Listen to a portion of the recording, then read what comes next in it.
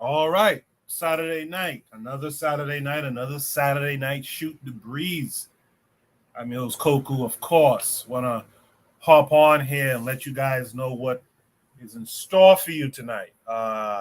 Anything we discuss or show is in the spirit of fair use. We're using it for educational purposes, even though YouTube kind of doesn't respect that for some reason. So fair use for everything tonight. What are we going to be discussing tonight? Well, tonight we have some good topics tonight. We're going to bring back a topic that we didn't get to last week. How do we perfect black buying power? That's a very important question. I have some thoughts on that myself.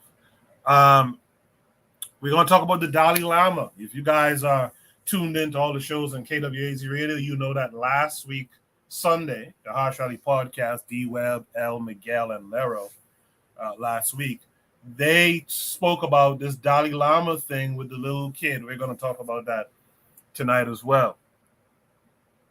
We're going to talk about someone who says, I'm not a gangster, I'm a scholar. We're going to talk about Afrofuturism, one of my favorite topics. We've talked about Afrofuturism before on the show. I'm glad to see you come back. We're going to talk about Just Pearly Things. You know, the white bitch who blew up the black manosphere. We're going to talk about her. We're going to talk about Patois tonight. We're going to talk about Patois. We're going to answer the question, what does cultural nationalism actually look like for black people? Minus the Chinese references or communist definitions, of course. We're going to look at multipolarity. This should be interesting. What is your understanding of multipolarity? We're going to talk about it. This is a funny one. When I saw it, you guys might be a little bit entertained. Maybe you got ripped off. Will join us tonight in the chat.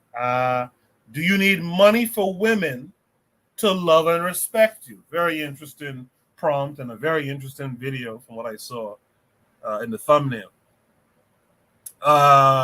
We're going to talk about something white people put into a Cartoon Network show, Ointa Say, from the pro-black perspective. Earlier today, I think it was, or last night, he showed this clip, and it's a very interesting thing. You've heard Oni say it on his show many times, actually, and I'm sure you've heard it around, but it's a very interesting thing they put in this cartoon. And the thing is, this is why I talk about so many different things that we aren't doing, and it's things that we can do, man. We can produce TV shows. You know, folks produce these hood dramas on YouTube back in the day all the time, whole series, right? We could do that stuff, but we're not doing it, right? Hopefully we'll get through to someone one day who will take up the charge. Anyway, those are the topics tonight. You know, I did that silly thing and I didn't check if you guys could hear me, but it seems like I'm coming through. Let me check it. Yeah, so it seems like I'm coming through. So those are the topics tonight. At the top of the chat is the link to join the panel tonight. There's also links to donate to the show. There's super chat. There's merch stores. You know, support that black business. That buy black thing is super important. You know, I'm going to put up a page on the podcast network site, kwazradio.com, that has some of the things that some of our other hosts have going on, like Oni and them, who have books and whatnot. Daily Affirmations by Paul Lee. I'm going to try to put up some affiliate link type stuff so you can go there and click and purchase this stuff. We gotta start putting our money up too. In any event, what I'll do now, I'm going to officially start the show. And on the other side, I'll drop Shoot the Breeze topic number 1 tonight. You guys stay tuned.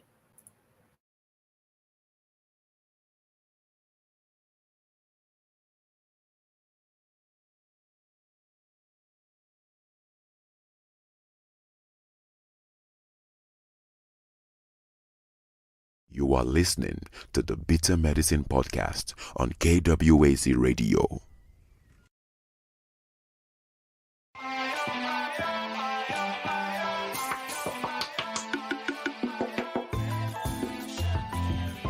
Welcome to the Bitter Medicine Podcast, where it's all about Black empowerment.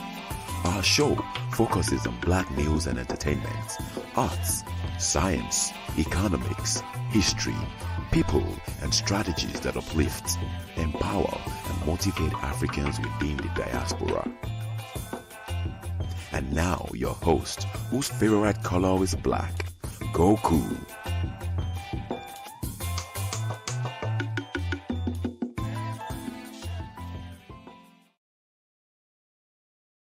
Welcome back to the Bitter Medicine Podcast. I am your host, Koku.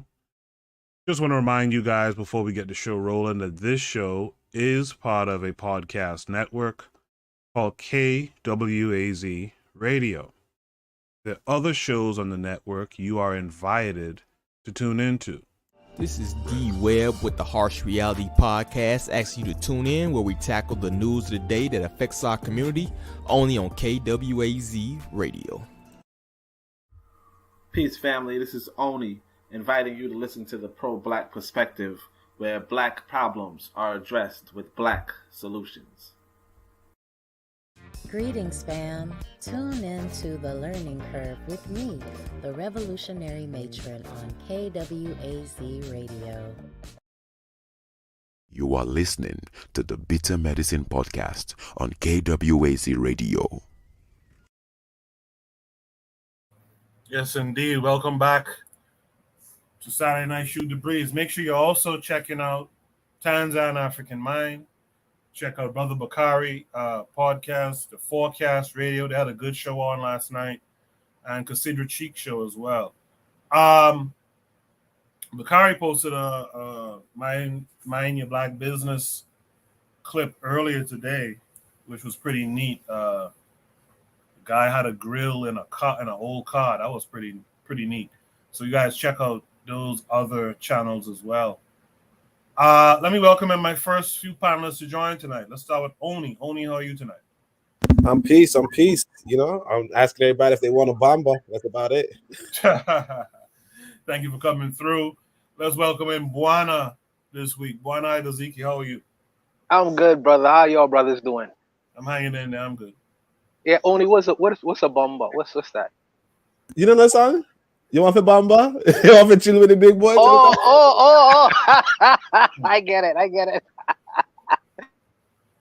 Yes, sir. So, with that said, you would think I would have done this during the setup. Let me grab Shoot the Breeze topic number 1 tonight. We have some good prompts tonight. Hopefully, more people will join us. I did want to say this though. Buana's boy Afro Think Tank got a chieftaincy. I heard that, so that's pretty dope. You know, I didn't get my chieftaincy when I was in Tanzania, so I'm a little jelly. Oh, he did get a chieftaincy? Okay. Yes, he did get a chieftaincy. Shout out to Afro Think Tank. Got to shout out the brothers. Yes. Only will get his when he go back to Tanzania and does what he does. But that's a whole other thing. I'm gonna him a different thing, man. I might 5-star degeneracy. You already know it. I know he'll get his general outfit when he goes. But shout out to Afro Think Tank. I did see him. I guess he's in Nigeria now, planning an event or something. So I did see that, but I didn't realize he got a chieftaincy. That's real cool. Hopefully he'll be a person that we can contact directly about matters, about doing things on the continent. But that's one of the problems. This guy who comes through, Confidence Chirizo, who Abantu him. One of the problems with what he's been doing is you have to get in contact with these folks on the continent, and no one can give you a direct answer for what it is you're trying to get done, who to talk to, etc. So hopefully Afro Think Tank can be that person who's more direct Let's hope for that. Let's welcome in Brother Bakari. Brother Bakari, how are you this week? Peace and black power, family. I'm great. How about y'all? Good. Thanks for coming through. I saw your video earlier. That was pretty nice. Yeah, thank you, man. All y'all need to go watch. I saw the first prompt. That's why I came on here. What's up? Hey, how hot dog gator? What is Gators? Is Gator dog? That was Gator. Gator sausage, baby. How it taste? It's good. You never had Gator, man? That was my first time having Gator sausage. It was good. Okay. I had the fried Gator tail. It tastes like just like regular hot dogs, or no. What it But you from the? You ever had a deer sausage? You think they have any goddamn dares in the Bahamas, man? Come on, brother Bakari. Bro, man, right? Like, no, we ain't having no deer sausage, man. You say you used to live over here, man, but I'm giving you. No, it's not like a regular sausage. We're gonna eat deer, man. Come on. It's a different whatever, Oni. Look, I'm gonna tell you, man. I'm gonna show y'all how to survive. But no, it's a different flavor. It's a little different. The texture is different, but it's very good though. My daughter loved it too. But you know, we eat wildlife, so. Cool. So you know what? Let's go to Shubri's topic number one. Keta is here, saying blessings, fam. Thanks for coming through, Keta. Shubri's topic number one tonight. How do we perfect Black buying power? How do we revive our own cultural systems of organization? And is economics paramount to culture, or is culture and economics symbiotic? This, of course, came with a link. Let me set that up. Looks like it's taking us to Instagram. Let me share the link with you guys to see it as well. Real Black Gentleman is in the chat saying, graces Black people. Peace to Real Black Gentleman.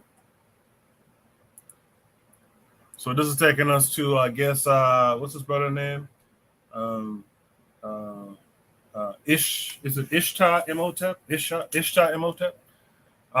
Let's watch the video. One thing I hate with these, and I'm not trying to be a complainer, one thing I hate with these videos on Instagram and stuff, you don't get to start it where you want to a lot of times. But anyway, we'll watch the video and then we'll discuss it. Even if somebody outside the community can do it better, cheaper, and faster, we buy from you.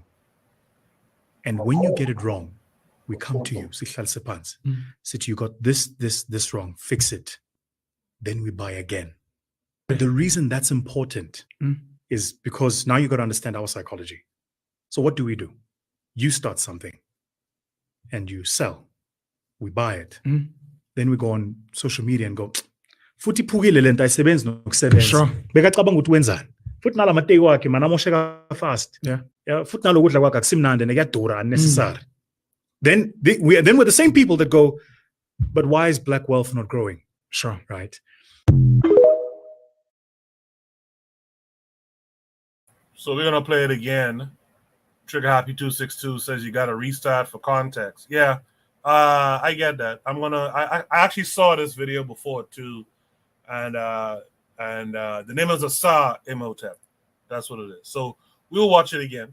You know, the Jews, in the Yiddish language, there's this word fargin. It's a beautiful word. And when I started spending time in the community, you go to the shul, you're at Shabbat, you're like, this is abantu abamnyama sibiza ubuntu. Yes. They come at it differently, but this word fargin, here's what it means. It means that if we are in a community and you're doing something, even if somebody outside the community can do it better, cheaper, and faster, we buy from you. And when you get it wrong, we come to you. Say, you got this wrong, fix it. Then we buy again. But the reason that's important is because now you got to understand our psychology. So what do? You start something and you sell. We buy it. Then we go on social media and go, futhi phukile lento ayisebenzi nokusebenza. Bekacabanga ukuthi wenzani. Futhi nalamateki wakhe mana amosheka fast. Yeah. Futhi nalokudla kwakhe akusimnandi nekuyadura unnecessary. then we're the same people that go, but why is black wealth not growing? Sure, right.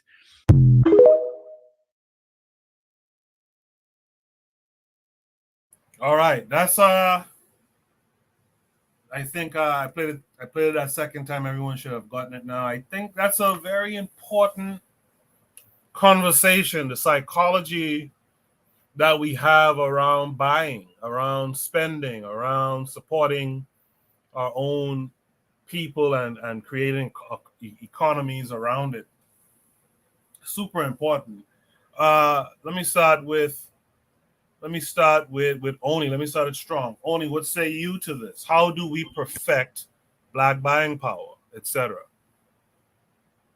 Oh, okay. I mean, I like the idea. I like the compliment too. Appreciate that. You never start with me, so I was like, wait, what? Like, how do we perfect black buying power? I mean, like he said, that the thing I like is this. Like I tell people, that is the Abrahamic religions are warship. They are war manuals. They're how to advance yourself in ecological, psychological, and sociological war. You know, you got to know who your people are. You got to give to your people.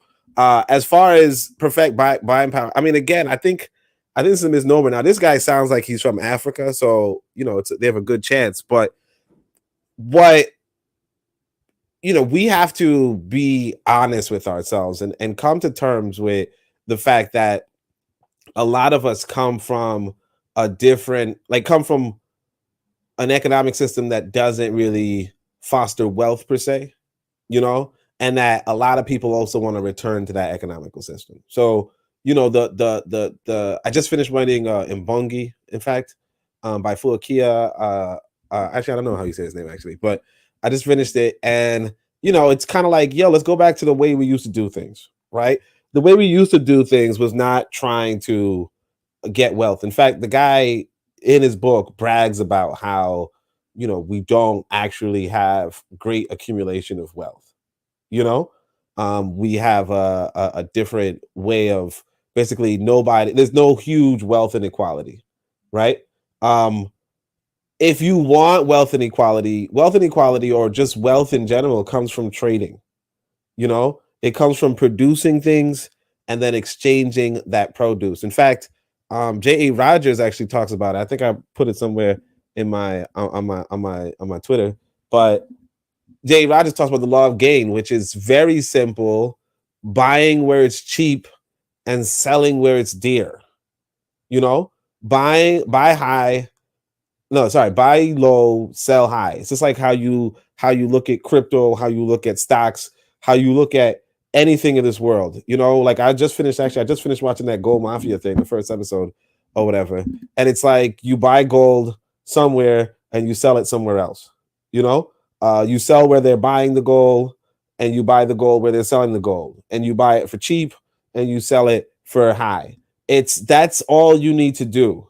This whole idea, like one of the issues with us as a people is that we're looking for this general wealth scheme. General wealth scheme doesn't happen.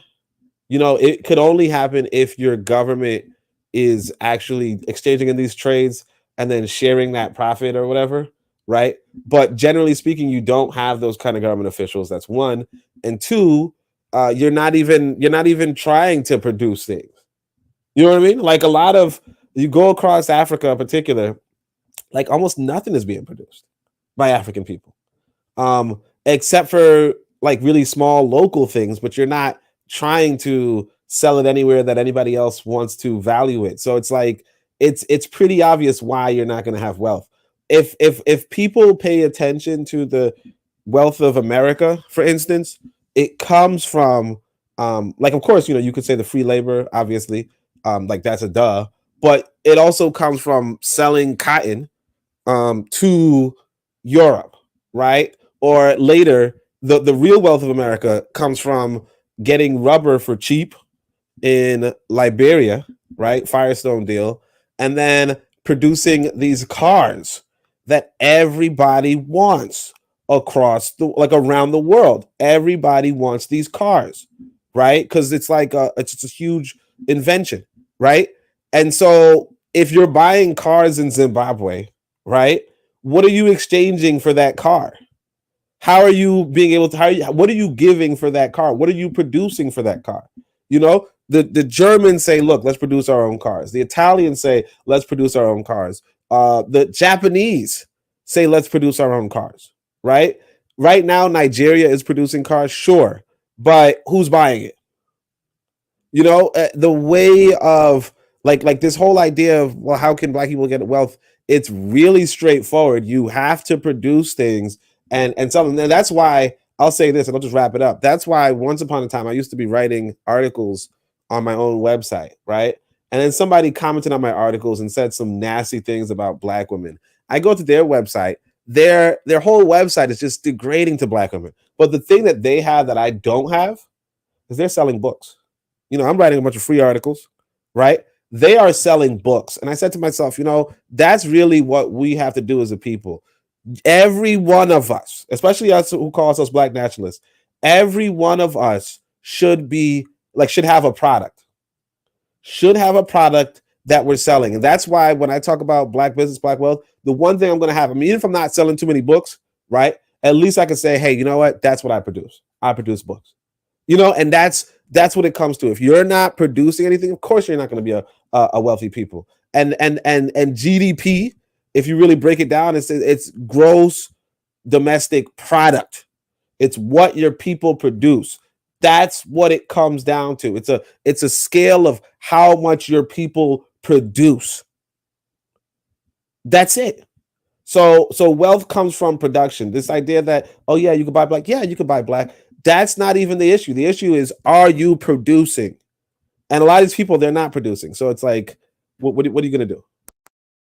Yeah, I hear that 100%. I will say something to what you just said in the end, towards the end there.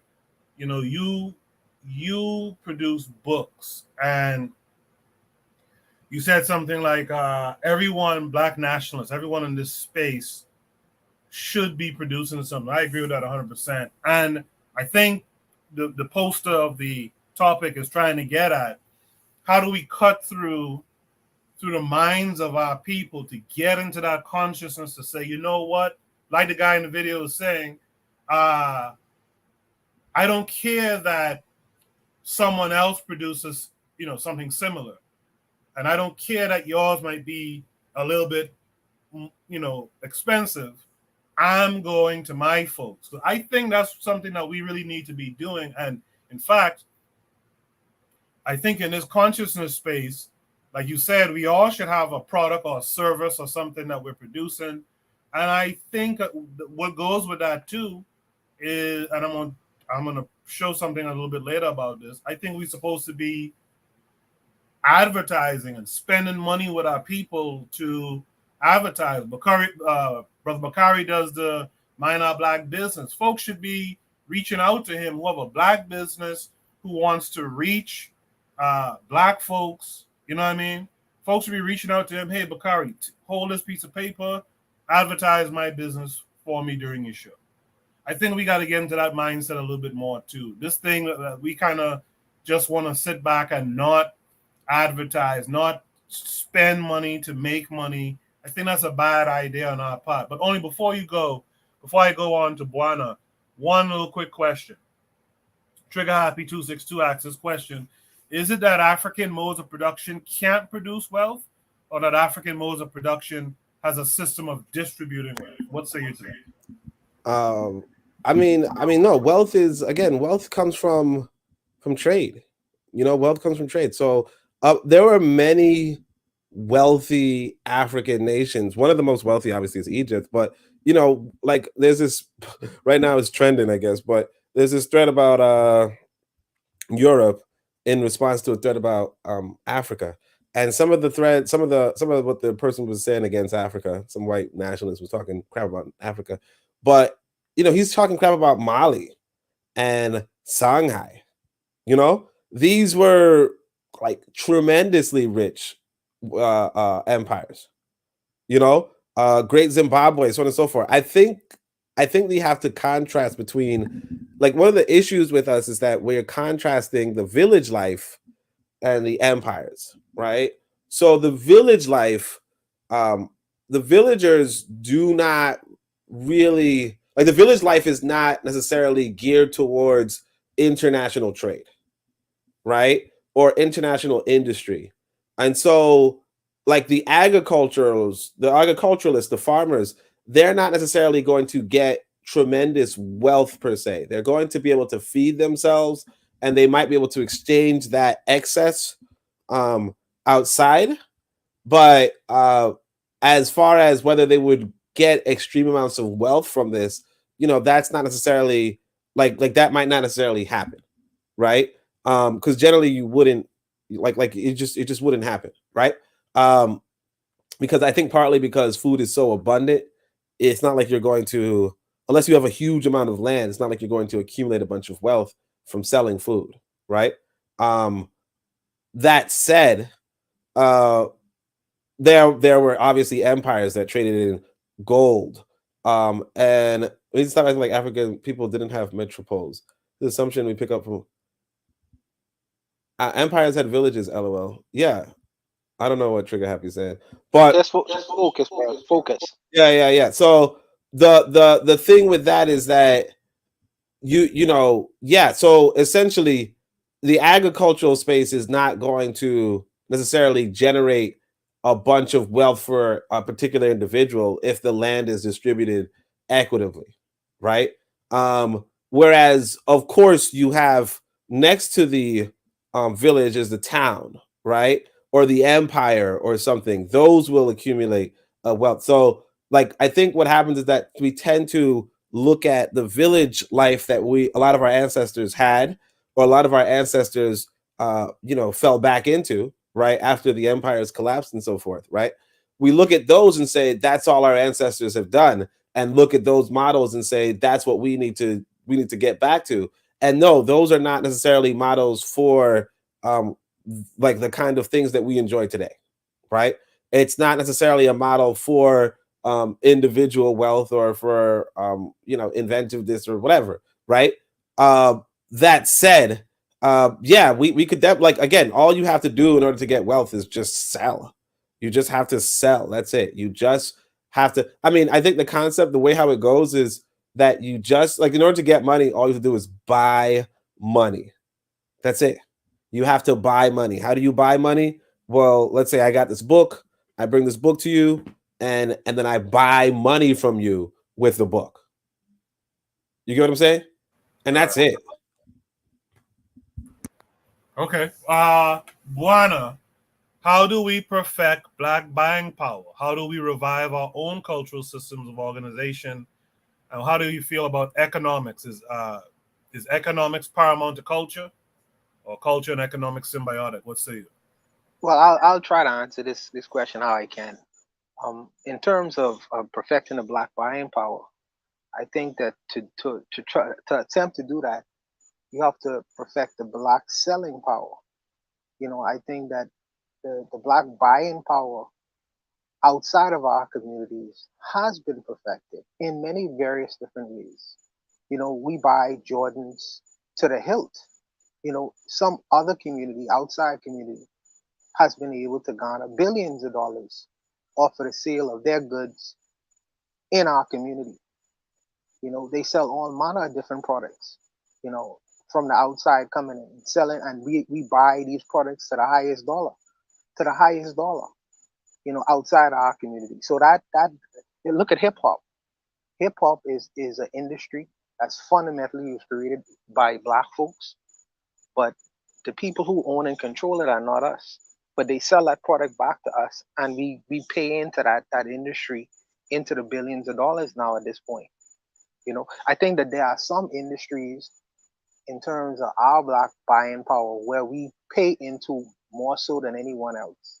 I think that with the whole service of barbering is a service that's heavily patronized, within our community. We don't necessarily go to a Chinese barber and patronize him. I think that we are still at the service level in terms of black buying power. Black brothers buy into that service every week, every weekend they buy into that service. But in terms of the production of the clippers, to the scissors, to the thing that they put around you so the hair won't get on you, to the chairs, everything within that barbershop, since we have such a monopoly on it, I think that we should also have a monopoly on the products in terms of hair care. And I think that there was a large school in terms of the service of barbering and things like that. I can't remember the name of it right now. It escapes me. And I think the black guy was able to garner millions and millions of dollars. I think that is a service and industry that we pay heavy service to, active service to, and in terms of our dollars into. I think that's one of the industries we can improve on, but I think that usually our dollars go outside of our community, and there are people who have perfected the art of selling to us, marketing to us, and selling to us, where there is a black buying power, but it's just the dollar doesn't stay within our community. So I think it has been perfected. And I think that we should improve on how we go about selling and how we go about marketing and how we go about advertising what our consumers may want. My only issue with that is, and this is an issue for me, in terms of what our consumers want, I don't necessarily know if that's a good thing. You know what I mean? Because if I put my capitalist hat on, I say, sure, if my community want cigarettes, I'll send them cigarettes all day. You know what I mean? To enrich myself. If my community want to buy Kalik or Heineken or beer, sure. You know what I mean? They'll invest into my business and make me a rich man, and I'll keep my black dollar within my community. But is that the type of items that I want to sell to my community? I don't know. Even if the beer has a black name on it or black label on it, so that conversation becomes very tricky. But in terms of how do we perfect the black buying power, I think that we should perfect the black selling power, and we should find out exactly what the needs of our community is, all the particularities, find out where the niche markets are, and try to venture and cut a path for ourselves within these particular industries. My only issue is what our people hunger for, what they actually want. And what they want sometimes may not necessarily be beneficial for them. Sometimes it may not necessarily be in my interest to sell these kinds of products to my people. So I think that becomes an issue in terms of this whole competitive nature, capitalism. What do I want to sell to my people? What do my people actually want? In terms of the cultural systems, the revival of the cultural systems, what I could remember within my community is ASU. Some communities call it SUSU. And me and Gas had a dialogue about this before. I think he was wrong about his particular issue where he was saying that it was abroad. It was a post-colonial thing. It was a pre-colonial thing where he practiced that system. And that system, it was a workable thing where people was able to purchase high-priced items collectively, for individuals and themselves. I think that's something that we could take a second look at. It's still practiced throughout the Caribbean in some respects, but I don't necessarily think that even though we practice it, we don't link it back to where it actually came from. And I think that idea is not in our mind. Even though we practice it, we don't really go into the ideology and the thinking and saying, "Oh, this is an African thing that we are reprising in the Caribbean." I don't think that we necessarily do that. We just go through the form and function of it, and we benefit from it, but we don't necessarily make linkages or connections in seeing how this is a system that we brought from Africa to the Caribbean and continue to practice. But yeah, I don't want to be long-winded. I'll stop there. No, that's a good response. I think that's really what it is. I think that's really the answer to the question. I think we have to figure out how to link things back to the continent. I also think that we have to be more intentional about cultural products and culture, period, because there is a relationship between economics and culture. For example, and Buana will notice, we have this thing in the Bahamas called fire engine, right? Where does fire engine come? Fire engine, by the way, is corned beef and white rice, right? Peppered heavily, right? Where does that come from? From my understanding as a kid growing up, that came from the fact that at one time, and in fact, Jamaica has this to a certain extent too. I don't know what they call it though. But one time, corned beef or canned beef, like we used to say, was cheap. It was a cheap thing that you could stock up on and keep. And when things was rough, white rice, when things was rough, you cook that up, and everyone eating that and going on their way, right? That's fire engine is like a cultural thing, but we don't really make corned beef. You know what I'm saying? But it became that way because of the economics of back in the day, and it's still a thing. I think we have to be more intentional about what we want to see, you know, and creating the economics around promoting those things. So if we want to see more Africanisms, we have to create a culture and an economy, I would believe, that promotes more of that stuff. And we're going to talk about this in a second too. We have to really push an education that pushes this kind of thing too. You know, so that's my little take on that. And I'll talk about the education thing more in a second. Let's have from Brother Bakari. Brother Bakari, what's your response to the prompt? And then also tell us about what you did earlier today. Okay, yeah, that's what I was gonna say. You had to put that. That would have been great to go with this video if you had to put a mind though, right? But anyway. Okay. Respond to the prompt, and then I'll pull up your video in the meantime. All right. All right. First, like, there's no black buying power unless we're spending money together, right? So perfecting black buying power is, and I understand this is what the man was saying in the thing, in on the Instagram, but perfecting black buying power is nothing unless we are trying to build something together. And the reason I said my video that I put up today was something great, right? Is that pertain to this. As a brother, they have land, they have bought a building. And what they're doing is getting food trucks. They're going to have food trucks and bartenders and DJs 7 days a week. Everything is black owned. I even found us a meeting place too, by the way, a 4,500 square foot building. Everything is black owned. And he's reaching out to black businesses to come set up with them. You don't have to just sell food. Whatever it is you do, you're going to start with food truck because you know we eat, right? But whatever it is you do, that whatever you can come and you can offer, and it's all black owned, and he's searching for all black businesses, and he's in a black area, and hopefully we can get the black support. And would that be perfecting it? No, but that would be working toward black buying power, because you see black people out here working. Yes, there will mostly be restaurants, but then you will see the bartender, then you will see the DJ, then you will see like the bouncy house because he want that for kids, and you will see other businesses and other things coming right there in that location owned by black. Then black businesses there and black people's out there supporting them. Now, do we want more than black people to come and support them? Yes, but since this prompt is about black buying power, and that is something that's like a beginning of some of the things that we can do. You can come and advertise what it is you're doing. I can get some of Oni books. Oni say he produced books. I can take some of Oni books out there and set up and sell books. You understand? So that's one of the ways that we can start working toward perfecting our buying power, is starting to look at one another as having something good, having something good. Like, this was my first, now, as much as I've been on barbecue, fish fry, all that from the country, I've never seen a Volkswagen, the Farfordnugan turned into a barbecue grill.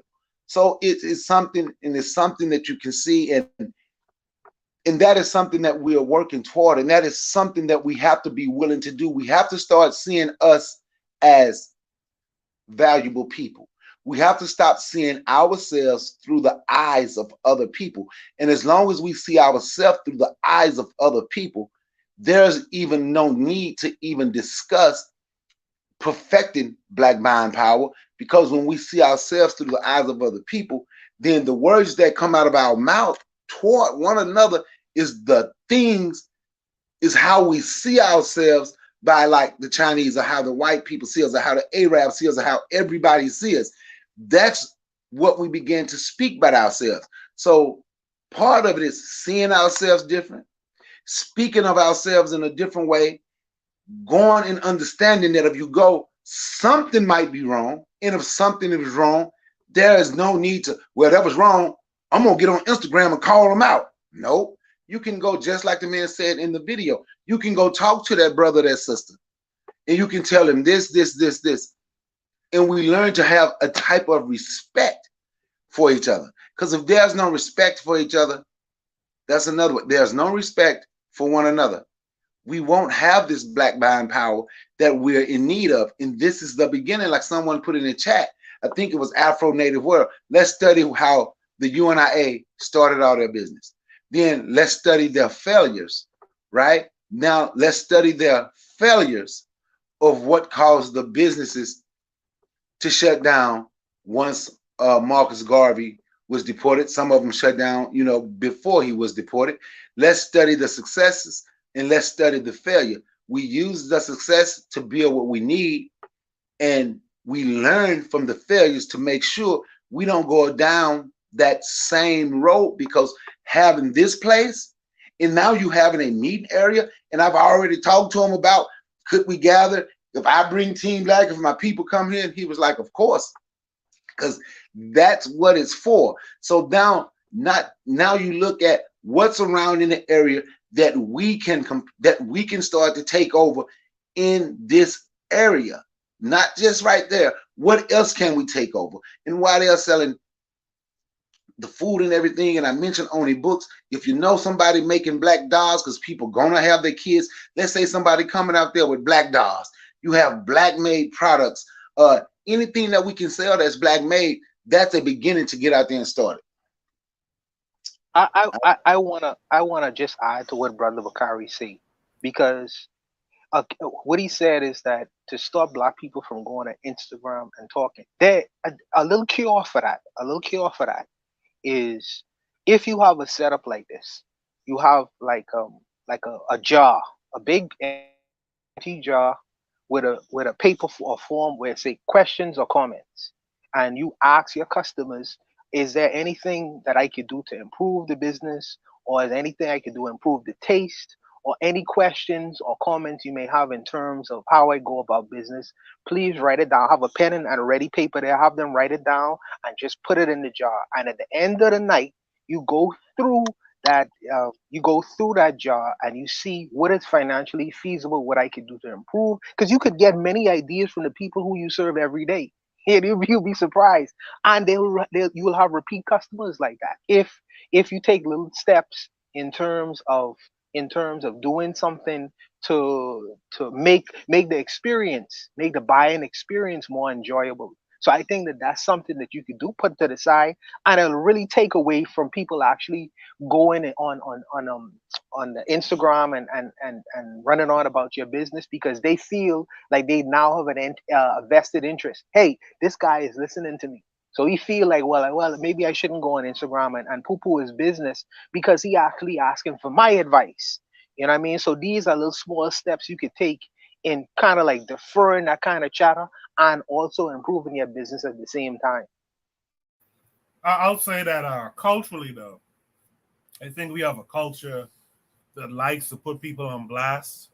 And yeah, some people will do that. They'll write their little notes.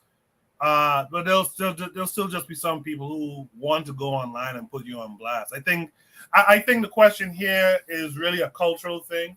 We definitely need to edit the culture, and I think a big part of that goes to education as well as economics. But I want to show this video here what Bakari did earlier. So let's take a minute. Let's watch what Bakari did earlier today. I think it's pretty interesting, actually. So let's watch it. I'm over here, man. We getting us a truck park, man. Owned by this brother right here. I'm gonna put it too quick. Oh, no problem. We doing right the whole here. Right here, yeah. Got some gator sauce. What you got right here? Gator sauce. Some gator sausage. Y'all see this? That gator sausage. I got a homeboy in Louisiana. That's chicken, collard greens, the lima beans, And this is what we're gonna be doing out here right now. It's just him. But he got 7 other trucks. You know, I've been talking to y'all about this. So look, I want y'all to see what they're cooking on. Here go one grill right here. Let me show y'all the other grill. This shit is cool right I here. got to get my other homeboy out here so he can bring some of his homemade sauce to see it so he can try it out. I'm in the process of getting permits for Memorial Day weekend. We're gonna call it empowerment. We're trying to just promote black businesses. I just want people to be able to come out, promote themselves, promote their businesses, promote their food truck, promote their merchandise. Like, why can't we create a community? Why can't we just build? I just want to build. Like, that's what I'm talking about, bro. That's all I'm doing. So look, hey, look, I know I'm still on, but I'm gonna call my homeboy, and one weekend he gonna come out here. I'm gonna tell him to bring some of his homemade sauce. I'm gonna see if we can get his. If it's cool, let him talk to you about, because he do the same thing. Why he can't do it here? Why not? We want to all eat? Yeah, we can all eat and everybody can work together. But yeah, man, we gonna let me show you the land where we're gonna be chilling at. The spot is ours. You see that? See all the tables and everything over there. Black owned. The parking spot. Everything is for us. This is really gonna be for us. See, this the building. We got spot for 10 trucks. We got 4,500 square foot. 4,500 square foot building. Entertainment space, pool tables. I want to do an old school arcade. I want you to come and play Miss Pac-Man and drink whiskey. So look, we gonna have the food trucks. We gonna have the DJs. We gonna be doing it big out here. As far as you can see, we gonna clear it out. A full park. It's gonna be like Piedmont out there. All right, yeah, y'all heard him. So this is how we gonna be doing it, man. Let me know when you're getting ready to clear it out, man. I got somebody to come clear it out. Let me know when you're ready. Because I got so much money tied up. No, I'm just saying, let me know when you're ready, though. Yeah, I just got so much money tied up. I'm trying to do it instead. Right now, I trust you. You're going to be here. Yeah. Let me know when you're ready to get it cleared. Tomorrow. I'm going to talk to some of my people, see if they can come with their trailer. And we need to meet. Y'all can and when they come. Yeah. It's a journey. We do it together. Yeah, we're going to do it together. So all this right here, and this, once again, this is the brother right here. He had this vision, and now it's getting started. Got a couple kinks we got to work out with some people trying to stop it. With some people trying to stop it. But we ain't gonna let them stop it, man. Peace, one love. Well done stuff there. Well done. Thank you. Now, can I say something right quick? Yeah, go ahead. Take a guess who's calling code enforcement. Take a guess. Take a guess who did what? Who's called code enforcement on him? The people we say trying to stop it. Take a guess. It's a black woman. Oh, it's our people, yeah. Look, this is my thing, right? And she's real cool. I highlighted her on my thing. I'm gonna go talk to her. This is something she talked about a long time ago. Now, this man don't know her. She think he stole her idea because they only gave her 1 day a week, right? And he been approved for 7 days a week. But the difference is, if y'all remember the video that I did showing the work that the mayor in this little small city I live in, that the black mayor had done to help black businesses, right?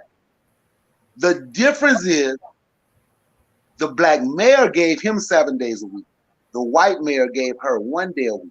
She think, so I'm going to go talk to her because I know her, and I'm going to get her to bring her bartending truck up there. And I know when I talk to her, I know she'll listen.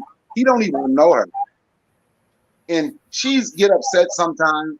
She got a lot of things going on. Her husband just passed away like a year ago. So sometimes she might take her anger out on somebody else. You see what I'm saying? But since I know her, I'm going to go talk to her. But something like that would be a great way to start. And he, he say he's setting up his website. So I'm going to promote his website for him. Once he get everything set up, I'm going to promote all the businesses. I'm going to have businesses promoted up. He's giving the prices where if you want to be there 7 days a week, he's giving the price for a month. And he said, if you just want to call and let him know you want to be there 1 day. If you want to just do it 1 day, it's $75 for 1 day. And once it get promoted, and this is something we're looking for, a nice park, somewhere you can go chill. It's about to be summertime. You understand what I'm saying? 1 day, you spend $75, you'll be able to make if you're good at whatever it is you do, you will be able to make you'll be able to make you some money.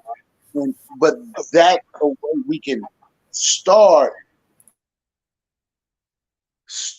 trying to protect this perfect this black buying power. Then when every business is black and everything is owned black and everybody working is black, then you will have buying power, because it's staying with us, and we are the ones working, we are the ones with the job. And once we get everything set up, I'm not going to mention how much money how much money was put into it, but he put a lot of money into it. And once we get everything done, I even have the black landscaper once we get everything cleared out, I have the black landscaper that we've been talking to, that who's going to be hired to take care of the grounds, a black groundskeeper for him. So it's working, it's starting to work, it's coming together. We just got a few kinks that we need to iron out. And I have a few other trucks, and like I said, and a few other businesses I know who would love to be up there. And like I said, just imagine everybody eating. Now you got an opportunity to talk black unity, black organization, and you can give them one of only books. The children is up there, and we can give away, and we can give children books, because I still don't sell books, and we can give the children books, and you can talk to the parents, and you can deal with, and we are out once again. Like I say, I'm on my Jehovah Witness shit. I'm out at 5 o'clock in the morning. So, but that's how we got to be if we want to get this thing. If we want to get this thing right, and on that, before you go ahead.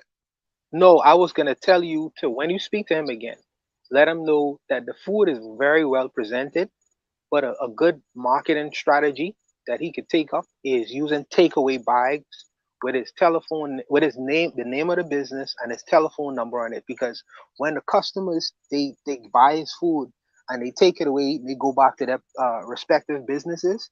People gonna smell that food. People gonna ask for a little taste of that food. They can say, "What's the name of that place?" You know, that's the first thing they can say. So if his name is on the if his name of the business on the takeaway bag and his telephone number, it's a good marketing strategy to pull in others. That word of mouth thing, it'll pull in a whole lot of other people. So try to get him to invest in some plastic takeaway bags with his name on it and his telephone number on it. You know what? Excuse me.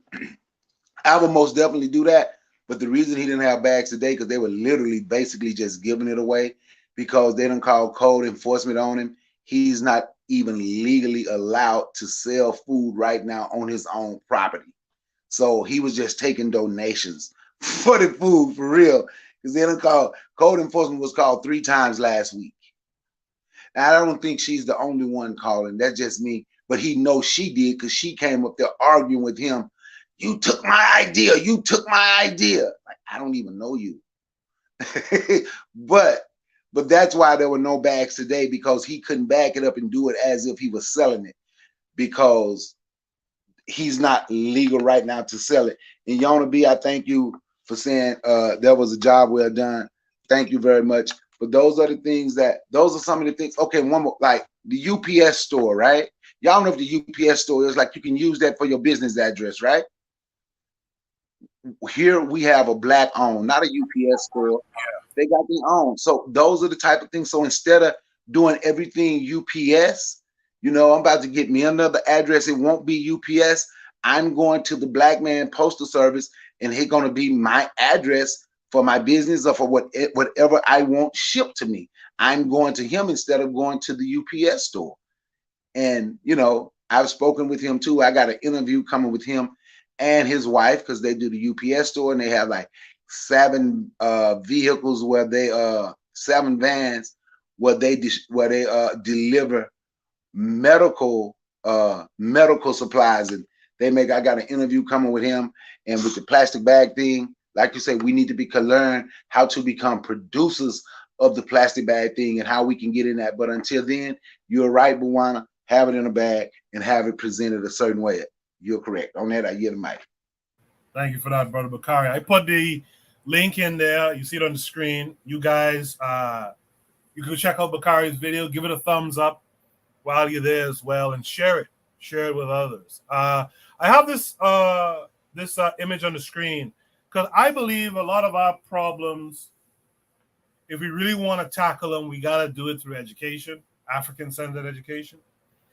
I think just like we have a topic later tonight, I think it's the last topic tonight, where we see these white folks put these little subliminals and kid shows and all kind of stuff. I think we need to be doing the same in our messaging.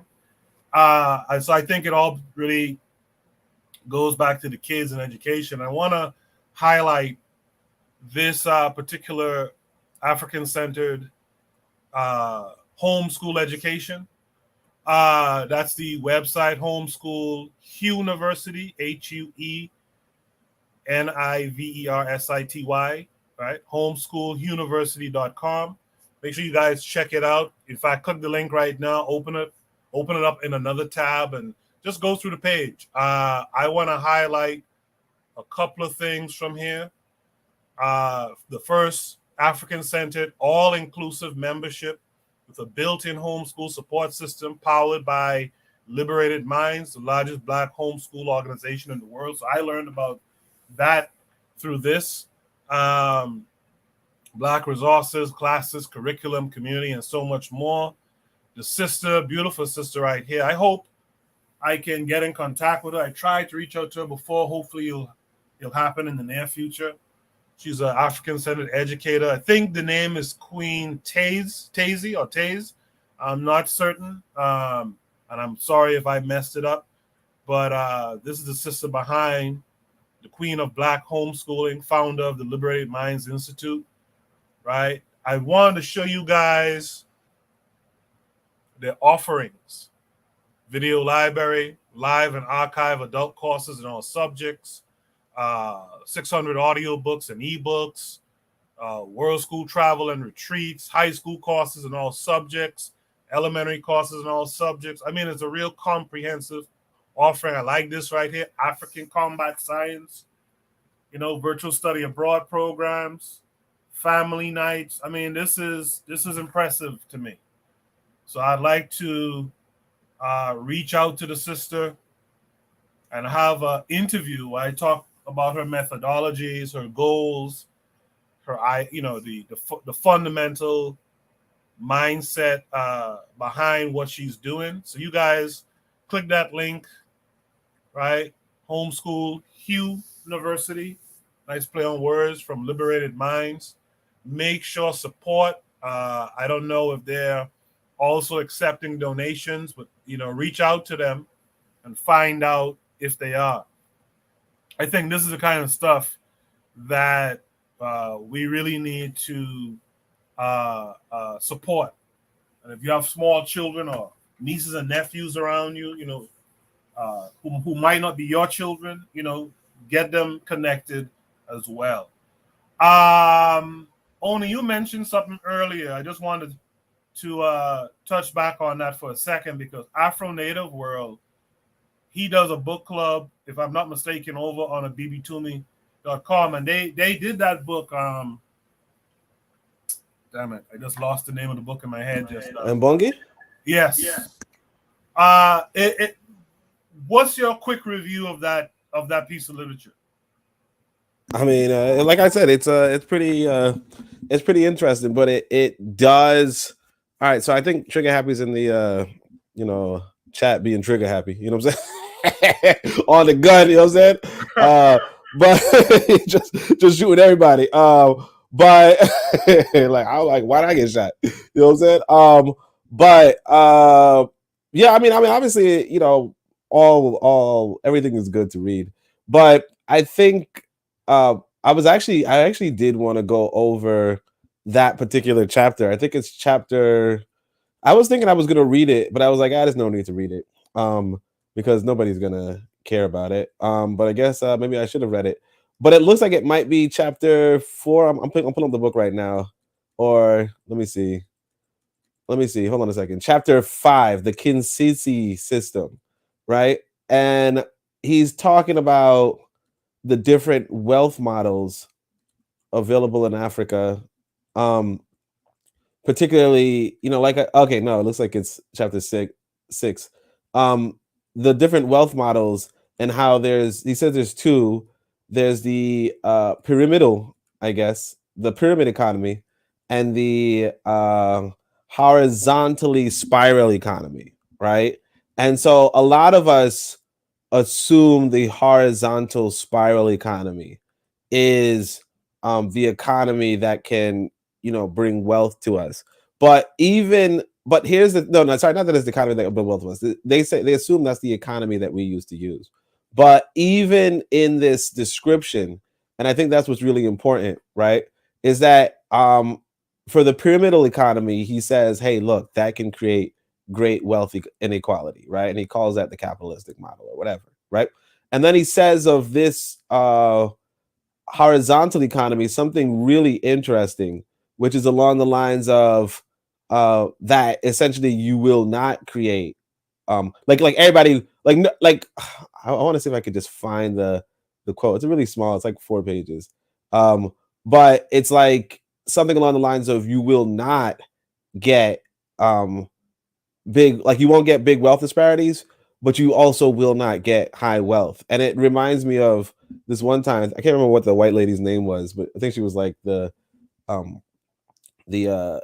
so some minister inside of England, and she was like, she was complaining about socialism, and she was saying that they were trying to keep everybody poor, whereas the capitalists, in her mind, was bringing up the bottom as well. Like it might have greater wealth inequality, but overall it had greater wealth too.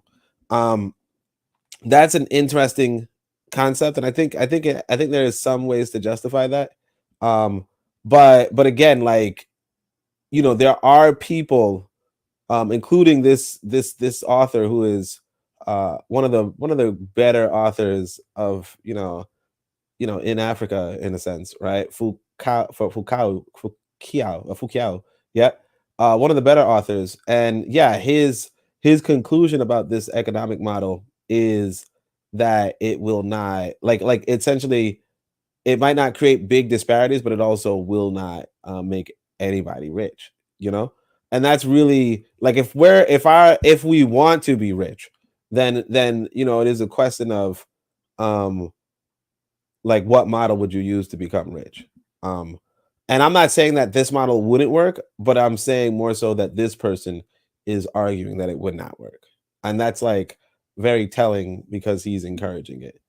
I'll see if I can find it later. I'm looking through Halfly, but for some reason I can't find the reference. Yeah, I've had that book on my countertop to read for a minute here. I missed it when Afro Native World and were doing it over on the BB. I'm interested in reading that. I think I have a PDF on the Discord, if I'm not mistaken. Yeah, I read them. I'm reading the PDF. So many pages are missing though. It's like anyway. Oh, okay. One of them Clyde Winters type edits, huh? Well, I mean, the person decided to put the same page twice, or leave out a page. Is just, or like put his finger. I don't want to give much of your crusty ass fingers. No disrespect to the guy, but still. Yeah. Afro Native World is actually teaching at the university.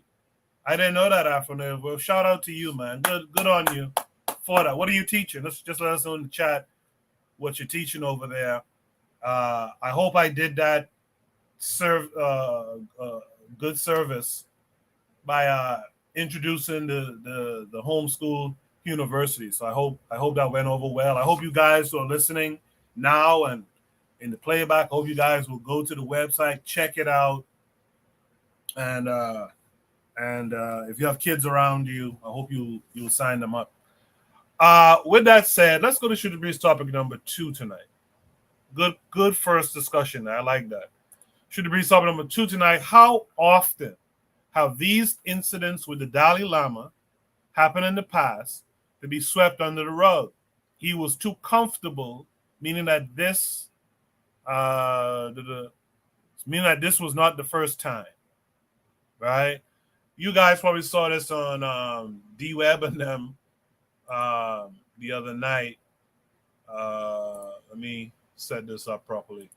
D-Web and them talked about this. That's why I first saw this story. I was just shocked by it, as was most people who were in attendance for that episode. Let's talk about the Dalai Lama. So this takes us to NBC News. Dalai Lama apologizes after video shows him asking a boy to, quote, suck my tongue. His so-called holiness wishes to apologize to the boy and his family, as well as his many friends across the world, for the hurt his words may have caused. The spiritual leader said in a statement to his 19 million Twitter followers. So this has a video. Let's check it out. Dalai Lama has apologized after it surfaced, in which he appears to show him attempting to kiss a young boy on the lips and then asking the boy to suck his tongue. That incident took place at a public event on February 28th. Now, in Tibetan culture, sticking out one's tongue is a sign of respect or agreement, but the video, which has been making the rounds on social media, has made a lot of people really uncomfortable. A statement posted on the Dalai Lama's Twitter account reads in part, "His Holiness wishes to apologize to the boy and his family, as well as his many friends across the world, for the hurt his words may have caused." It goes on to say that he was acting in an innocent and playful way. Tonight, the East African nation of Sudan smoldering in chaos. So that does kind of gives the overview of it. Well, the aftermath more so. Also, Afro Native World is teaching about Maroons at that school. That's dope. That's dope. But here's the video in question.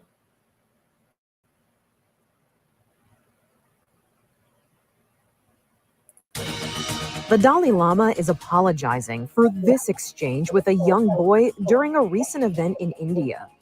The child's face is blurred to protect his identity. According to reports, the child asked the spiritual leader for a hug. The Lama hugged the child and then allegedly asked the boy to quote, suck my tongue. The incident is sending shockwaves across the world, causing His Holiness to issue an apology to his 19 million followers on Twitter. It reads in part, His Holiness wishes to apologize to the boy and his family, as well as his many friends across the world, for the hurt his words may have caused. His Holiness often teases people he meets in an innocent and playful way, even in public and before cameras. He regrets the incident. The 87-year-old Dalai Lama is the spiritual leader of Tibet, a nation claimed by China. He's been living in exile in India since 1959 after a failed uprising against the Chinese government, which considers him to be a dangerous separatist. For Inside Edition Digital, I'm Mara Matsubano. Man is a dangerous Peter, is what he is. That video, thankfully, didn't have quite the incident in it, but if you check out Harsh Reality Podcast last episode on Sunday, you'll see it. And this allegedly thing, like it's clearly the guy says, this Dalai Lama says, suck on my tongue. I don't even understand why the allegedly thing, all right? But with that said, Brother Bakari, did you see this? What are your thoughts? Hey, look, they're going to have some on Netflix, Surviving the Dalai Lama. Shit. Ain't no telling how many young children he's had access to, right? There's no telling, because he was way too comfortable to say that like that. There's no telling what he has done to children, right? They can keep saying religious leader. They can keep saying allegedly. Everybody heard him say, suck my tongue, right? They can continue to say whatever they want to say to try to shape it one way. It's like them damn Catholic priests. Like the one lady in the Robert C. Law, the priest break a child and get off scot-free. This is the Dalai Lama. Now, wherever they say he is, and he's in exile. I don't know how that country is, and right now with some of the stuff they trying to get passed in this country, they probably want us that, you know, because these people that's running this place, they're sickos as well. So they trying to make it okay for I don't know how old that little boy was, but they trying to make it okay for 12-year-olds. Some you know, look up now the National Association of Man Boy Love. You know, they've been around forever, and now they're doing this push talking about they were born that way. So there's a lot of sickos out there. And the Dalai Lama, he been in exile for 59 years. If he was running for his life, the reason he's in exile, after 1 year he got comfortable, so he been getting away with this where he is for 58 years. That's my take, and I get a mic. I appreciate that, Brother Bakari. Yeah, a lot of people are commenting in the chat. Tanzania's out there. By the way, shout out to Erica Howard. She has a channel. Grandma used to say she was here earlier. Hope she's still there. You guys check on her channel as well. Yana B said a wolf in sheep's clothing. I absolutely agree with that. And a lot of these religious figures, and I know people say I like to attack religion, but a lot of these religious figures are that way, by the way. By the way, Trigger Happy 262, I just quickly reach out to me on the Discord. Let's discuss this. Gavi economics a little bit more. Side note. With that said, Buana, what say you? I just personally think that these religious fundamentalists, some of them, not all, some of them, they need to get married. They need to get married, man. I don't know if the Dalai Lama, I don't know if they believe in marriage and things like that, but they need not to be so offended by women that they turn to these alternative perversions. You know what I mean? Because I feel like some of these men, when they've been without a woman so long, they trip out of their minds, and it leads them to all kind of ridiculousness. And they always seem to like to mess with little boys for some reason. Maybe because the boy look like a woman, you know what I mean? So I think that they really need to get a woman. You know, go get a woman, get married, and maybe these kinds of situations won't happen no more. I could even accept if the Dalai Lama have a harem of women on the side and things like that, where he's be doing things with women. Well, why little boys? Why vulnerable little boys? He is a creep, and he needs to be locked up and put away in jail. You know, I hope the Chinese government actually really puts this guy on trial. He's nothing more than a pervert, and men like him, they seem to get away with all kind of things under the guise of a religion. And what is interesting about this particular incident, it's not necessarily the Dalai Lama himself, you know. It's the people around him applauding him while this act was taking place. No one was offended by it. No one seemed to be like this kind of squeamish. You know, what's going on here? No one, even a woman was inside the room, and no protest. You know, none whatsoever. Everybody's so enamored by the fact that he's the Dalai Lama or a religious figure that they would be willing to cast away, you know, certain forms of social norms or morality and say, oh yeah, he's just playing. Hey man, ain't no 87-year-old man play like that. No 87-year-old man play like that. He's a perverted creep who needs to be locked away and put in jail. Period. And to stop. If he doesn't want to get married, he needs to go do something with himself, castrate himself, or have a, you know, take out his brain or something, put him away forever. You know what I mean? So this is when I looked at this video, this is my initial reaction, and it's still my sentiments today. So I'll stop there. I appreciate that, Buana. Yeah, Buana was around when we first saw this story. With that said, let's go to Oni, man. How often have these incidents with the Dalai Lama happened in the past? Did he swept under the rug? He was too comfortable. What say you? Yeah, man. I mean, obviously, like, that's all he be doing, you know, and that's sad. I saw another video of him just rubbing a little girl's arm, which is, you know, at least it was a little girl, but like, that's still weird. You know what I'm saying? like, you know what I mean? Like, it wasn't gay, but it was fucking pedo, I guess. I mean, she looked like she was a little older. Like, this right here is, like, this was weird. You know, like, when Harsh Reality was showing it, you know, at first I saw, you know, the kid kissed him, and I was like, that's kind of weird. You know what I mean? Like, it's not the weirdest thing I've seen, you know, but it's kind of weird. Like, why would this kid kiss this man, you know? But I'm like, it's not really news. Then he tells the boy to suck his tongue. God damn. You know, like there's some shit, like, you know, like, again, I wouldn't let my son kissing somebody. It's weird, you know? But, like, you can see that. Like, you can see, like, let's say your aunt is like my aunt is like, hey, come give me a kiss. And then she might give the lip, and you're like, that's weird, but, you know, it's not the end of the world. But suck your tongue, and you a whole damn stranger. And you a man. Like, none of that shit made sense. And, like, for people to just sit by and watch that shit, like, nah.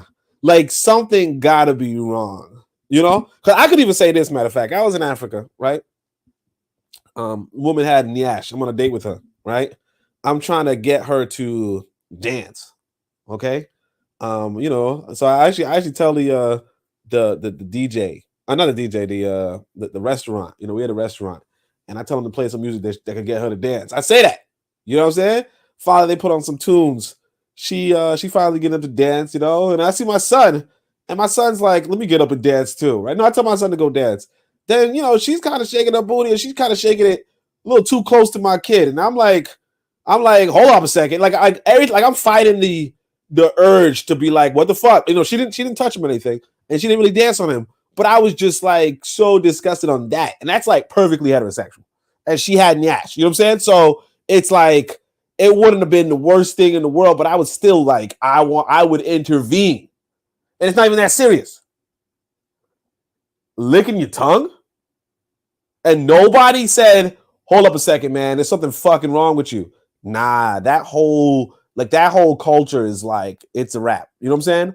Like, that whole culture, if a man can just all in broad daylight in front of a group of people, like, it's not like this was like a little boy. Like, even the Catholic priests, they be like, you know, they doing this shit on the low. You know what I'm saying? like, you know, they had quiet practice and they tell the boy, you know, come into this back room or some shit. Like, they're not doing it in front of the congregation. This man's not only in front of the congregation, he's in broad damn daylight on camera. And the thing is, he got away with it. Yeah. Because this shit is from February. Not a word of protest. Not a word of protest. This thing was in February. So there was a whole damn 2 months, right? There was a whole damn 2 months of quiet, of silence. He's been doing this shit. Because, like, if you could do that in the open, like, you know you doing stuff in the... Because the Catholic priests doing some weird shit behind closed doors. You know? And that's why at least I got to give Africa some props. Some people from Africa were talking about their Catholic priests be introducing some, you know, like some sisters coming in at night. You know what I'm saying? You know, or some sisters coming in with Nyash, they saying, right? Like, I get a props. You get some sisters, you know, I get that. You know, and even the black church in the South, we all know they messing with some of the sisters there, right? But, like, you not only messing with a little boy, you doing that in broad daylight. No consequences. Yeah, this man, like, this whole religion, like, all of it just gotta go. You know, of course, now look, I'm not a person who talks, like, obviously everybody has their freedom to their imagination, right? But this is why I don't fuck with it. You know, this is why I don't fuck with it. You tell me, like, that's one of the hardest things about trying to find a woman right now is that everybody got that religion, everybody got that imagination, right? If your imagination got the quote unquote holy man doing some fuck shit, right? I don't want to deal with you. And this right here is some serious fuck shit. Cause you already telling me that if my son, that you would leave my son alone with a quote unquote holy man. And then I'm gonna have to, you know, make him filled with holes. You know what I'm saying? I'll make him a real holy man. Like, just go to this. But all right. Trigger happy. Hey, I gotta become trigger happy plus. You know what I'm saying? Trigger happy put in the chat. We're not trigger put the Pope versus Dalai Lama. The Pope versus Dalai Lama versus Gandhi. All them damn religious spiritual leaders. The Pope versus Dalai Lama versus Gandhi. In a boxing match? Versus Elijah Muhammad. Elijah Muhammad, yeah, Elijah Muhammad will whip their ass, right? Ain't no boxing match against him. You gonna box to see who can get to the little chilling first. Well, see, Elijah Muhammad. No, yeah, you're right. Elijah Muhammad was getting after them children, but I don't think he got no boys, man. I think he was teenage girls. Yeah. Yeah, definitely teenage girls, but I don't think he got boys, man. I don't know what's with people and they young women, man. Like, leave those little girls alone. You know what I'm saying? Especially leave the little boys alone. Come on. Is that a cultural? Is that a holdover from who they were? You know, because you read about Rome and you know these Europeans sleeping with men and the soldiers being raped by the generals and all this kind of. Is that a holdover from that in their religion, or does the religion predicate that kind of behavior? Well, you know, I want to say this. Matter of fact, I think somebody else pointed out, and Bonner said it too, right? A lot of these motherfuckers are sexually repressed. Like you should not. That's what I'm saying. Like we I don't know where we got this confused idea that you shouldn't have sex. That's why I say about because like I said, some dude put some freaking podcast. You know who he is. You got whatever. Anyway, but put some freaking podcast talking about hypersexuality and shit. And it's like, look, having sex is healthy. You know, having that orgasm is healthy. You know how many times you see a motherfucker just saying random ass motherfucking shit, and come to find out he ain't getting none in a minute. You know what I'm saying? like he was a involuntary celibate. And look, when I go through my dry spells, I'm a little more angry too. Like, the reality is this, that your body, your hormones are regulated by your sexual activity on top of other things. You know what I'm saying? And if your hormones are out of whack, right, you're going to be out of whack. You know, you are a psychosocial individual. You are a chemical being. Your conversation is chemistry. You know, a lot of the times when you hear a bitter black woman, she ain't been getting good D. You know what I'm saying? A lot of times if you listen to a woman, right, and she's like, man, you know, she's going to tell you, the reason why I don't mess with guys because, you know, I'm not guaranteed to have an orgasm when I have sex. Like, what the fuck are you talking about? You know? And I'm not saying that I'm hitting home runs every damn second, right? Nobody bats 1,000. But I mean, shit, 999. I'm just walking with you. Hey, you know what is annoying to me, Oni? What is annoying is when grown-ass women talking about the celibate. Like they bragging about being celibate. That's so annoying to me. Sex is a biological function. You know what I mean? A necessity. It's a biological function. And you bragging about, I've been celibate for years. I'm like, you are crazy as cat shit. You know what I mean? You don't want to talk to these kind of chicks, man. And they always crazy. Like, you know, because it's like, I tell you, man. Like you never, like, if you find, like, there's two ways to know if a woman's miserable, right? No, when a woman's miserable, there's two things you could guarantee. Either she is celibate, right? Either she ain't getting no dick in a minute, or like involuntary celibate, you know, or she's fat. You know what I'm saying? Like, one of those two things mess with your chemistry. They mess with your chemistry. And when your chemistry is messed up, you just as a human being, you are fucked up. You know what I mean? Like, if I was producing way too much estrogen, you will hear me saying some soft shit.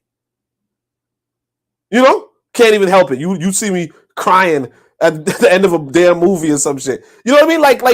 Like you will see this. Crying watching Spider-Man. Yeah, go ahead. Exactly, watching Spider-Man. You know what I'm saying? Just start crying. You know, like, man, he's wearing red tights. You know what I'm saying? What the fuck are you talking about? You know, like exactly. Like, and I'll tell you that because I'll tell you that a lot of times, a lot of motherfuckers, like a lot of those guys in FBA, I'm telling you the truth. Like, I know at least two cats in FBA. Both of them don't be getting pumped. One of these guys went batshit crazy on me. Like, he became one of the most hateful people I've come across.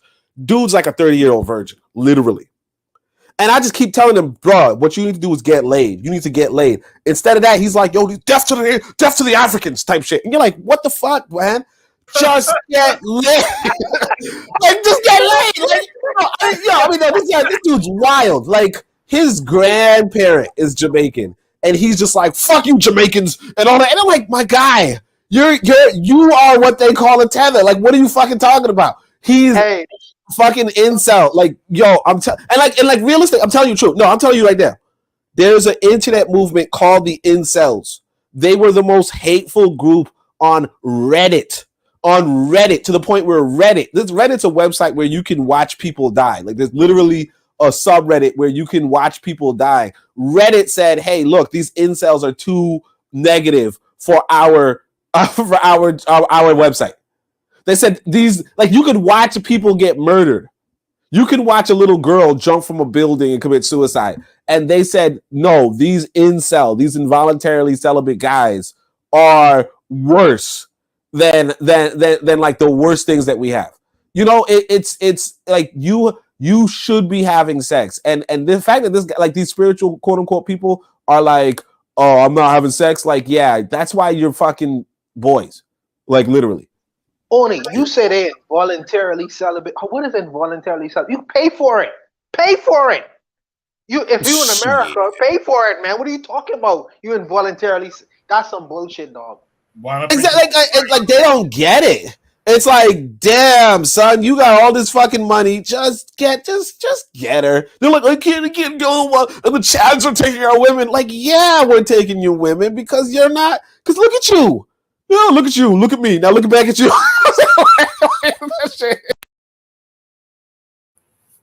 Funny stuff. In the chat, TrickHappy262 says, yeah, puritanical culture is the direct reason for extreme promiscuity that Europeans do. I think African people have the balance. Sex is part of the human condition. Shout out to Marcus Garvey is the way. She's out there in the chat. Nama X says it's not repressed. It's not being repressed. It's just their nature. Nama X says going after little humans is the nature of the cave people. Has nothing to do with repression, he says. Forecast Radio said, what's up, Forecast? Let me just, I think we kind of skipped over Kennedy's comment about how the CIA is funding him. You know, we don't say it enough, but America is funding this motherfucker. And this is the trouble with America, is that anything, like they you know, it's like, I guess Lyndon B. Johnson, no, not Lyndon B. Johnson, maybe Lyndon B. Johnson or Franklin Delano Roosevelt. One of them said, you know, sure, they're sons of bitches, but there are sons of bitches. This guy has, like, America has them in their pocket. And because of that, he can get away with this type of fuck shit. Like, some people were saying that if you look at how their government is formed, like, the people on the bottom are just suffering extreme, right? And he's living lavishly. And on top of all that, he's able to like do this shit to the children. And it's not just him. You see, because the thing is this, if it's like if you in a room, right, and nobody's outraged at what you're doing, it's because they're doing it too. Now, I'm not going to say absolutely that they're doing it too. I can't, you know, that's libel, right? I don't have evidence. But the reality is this, like I said, if I'm being like, yo, wait a second, you can't do that shit, right? Over on something that's totally normal, right? That's not normal, but, you know, just like I'm just like out of my element, just something out of my element, right? These people, they didn't even flinch. They're laughing, they're giggling. They are fucking, I'm not going to say they're fucking boys. I'll say allegedly they are fucking boys. You know what I'm saying? like allegedly they are a bunch of boy fuckers. That's all I'm going to say. Hey, you know something, right? Like, so we can talk about them and talk about that, but now let's talk about like our community. When I was in the military, I'm gonna be honest, you know how many people I knew was happy to go to Germany? One, because they love white women. Two, and this shit was it was legal for, once they turned 13 in Germany, it was 13 or 14. In Germany, they could go to the bar and drink and do all that. And you know how many grown motherfuckers I knew talking about in their 30s, been in the military 15 down to 20 years, talking about they can't wait to go to Germany to mess with some of those little young girls where illegal is. Now think about you around these MNFs, right? Now just think about, it's legal in Germany. So just imagine, and it would be a group of them get together and get mad with me when I'm like, dude, goddamn, man, you got kids older than 14. Oh man, them girls, man, they know what they're doing. Like, it would be a group of black men upset with me because I'm saying, dude, that child is 14. And the point is, and I know when they going to Germany, they messing with them little white girls. But in the United States, and they're around black people, they probably messing with little black girls. And so many adults was agreeing with that shit and was getting upset with me, dude. Before I ever had a daughter, I had problems with that. I don't know. You know, times change. You know, because my grandmama, right? I told you I had old parents, had older parents. My granddad born right after Reconstruction, right? My grandmama too. Well, you know, don't know when they were born. Actually, they didn't, but my granddaddy between 1880 1885. This on my mama's side. But my granddaddy was 28 when he married my grandmama that was 13 years old. They got married, had like 12, 13 kids together. But to me, in today's time, that's absolutely crazy. Why you going out looking, you 30 something, you married, you have children. You have children older than the little girls, 13, 14, that you're trying to get with. And these folks, they sitting there agreeing with it. So I watch my daughter. People say, man, sometimes people say I'm overprotective. I'm like, oh, well, I just be overprotective. Shit. But, you know, that, yeah, I get it, Mike. Bakari, do you think that's black people mirroring white folks, or do you think there's something in us that has us doing that thing? I think that's black people mirroring white folk. And when I talk about my grandparents, because of the time that they were raised and the time that they was born, I'm just being honest. Like sharecropping, this is just what I believe. When I first said it, it was like joking, everybody laughed, but I wasn't joking really. But I do believe that they went to Africa Town in Mobile, Alabama, got a young girl, because my granddad didn't have no kids, and brought her here so they could breed and have kids to work on the farm because of the time that they were born in. But I think that's us mimicking white folks. Think about it. In during our enslavement, that would have been regular, right? Because they were making us do it. Then when you come out of that and you see these white people as your platinum standard, they surpassed the gold. For the people that don't know, they have surpassed the gold standard for black people. You see them as your platinum standard, so you will start to do the things you see them do. You know, you act white, you better. You know, anything that they did is better. And still today in 2023, yes, they're marrying 12-year-olds. They're trying to pass the law to marry 12 years old. And to marry 12-year-old in Missouri, man, we need to be shooting that down. Like I said, they want to. That's why I said study NAMBLA, National Association of Man Boy Love. Look at the age they want. That organization been around since like the late 50s, early 60s. I'm quite sure y'all heard of it. But though these are grown men who want to be able to sleep with little boys starting at age 10. I think it was like, I forget how many people was on the board, and I think there may have been 2 black men on the board and like 5 white men that was that's on that board. You can look it up and you can see. But yeah, we have took on the ways of the enslaver, of the oppressor. You know, Norman say that was the 1800s. It was about survival.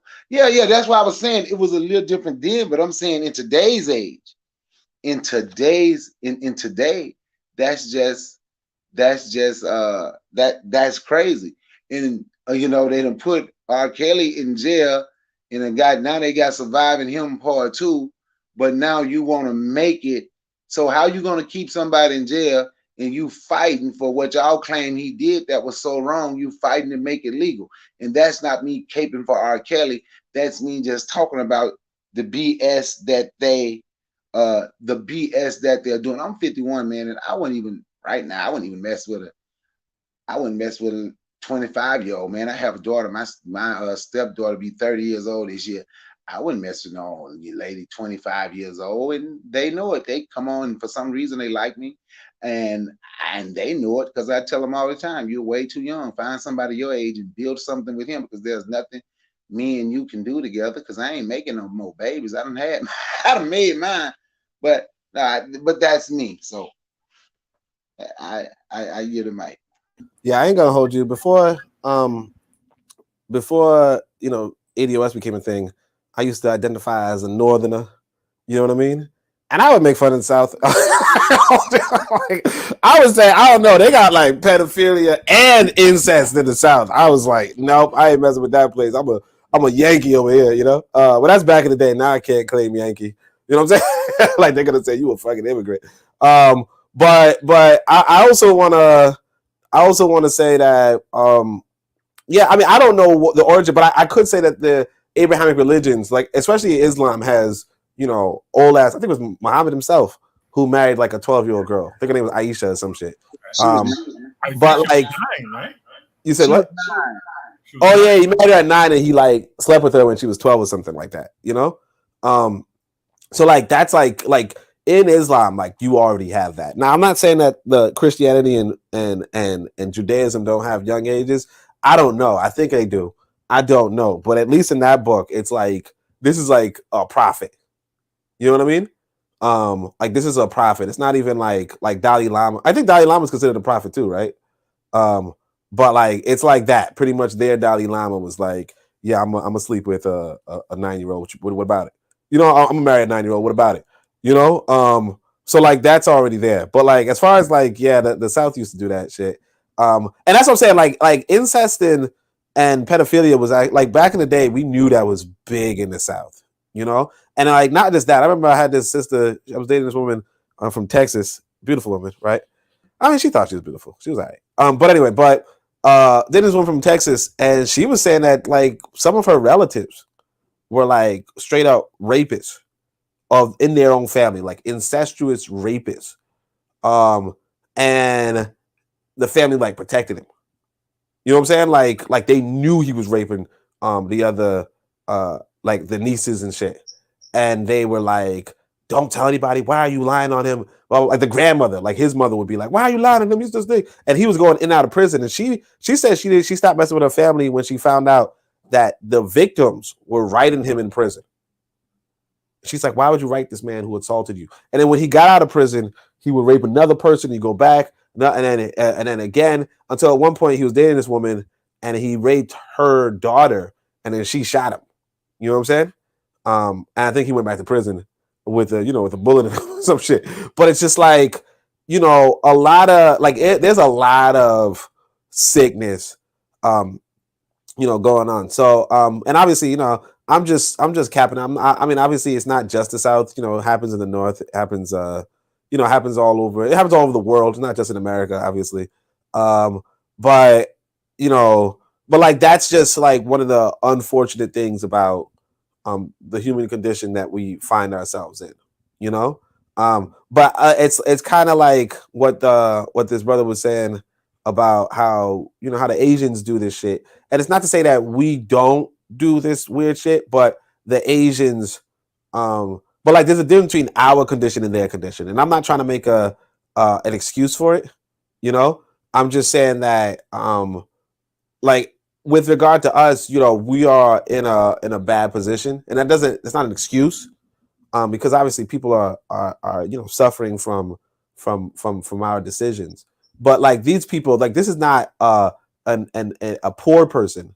You know, Dalai Lama is not a poor person making poor decisions. This is a rich person, you know, and this is what he decides is to do with his wealth, you know. Narma says no more blanket condition is not a human condition. Yeah, I know. That's what I'm saying. It's not. I'm just acknowledging that people really go through shit. You know what I mean? Like we could say that white people are a bunch of rapists, but we can't necessarily say that black people are not raping black people. You know what I mean? We know black people are doing that, but a lot of us are doing it from, you know, poverty, but it doesn't change. Whatever your excuse is for doing something, it doesn't change. You know, if somebody robs me on the street, sure, they robbed me because they broke, right? But that doesn't change the fact that I got robbed. You know what I'm saying? But at the same time, I do want to just put some context, not to excuse it, but just put some context to it, you know? And I appreciate that. It's you know, a lot of it has something to do with the religion that has been accepted as well. Religion, like when he mentioned Islam, you know, you can go through the Bible, and what do the Bible say?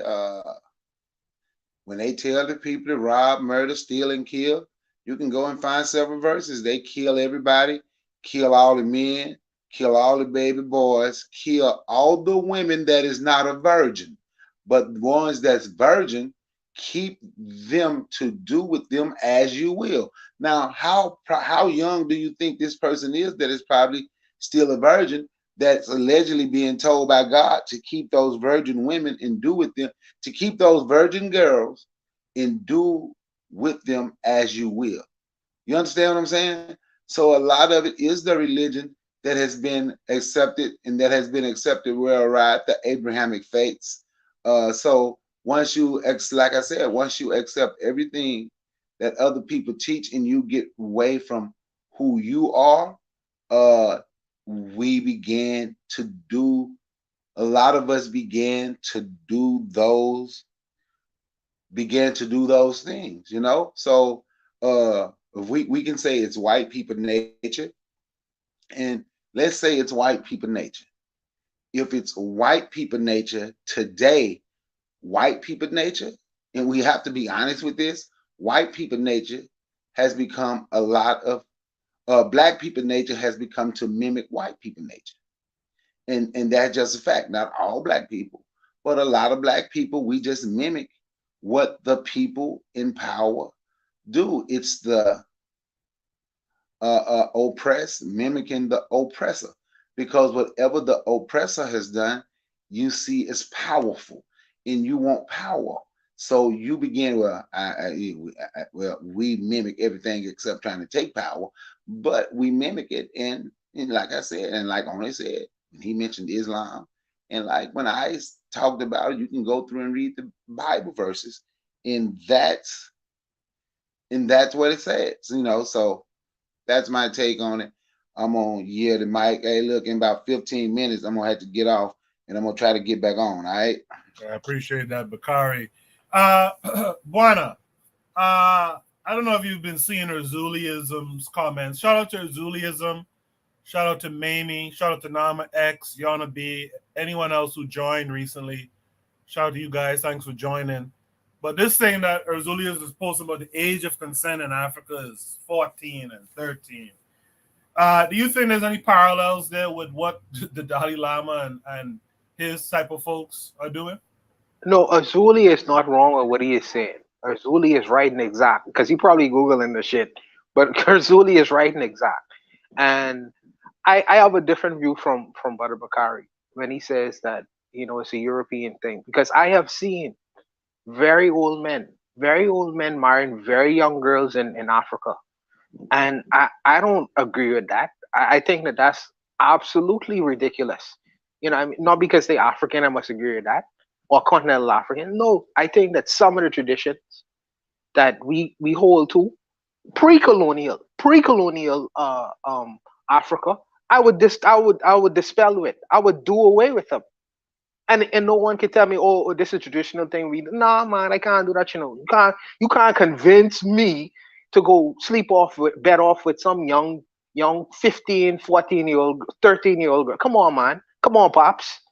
Oh, it's because we need to do the seed, and we need to have more children. No, brother. You passed that time. You know, leave that for the young boys. And the young boys shouldn't be sleeping with them young girls either, to be honest with you. I think that there should be some protocols in place where you have to really be at an age of responsibility. And when I say responsibility, I talk about self-responsibility. Self-responsibility. If you can't take care of yourself, you have no right to bed down some woman who you could possibly get pregnant, and then she'll have to be on her own, having to take care of her. Then she end up on what's it called? Punishment Island. She end up on Punishment Island. That's what they put on Punishment Island. No, you start at a time where you, first of all, you have to have the ability to take care of yourself, and then you have the ability to show. You have to show the ability to take care of others. You have to prove that. And when you are able to prove that, then we could talk about the act of consent and sex and all these kinds of things. These things come into play. But I believe that women should have a time where they should develop as well. And 13 and 12, it's not to suggest that 13-year-olds don't have a level of maturity. Because what I say in the West is we infantilize our children so much so that you have 40-year-olds living in a house with their mother. You know what I mean? Whereas in Africa, they don't have this whole idea of infantilizing young people so long. Their time of infantilization, it starts early and it ends early as well. You become responsible at a certain age. You take on the responsibilities of a man at a certain age. So therefore, if you have the responsibilities, you should also have the privileges as well. I believe you should have the privileges as well. But you have to prove yourself. You have to prove yourself. You know, but let me also say, because he said the age of consent in the Bahamas is 16. These are all European laws that we have kept on the books and we have not removed or updated. That's why the age is still 16. You know what I mean? Because we got that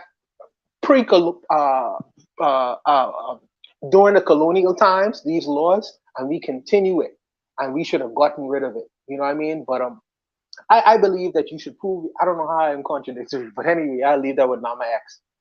I just think that you need to prove yourself as a responsible human being and having the ability to take care of yourself and others, and then you can continue from there and have these kinds of discussions.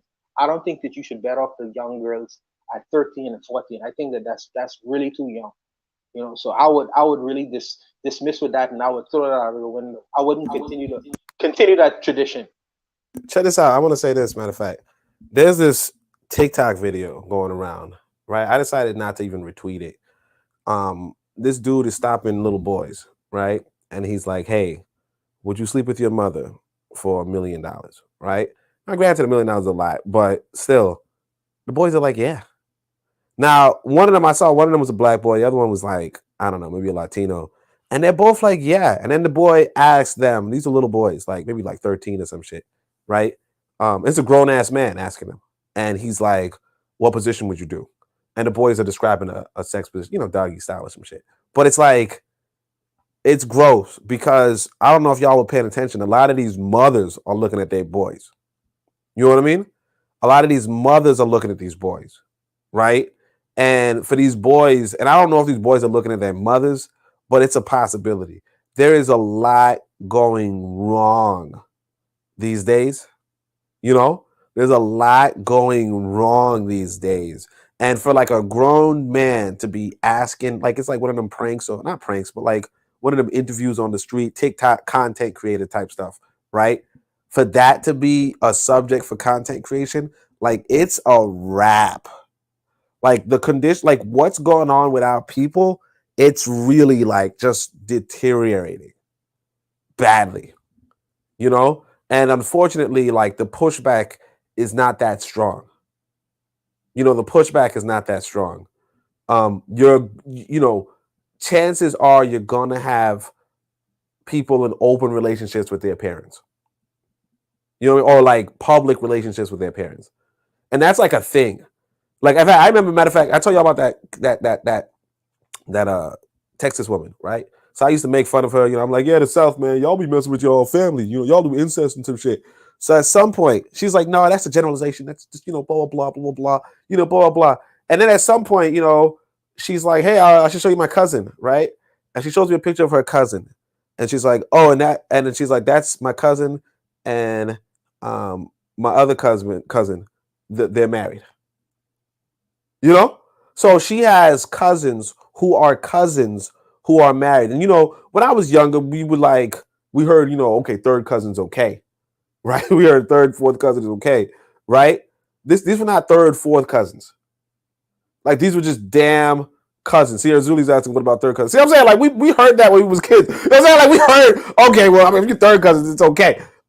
Which is a weird thing for you, everybody to know, but still, it's like, okay, we get it. These are not third cousins. You know, these were just damn cousins. Not even like unrelated cousins, like straight up related cousins. And like that's a thing, you know? And like even like for instance, I could say I remember I had a nice looking cousin, I guess, right? And I had an uncle who was really, you know, he was not really that related. But even him looking at my cousin, you know, like my cousin on my mother's side, he was my uncle on my father's side.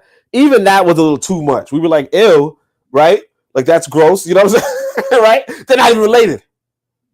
The fact that cousins could get, like real cousins could get married. And it's not like recently. This is like 5-10 years ago type thing, right? Like not like since, you know, COVID done fucked up your mindset. This is like 5-10 years ago. Like, yeah, there's some shit. Like if that's okay, and we already know there's like videos of mothers like twerking for their kids and all that type of shit, or like saying, look, my son's so handsome, I would eat him up type shit. Like this shit is about to become normal, you know? And I'm telling you, I think I know Bakari don't agree with this, but I think if China does clear out America, like he'll be doing us a favor. These motherfuckers, I don't know, these motherfuckers is wild. I was just saying, if it comes to that everything is nuclear ash, it's a damn favor. I'm just saying that. Hey! By the way, I noticed. I noticed how Zuli was selling his little subtle jobs. I mean, he mentioned all African. Hey, Kogu, you notice how he mentioned all African countries, and then he mentioned in the Bahamas, like how we use a bunch of 5-star degenerates. But his Google fingers, I see him going to Google Haiti yet. I see the number for Haiti yet. But it's all good. It's all good. I'll accept it. We can play. You can come on tonight, brother. I got your number. He always after black folk, though. You notice that, though, right? Yeah. He did not name a single Asian country, not a single European country. Always trying to get after black folk. God damn. He's gonna be like 25 is the age of consent in Switzerland, you know, like some shit like that. Hey, Bawana, he ain't gonna come up here. I'm up here. He said you leave in 10 minutes. He heard that. He about to show up in 10 damn minutes. You know what I'm saying? Right. He ain't gonna come after Bakari leaves. Go ahead. No, that was it, man. Ain't nothing else on that topic right there for me to say. I got a couple more minutes. That's it. All right, let's go to. Hey, where Keyway is? Where Keyway is, brother Bakari? Where Keyway? I got to go pick him up from work, man. Okay. Man. The same thing every week, man. How you don't know that? Yeah, I'm looking for him another car, man. I ain't trying to spend a lot of money.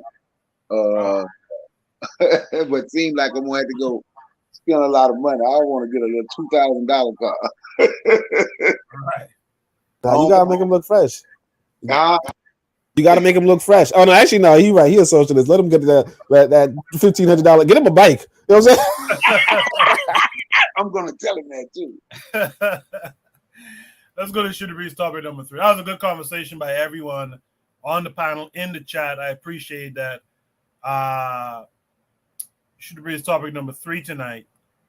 I'm not a gangster. I'm a scholar. This came with a link that goes to YouTube. So let's check out the video, then we'll discuss it. Yo, what's up, man? Red light is on, man. Camera rolling. Hold up.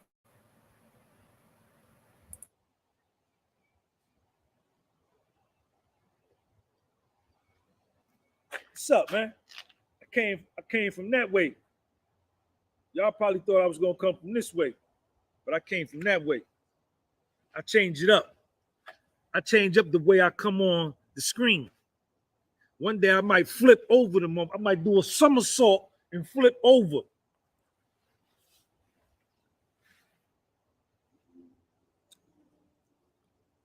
I ain't no gangster, man. I'm a scholar.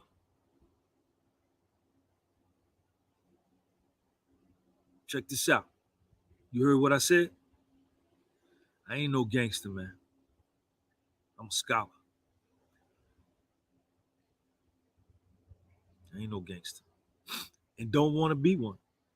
Check me out, man. I don't want to be one. Why would I want to be that? For what?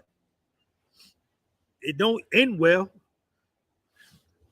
majority of the time, the probability of you experiencing failure being a gangster is higher than being a scholar. But I'm a scholar though, man, and I'm proud of that, man. That's who I am, man. Y'all be in the comments section calling me OG, this and that. And that shit was made up out in California, man, on the West Coast, OG. We didn't never say that over here, man. You understand? If a nigga was old, we say nigga old school. Call him old school. This nigga from old school. But that's what y'all say now. Y'all call me OG. You be calling me OG, original gangster. I mean, I don't know. I can't stop it. You know, that's what y'all do. But I don't claim that. You'll never hear me saying that because I'm not that. I'm a scholar, man. Right? And on top of being a scholar, I'm a businessman. Right? I'm a real estate man. I trade options. I start businesses. I had a window cleaning business. I write books. I'm an author. I have my own t-shirt line. I have my own clothing company, right? And I'm fly as a motherfucker, right? I'm a scholar. I'm very intelligent. I'm very smart. I love to read books. I love to gather information, right? I love to play chess. I like to pit my mind against the world's mind and come out on top and succeed, right? So that's who I am. Understand? I'm a scholar. I got a bachelor's degree in accounting from Morris Brown College in Atlanta, Georgia, historically black college. At that time, I was coming through Morris Brown College graduated more black certified public accountants than any private school in this country of its comparable size. And I was one of the top accounting students in the motherfucking class I was in. Check me out. Ask them. And I have fly honeys everywhere. Honeys at Spelman. I had some honeys over there at Clark. I had a bunch of honeys at Morris Brown. Then I had some honeys that was from Atlanta, them Georgia peaches. Nigga was money, man. But get back to the topic. Sorry that I digressed, but allow me to come back. I got my master's degree from NJIT, New Jersey Institute of Technology, down there in Newark, Brick City, Newark over there. Over there, down 21. I got an MS degree in financial management. I graduated cum laude. I had a 3.27 grade point average, and I was working full-time doing mergers and acquisitions at this company up in Parsippany and doing compliance and doing a lot of legal work. I know legal. I ain't got no law degree, but I know how to write agreements, amendment agreements, three-party agreements, uniform franchise offering circulars, all kind of shit I learned just working in that department, man. So I'm a scholar, man. I'm a scholar. I'm educated, man. Well, miseducated, you know, because we could get into that. We could go into the weeds with that because I know a lot of brothers, a lot of the brothers, the black power brothers, they're gonna be like, well, this system is miseducation. And I dig where you're coming from. I read Carter G. Woodson, The Miseducation of the Negro. But in terms of status quo or politically correct terms, what someone would call educated in this country, them having degrees, I would be that. But not only do I have that theoretical education or miseducation, I've done my own self-reach. I've read hundreds of books, man. I love reading books, man. I remember when I was in the feds, I was in prison. I used to go to the library and get a encyclopedia and get the whole big and just read it. I would go, because at the compound I was at FCI Morgantown in West Virginia. It was a lot of doctors who was inmates. It was a lot of doctors on the compound, defrauding Medicare, Medicaid, double billing Medicare, Medicaid. A lot of pharmacists was selling drugs out the back. You understand? Dentists, all kind of motherfuckers, write prescriptions. Some of them was addicted to drugs or selling drugs, whatever. But they had a huge medical reference library section, and I used to go down there and get them big fat medical books and sit down and read it all about the brain, the left cerebral cortex, the right cerebral cortex, the medulla oblongata, the basal ganglia, the frontal lobe, the cerebellum, all of these parts of the brain and how the brain stimulated different parts of the body, the nerve to get the blood, all that, man, the heart, the two sides of the heart, the pulmonary artery and the aorta, right? broken down into 4 quadrants, right? And all that blood. See, don't let me get into. See, I'm a scholar, man. I'm a scholar, man. I ain't no gangster. I ain't no gangster. I ain't no OG. You know what I'm saying? Y'all call me that. I ain't from California. I ain't from over there. I'm from Jersey, man. I'm from the East Coast. You understand? You know, we don't talk like that here. We never talk like that over here, but they talking like that everywhere. But you know, that's what y'all call me that. But I just wanted to clarify, you understand, and speak my truth, you understand, that I ain't no gangster. I'm a scholar, you understand? Now, I did spend some time in the streets over in Harlem in the 80s, all around Jersey, down in Atlanta, you understand, doing what, you know, what one might say, you understand, is that type of lifestyle, but I'm not that. I don't profess to be that. I don't subscribe to that. I'm just a fly ass nigga. You understand? That's really what I am. You understand? Look at how good this goddamn jacket look on me, man. My goddamn beard. Look at my skin clean. Nigga fit over 50, man. Beard money. Got the salt and pepper in there. The honeys love the salt and pepper because it shows wisdom. It shows that I'm a scholar. And then they look at my body and my chest and they be like, damn, but the nigga 51, but his chest though, his body don't look like that. He look like he like 20 something, 30 something. Then he fly. Look at how he talk. I want to give him some. And you know what I tell him? What I tell him? I want some. I want some. Always believe in yourself, man. And speak your truth. Be who you are. And don't try to be other than who you are. Then you fronting. You understand? God damn nigga, man.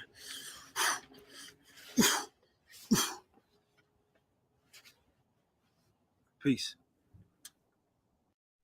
Hey, let me speak first. Yeah, go ahead, Bakari. Before I go, look, I put it in the chat, right? He got all these degrees, all these businesses, all this money, and he still end up in the feds. What the fuck was he doing? So you going to school full time, you working full time. How the hell you got time to be in the streets, man? He ran a whole lot of people's life together to create something for him so he can sound good while he's standing up there giving that damn speech, man. I got what the hell? I don't even know what the hell was he. What the hell was he talking about? I ain't no OG. I'm a scholar. Then he went on to the honeys. Then he went on to you all in the streets and you're doing all this. And man, I'm gonna be honest, man. Listening to somebody like that can have you a little confused. Cause I'm just being honest, man. Maybe I don't know, cause I wouldn't know street dude. Right? You know, we don't say OG down south. We call one, they call us an unc. They see the gray in your beard, you're unc, you're uncle. Everybody, they call you unc. And they nephew. That's what we say down here. Ain't no OG. But I don't know. Maybe it's me because I wasn't in the streets, right? But I don't know if can somebody explain to me how did he have time to be in the streets? He got his degree from Morris Brown. Then he got his degree from New Jersey Institute of Technology. Then he got a different degree from somewhere else. Then he ended up in the feds, but he was working full time, going to school. Like, man, he done just ran.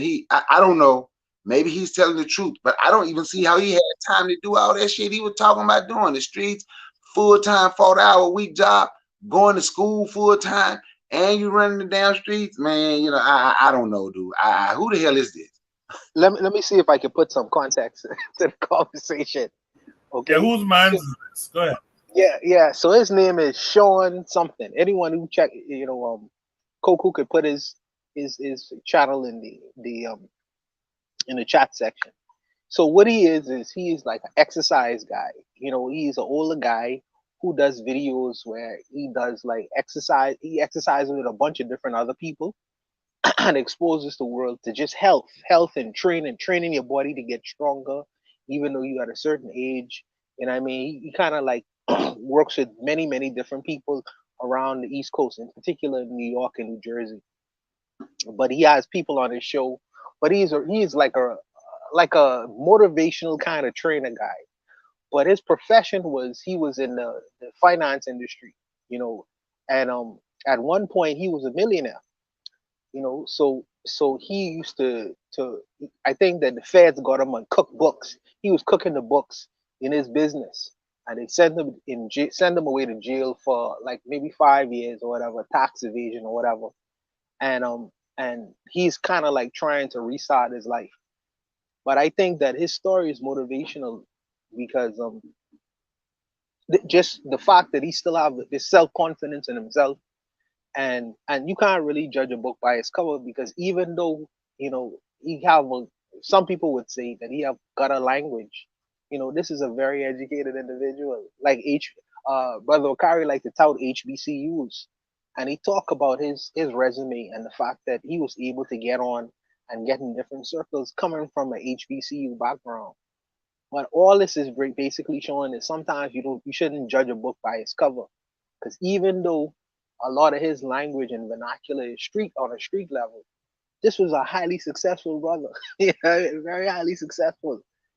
So I think that the premise of this is you really should never judge a book by its cover. And I know it's popular to be a gangster, but this brother saying after coming out of the feds is it's like, nah, it's popular to be a scholar. It's popular to be a thinker. And that's important to get out to our people. But I'll stop there and let your brothers rock.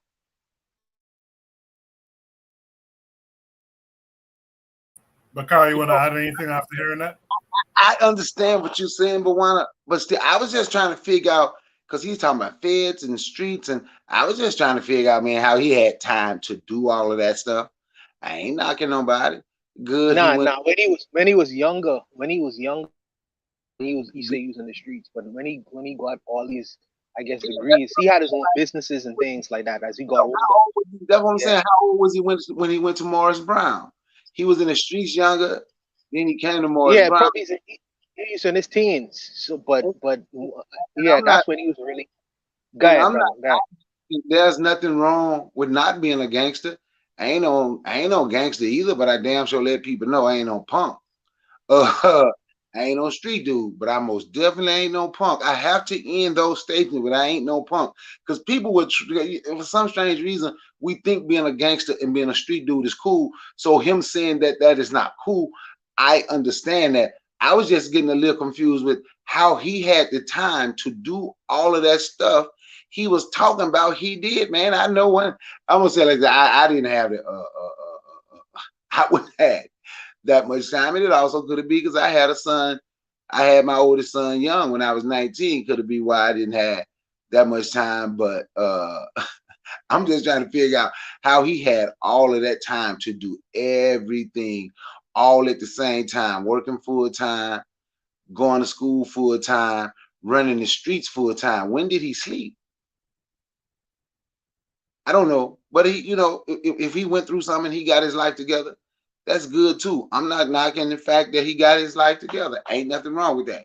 Good to see a brother able to get himself together. There's nothing wrong with that. I was just wondering how the hell he had that much time. I'm just saying that's it. I agree. But I'm gonna listen offline, man. I'm gonna try to come back on. I appreciate you, Bakari. Thanks for coming through. Tell you guys Azuli, make sure. Go ahead, Bakari. Go ahead. I say, tell Azuli he can come up now. Yeah, make sure you guys subscribe to Bakari, okay? Let's welcome in this brother here who is not a scholar, but he's a gangster. Carl Hezekiah. How are you this week, Carl? Carl, you're muted if you're talking. No, he's talking some gangster stuff. He's talking that gangster code. You just don't understand. Yeah. Maybe Carl's not here right now. Let's welcome in this other brother, Real Black Gentleman. How are you this week? I'm good. I just want to say, I'm not a scholar, right? I'm a researcher, right? You know what I'm saying? I gotta go out and search. You know what I'm saying? Sometimes you gotta go around a corner. You know what I'm saying? And I'm also not a researcher. You know what I'm saying? I'm a consultant. You know what I'm saying? Sometimes you gotta go out there and say things to people. Look, I know when people, you know what I'm saying, is trying to like market themselves. You know what I'm saying? They're trying to like, just trying to like. He said a lot. He rambled in what he was trying to say. He's trying to be so optimistic in how he's portraying himself is that he's not, what I'm saying, he kind of gets all around it to the point where it's like, don't worry, I'm not like that. I'm this, I'm this, and I'm this, and I'm this, and I can do this and this and this and this. You know what I'm saying? Like, I know what he's trying to say. It's just like, I hear something like this, and it's just like, what I'm saying? It's like what Charlie Brown is like, womp womp womp womp. The mom is like, womp womp womp womp womp. Like, I see where someone's trying to, like, what I'm saying, like, sell, what I'm saying, like, put a pitch in. It's just like, look, I see where he's trying to go. I just like, man, look, you're not making that much daylight between you in this hypothetical of the person you trying to be. You know what I'm saying? Like, I don't know. I take people like this, you know what I'm saying? I keep them, you know what I'm saying? I file them accordingly, and you know what I'm saying? I just keep it pushing. Yeah, but all about the rain. You're talking about like the you know what I'm saying, like you know a little, the saying a little bit of knowledge is a dangerous thing, man. But real black, hear me out. Yeah. You don't think it's like good to talk to yourself and like say positive things to yourself, because the world will have an image and an idea about you, and sometimes it's good for you to define your own self, because people will put labels on you, and it's good for you to put labels on yourself. Even if you might not already arrived at that position yet, it's good to express that. Like Muhammad Ali used to say, before he even get into any fight, he used to claim he was the greatest until he become the greatest. You know what I mean? I think it's good to have that personal self confidence. I don't know what you think about that. I do. I hear what I'm listening to what I listen to what you say. I just think that you have to guard it to a degree. You know what I'm saying? I don't want to, you never want to oversell, you know what I'm saying, your confidence. I can hold that like a little light in me and just like keep that little light, you know what I'm saying? This little light of mine, I'm going to let it shine. I don't have to, be like, magnitude 20 about it. You know what I'm saying? I can, you know what I'm saying, control my output, as it were. You know what I'm saying? If I think I'm a bright person, you know what I'm saying, my actions can show brilliance. You know what I'm saying? That's just how I go about it. I respect that. The action should show, and I respect that. I do think that you should have a dialogue with yourself from time to time, but I also believe that the action should show it as well. But sometimes you got to talk it until you're actually doing it. There's nothing wrong with putting it. Yeah, there's nothing wrong with. There's nothing wrong. I don't. I'm not. When I see it, I don't like. I'm not knocking it. I just think that he's like, you know what I'm saying, he's feeling himself. You know what I'm saying? That's why I chalk it up to. You know what I'm saying?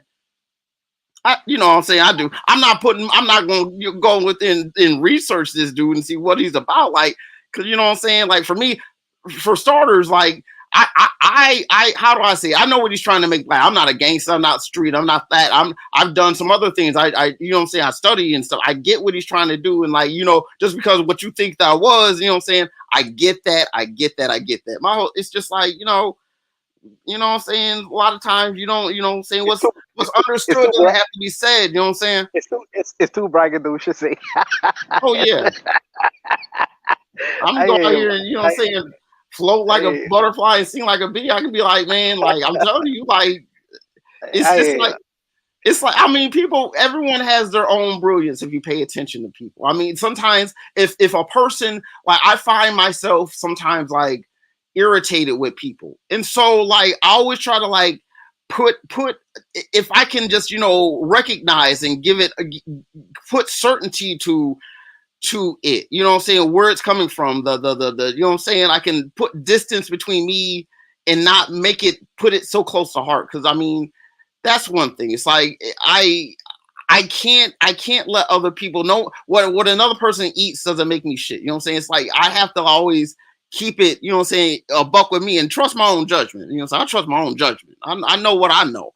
If you know what I'm saying, if you lend the ear out and you have patience, you know what I'm saying, I could tell you something. But then if you don't know something and then you don't further in by being inquisitive by that, which you may not assume, you know what I'm saying? There's ways to communicate things about people without drawing, you know what I'm saying, a degree of, how would I say it? Incredulousness. You know what I'm saying? It's like, I know what he's trying to say, but it's like, to me, it's like, I in my own mind, it's like, look, reading books and getting knowledge, like I find myself to be I've read books since I was young. I get it, but yet you still have to go out in the field and do stuff. You have to go out here and talk to people and like really like ground your stuff. I agree. I agree. But for me personally, on a personal level, I think that for the situations that I found myself in, that self dialogue that you have with yourself from time to time is an extremely important thing, because the world will try to convince you that you ain't nothing, that you ain't, in particular the black man, that you ain't worth nothing, that you have no contributive value, that it really tries to play that propaganda game on you. And that self-dialogue, that dialogue that you have from within, that is an extremely important thing. And we see so many brothers out here right now, they may not say it, but you could tell they suffer from low self-esteem. And sometimes to counteract that feeling of low self-esteem, you have to have that self-dialogue and tell yourself from time to time until you manifest it, because sometimes the evidence is not there. The evidence is not immediate. Sometimes it's take time before the evidence correspond with what you expressing through your mouth. Sometimes you got to talk things until you live it. You know what I mean? Sometimes delay gratification. Yes. And manifesting. Yeah, I know. Manifesting. Yeah. So I just think that he is expressing sometimes what I express sometimes to myself until I'm able to live it. So I just think it's important for us as brothers to really have that personal self-dialogue when we in situations that we see that man, this situation ain't looking good, but I can talk myself into the situation until I live it. You know what I mean? I gotta have that personal self-confidence. So I just think that these are kinds of things that we can do to counteract the feeling sometimes of hopelessness and low self-esteem that some of us have from time to time. That's all I'm saying. I dig it. My issue with the gentleman in the video, and as a general issue, and I've mentioned this before on Shoot the Breeze, I and Bakari touched on it for a bit, and Nama X touched on it heavy in the chat. I don't like this thing where black men always have to resort to street credibility. Like, he mentions he has a master's from NJIT and all that, but that's in passing. That's why he's talking about being in the feds and all this kind of stuff. Like, the problem I have, and you'll see Tariq Nasheed, like Nama X pointed out, in there, former Nasheediite, right? This thing where, I'm like heavy in the streets. Like, what? So what? Why are we always attaching our shit to the streets? And why is it we kind of advertise ourselves to that lowest common denominator, the streets, the bullshit, right? Like, can I answer that? Yeah, go ahead. Look, I mean, to be honest, look, in this world that we live in, I mean, growing up, you know what I'm saying, as a black American, the streets are the proving grounds. I mean, unfortunately, it is the level in which it's not like it is the life of the grind. It's the life of getting from point A to point B. It is the life of going out here and seeking opportunity, because unfortunately it's not like our the streets are analogous to the field. When we speak of, like, you know what I'm saying, the field, I mean, unfortunately we don't have like true fields where we're out here, in industries with big, with big lots or anything like that, which I would think that would be the optimal field, the field, you know what I'm saying, the field nigga. But it's like what we wind up doing is having to get it out here in this American system in which we have to, it's the proving ground. It's ugly, it's dirty, and we all want to get out of it. But at the same time, if you're not out there in that field and you wind up being a little bit sheltered and then maybe a little bit, how would I say it? I don't want to, in a side way, I would say a victim of your own success, in which you are so successful in the various lanes of development that is set aside, educational, academic, in which you can excel and, not necessarily stumble and fall And it's one of those things where it's like you don't want people to fall. It's not like a crabs in a barrel mentality, but it's just the reality of metropolitan Black urban, living, where there's millions of people who are just out here, you know what I'm saying, making it month to month, paycheck to paycheck, and just getting it how they can. And so the streets is what we all relate to. It's not pretty, it's not ugly. And I really wish that, we didn't have to necessarily claim them, but sometimes, the only thing, sometimes, now if you belong to the streets, you belong to the streets. But sometimes the streets is the only thing that have your back. So it's a double-edged sword. It's one of those things where it's like, the streets is not literally just the streets. It's a way of life. It's a way of living. You know what I'm saying? You know what I'm saying? This people who are about the streets live in houses, and street stuff happens in how it's a philosophy. And I'm not saying it's the best. I mean, my thing is that the streets can be salvaged, but once again, it just takes a lot. It takes a lot, and white dominance is destroying our neighborhoods. You know what I'm saying? Redlining, Jim Crowing Black people. So it's really, really hard. We find ourselves back on the streets because we can't stand still. If we stand still in one spot, that's loitering. So we have to keep it moving. I don't even know how to describe it, man. I want to add to what real RBG said just now, but I'm gonna put it in my own way because he put it in his way. I think that what he did is he understood the reason why he mentioned academia in passing is many of us are not there, so it's not relatable to many of us. It's in particular young black men. Many of us are unfortunately we take on we have to get like RBG said, we have to get a lot of us have to get out of the mud. So we defer academia. In fact, many of the sisters go to academia where we have to take care of mama at home. So we start early. We defer college and we start early. A lot of us, we start early and go into some of them go into street life. Some of them resort to different means of having to secure our families, our children, etc., etc., etc., etc. So I think that is more appealable when you relate to people on that street level, because like I say, many of us are not in academia. Now, academia has its place. Academia certainly have its place when it comes to the think tanks and things like that.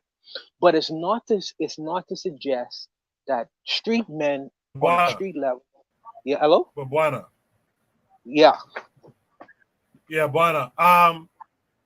See, that's a dichotomy that I also don't like. That there's the streets and there's academia. Many of us actually operate in between those things. A lot of us are not academics, and a lot of us are not in the street either. Why not appeal to that? I am able. I have been able to carry I was able to walk that tightrope because I could relate. Some brothers, we work on extremes. You either have the brothers like Barack Obama and them who went to privileged universities for their entire lives and they know nothing of the streets. In fact, the only thing he knows about the streets is when he came back after receiving these privileged degrees and went back to poor and impoverished neighborhoods. Then you have the other extreme of that, which is a lot of people, who have never went into academia. And then you have the people who toe the middle ground. Unfortunately though, the people who are going to listen, the people who, with his message and the way that he speaks, he's going to have a bigger appeal because there are more of us who are on the other extreme as opposed to the colleges and universities. That's just a reality of life, brother. Maybe with the women, but not so much with the men. So I think that is for us, me and you and brothers like Oni, who had the privilege of being able to see two sides and could walk that route and be relatable. But unfortunately, and you see it with the numbers and subscriber base, the brothers who come from the other extreme, the street extreme, they'll get the larger following because more of our people are there and they appeal to that is a larger appeal as opposed to we carry the intellectual line and we also carry the everyday man, the common man line as well. So we we teetering in the middle, but there are the two extremes that we have to contend with, and that's the trick that we have to master. Yeah, so that brings me to the case of, well then, what are we trying to accomplish? So what is this guy really trying to accomplish? Is he trying to elevate the streets?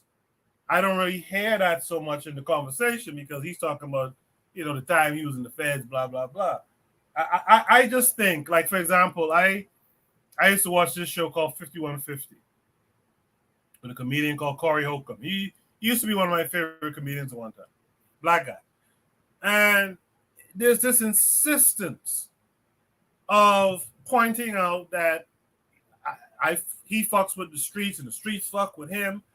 And I'm like, why can't you just talk to the everyday man and let the streets get whatever they have to get from the message if they choose to, but talk to the everyday guy who's not in the street. It kind of boggles my mind that we always appeal to this, the underbelly almost of our society. It's strange. Zuliism is telling me, don't disrespect Corey Holcomb. No, Corey is cool, except he's a little bit redundant. Brother Bakari in the chat is saying this is how we relate to our youth, explains our high illiteracy rates. You see what I'm saying? If this is how we relate to our people, then why is that? Why is that the only way we could relate to our people? Why aren't we trying to change it? I guess what I'm saying.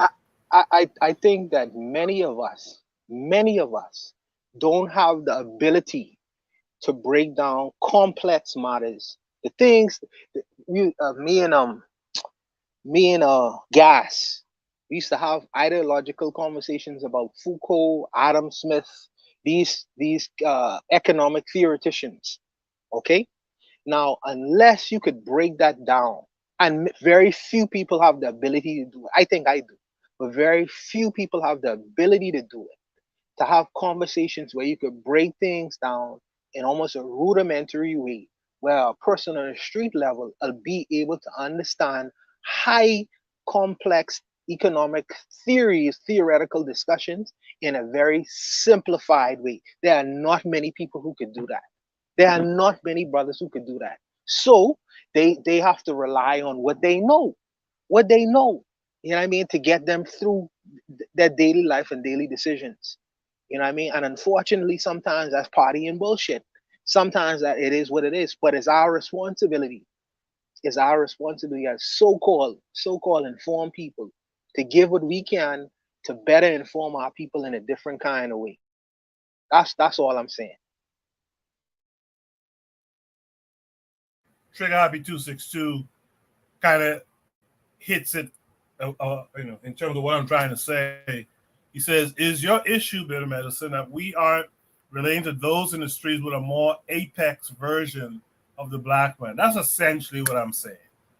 Like, why is it the lowest degree type thing? Trigger Happy says, to me, in order to get black people into newer cultural systems of organization, manhood, womanhood, etc., you still have to get in them streets. It's just a matter of lucrative mass organization. Nama X says, hold on. He says, many brothers can. I think we underestimate each other. He earlier said that he can do what Buano was talking about. And then he says, quote, black men can have complex conversations. Yeah, I don't like that idea. But let's go to Oni. Oni's been waiting here. Oni, what say you? Shit, I ain't got nothing to say about this guy. I don't know where. Like, man, I don't know. He seems like a clown. I ain't gonna hold you. I don't know what this was about. Like, he starts off the video with, y'all thought I was gonna go from the right, but I came from the left. I'm like, wait, who is this motherfucker? Like, I don't even know who this guy is. But I mean, according to what I picked up, I guess he's trying to connect with street folk. And this was a lecture for street folk. And I mean, and I could appreciate that. I could say, look, everybody has their own demographics. You know what I mean? And if this man's demographics is street folk, I get it. You know what I mean? Like, I get that I don't get it. You know what I'm saying? Like, that's what I can say. I get that I don't get it. I don't know why Buana said I had some privilege. I don't know what that is. I was like, what? But like I could say, for instance, I was at my my son's mother's house, and the brother was on YouTube. You know, like no, not like, well, that sounds weird, right? No, her brother-in-law or some shit was on YouTube, right? And so, like, if I'm on YouTube, I'm looking up, like, I'm looking up some, like entertainment shit, whatever.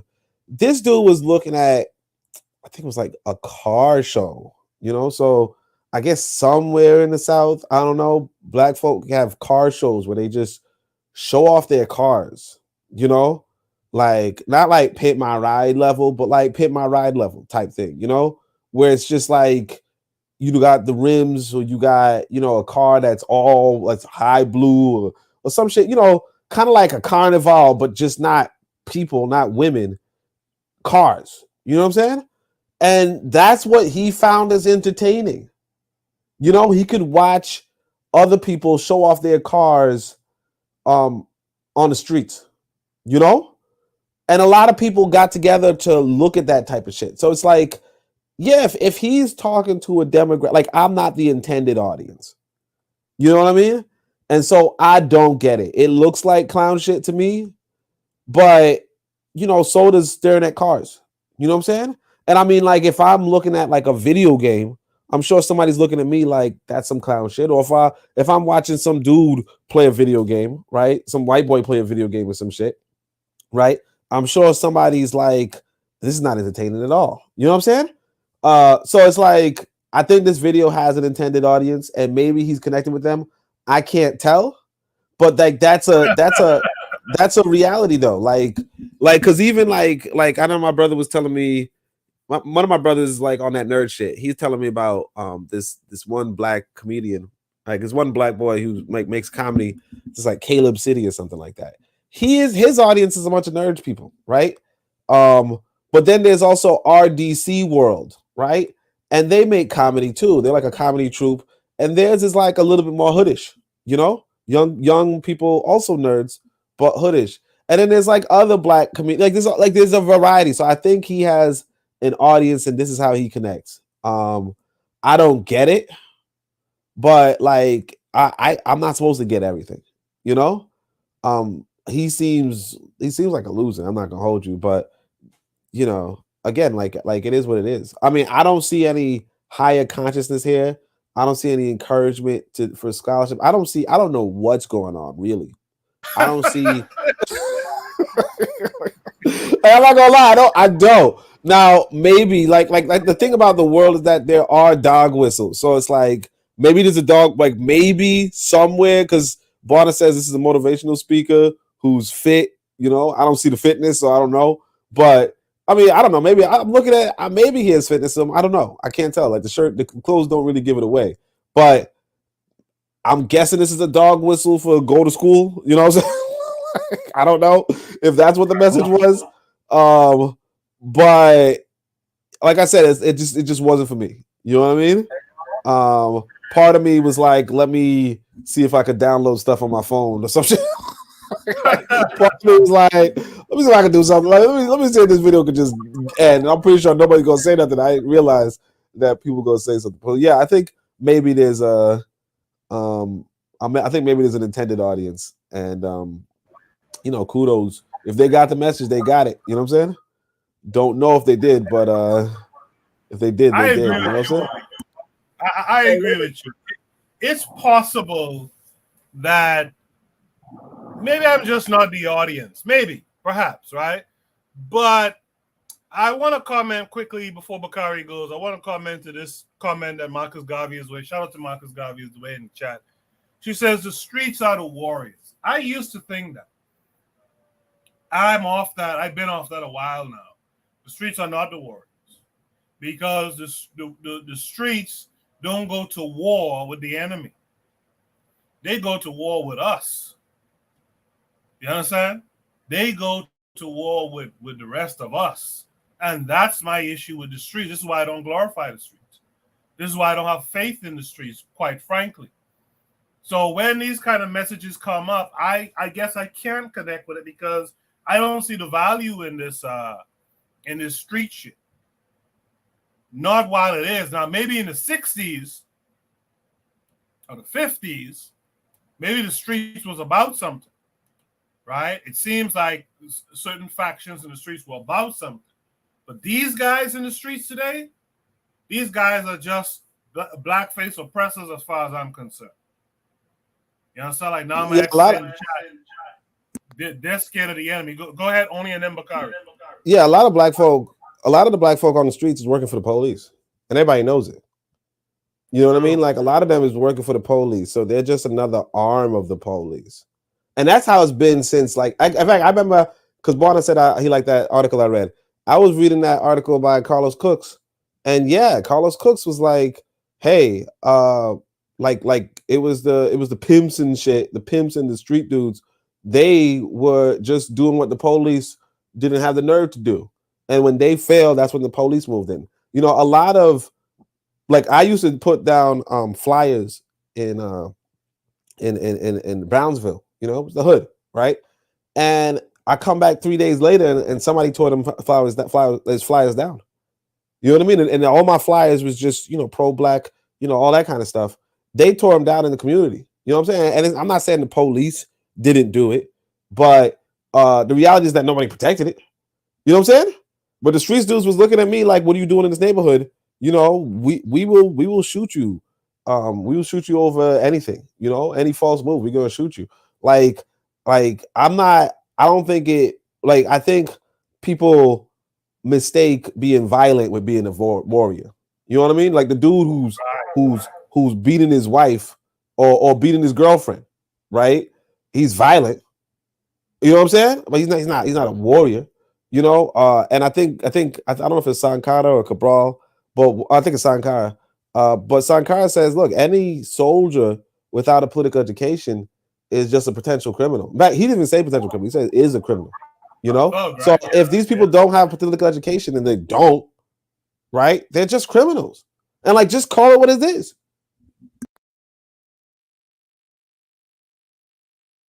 But wait. What would you call policy, though? Wait. This is my thing. It's like, I know I don't want to necessarily demonize. Hold on. Bakari, go ahead. Because I'm gonna get up. Because I'm gonna tell you something. Like, all right. So when I heard somebody say the streets is the proving ground, that is bullshit. Why everything negative got to be our proving ground? The streets, the warriors in the streets. Ain't no damn warriors in those streets. I saw them damn one of them. And I'm gonna do a show about it. I'm gonna do a show about it tomorrow. But ain't nobody worried about no damn warriors in those streets. Damn white motorcycle gang pull up. Them punks turn their head the other way. I'm the one who went over there and talked and made them motherfuckers leave. So all this street, the proving ground, and them the warriors, black people need to cut that shit out. And they wonder why we so behind. And giving this dude, if this dude changed his life, that is good. But if this is the only way, speaking like him and acting like him is the only way we can relate to our youth. When I do the show on the literacy rate of black people, especially black men, y'all will see a problem with that being the only way we can relate to our youth. How about the proving ground be us taking care of our communities? How about the proving ground be let's teach our children something else? I'm not knocking nobody if they had to end up in the street and saying they can't change their life, but the street being the proving ground, no, that's some bullshit. Pardon my French on your panel. I'm sorry about that. But that's nonsense. Ain't no streets, no damn proving ground, and ain't no damn streets, no warriors, because where were those damn warriors when they kneeled on George Floyd's neck in the damn streets? Where were those warriors when they out here killing black folks in the streets? Them warriors ain't did shit. Where were those warriors when the damn Proud Boys walked up in the grocery store about 5 minutes from my house? I'm the one who checked them. When the motorcycle gang ain't no street dude. So I don't want to hear shit about no damn warriors. They looked at them white boys today, and Erica Howard was on the phone with me. Them motherfuckers looked at them white boys and turned their head the other damn way. I went and checked them by myself. So talking about a warrior, I'm sick of that shit. The only people they gonna shoot at, the only people is nervous about going into a black neighborhood is black people. Nobody else. I noticed before RBG goes, hold on. I noticed that Nama X mentioned in the chat that it's Caribbean and South American folks in the gangs now. I've heard Tariq Nasheed say that too. I'm not in the streets, right? So I'm not aware. Are these Caribbean and South American folks who are born in the Caribbean and South America, or are these the first and second generation kids of Caribbean folk? Because there's a difference. The first and second generation kids of Caribbean folks, like my children, for example, right? The thing you have to be careful of with them, and I don't say this to offend anybody, but a lot of times African and Caribbean kids, because of the teasing element in America, they don't want to be associated with Caribbean and African people. They want to be with the cool kids. And they tend to get into that culture, which is why, by the way, a lot of Caribbean folks tell their children, and African folks tell their children, don't get involved with that cultural mix going on, because we didn't leave our countries to come and get into that shit here, right? So I just want to, from Nama X, I just want to know, from his estimation, is it first and second generation, or is it young Caribbean kids coming over here, born in the Caribbean, born in the continent, born in South America, who are heavily involved in this, in the so-called streets? I think Buana wanted to say something, and then Real Black Gentleman, go ahead. I'll be very quick. So I think that we getting the dialogue confused, because this guy, first of all, he said that he was not a gangster. He is a scholar. If you watch his videos is about working out. You know what I mean? Ain't about doing anything illegal. It's about working your body out and working your mind out. Anyone who watch this and live anywhere in the West know that many of our people are morbidly obese and they lack proper nutrition and proper exercise. He is exposing the world to an alternative way of living, exercising, working out, doing things that can help your body even after you reach a certain age. That's and he does that on the street level. You have also the video we just saw with Brother Bakari made, where the brother was in the street doing his own business. His own business. He is a enterprise entrepreneurial person. He is in the street selling street food to people every day. So I think that my interpretation of what street means is something different, or maybe something different than what other brothers may be taking on as being in the streets. So I just want to make that clear. All right, RBG. Yeah, what Buana's saying kind of like alludes to what I'm trying to say. The streets is not an equal criminal. And like I said, I know what I said. It's like the streets is a broad way of life. If I have to drive from place to place, do my 9 to 5 and drive back, worried about all this traffic and stuff, trying to, weave in and out. If I, out here, trying to do moves out here, and I'm not like in a cozy office, and maybe I can kind of like, drift off to my suburban-ish. No, I'm talking about the streets. I'm talking about what I'm saying? I don't, and the streets is not necessarily always clean, but yeah, there's something about someone who's out there on a grind trying to be ambitious. That's what I mean by streets. That's what I mean by the proving grounds. Yeah, I stand by what I say. I mean, it's like, it can be rough, but that's what I mean by proving. You have to like have your salve and your wits. It's not something that it's a different type of learning that you're not going to get from the academy. And I think that, trade schools is an extension of street culture in a way. If you're a plumber, you use more street than someone who's like, come on. Now this dude, like I said, I think that this dude, my taste, I think I made that clear too. It's just like, look, I cannot sit here and say that, as far as what I want to interrupt is about like the street, when we talk about the streets being closed, look, our people, for whatever it's worth, in our perspectives, who may not have any awareness of any kind of conversation that we have. They're still our people. It's our people, right? Look, their experiences and how they see things relative is still just as pertinent. The way that they engage, we talking about, Black people impact policy just by their, engagement with various, apparatuses of the state. So let's not, there's a lot of things we're not aware of that is that is positive that Black people are doing. So like, let's keep this shit, a whole buck, the streets is not all bad. That's one thing I don't like, that's all I got to say. Why? I have a question. Why? I don't know. I would get into Nama X tonight. I really don't get into him. Why is Nama X blaming Black immigrants for the crime rates that you see in your cities, brother? Nama X, with the greatest respect, I don't know, man. He very well, bro. America didn't have to have Black immigrants before they had crime, brother. I see extreme examples of crime. Don't you know how America was made, brother?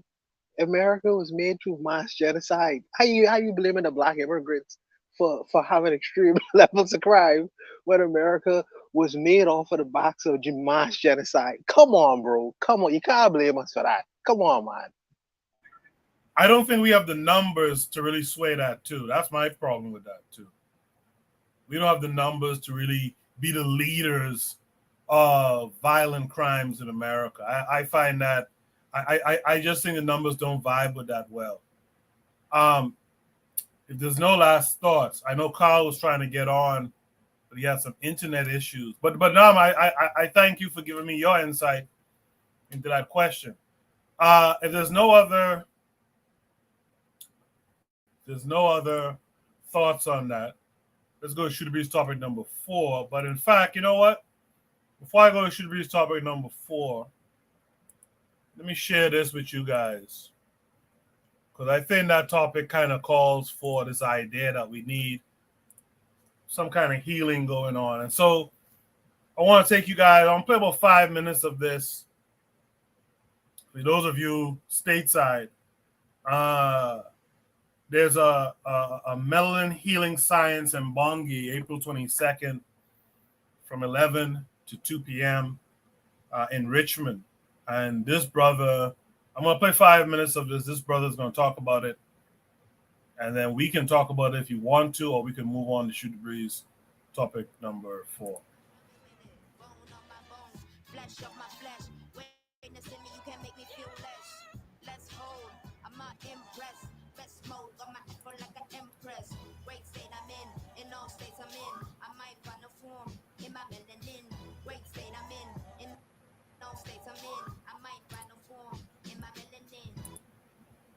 Welcome everyone. This is Professor Olatunji Mazimoyo.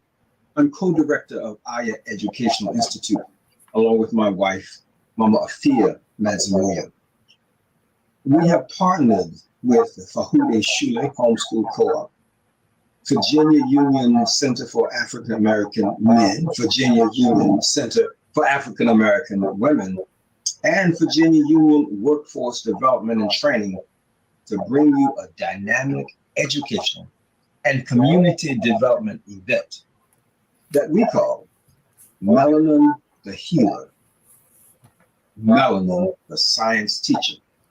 They're part of an ongoing program called Melanin Healing Science, and it features student presentations and community building discussions with adults aimed at solving our problems.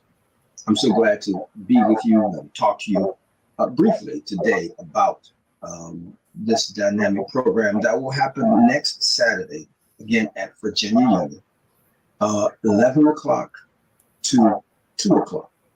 11 o'clock sharp to 2 o'clock, where you'll get to see students working, and then you'll get to see us discussing some of the problems that we're facing and how melanin and melanin healing science particularly may help us solve them.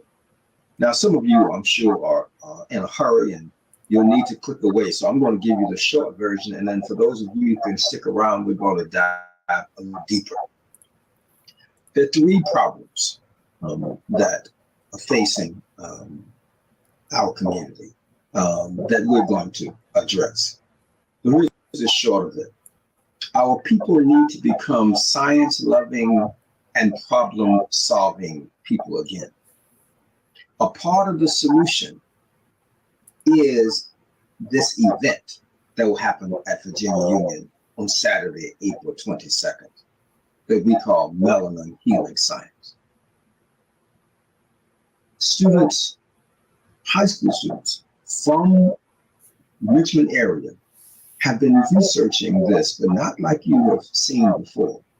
And they will be presenting their research, things that you probably have never heard of. It's not melanin and the pineal gland. It's not melanin and 666. It's not melanin and the esoteric heights that it can take us.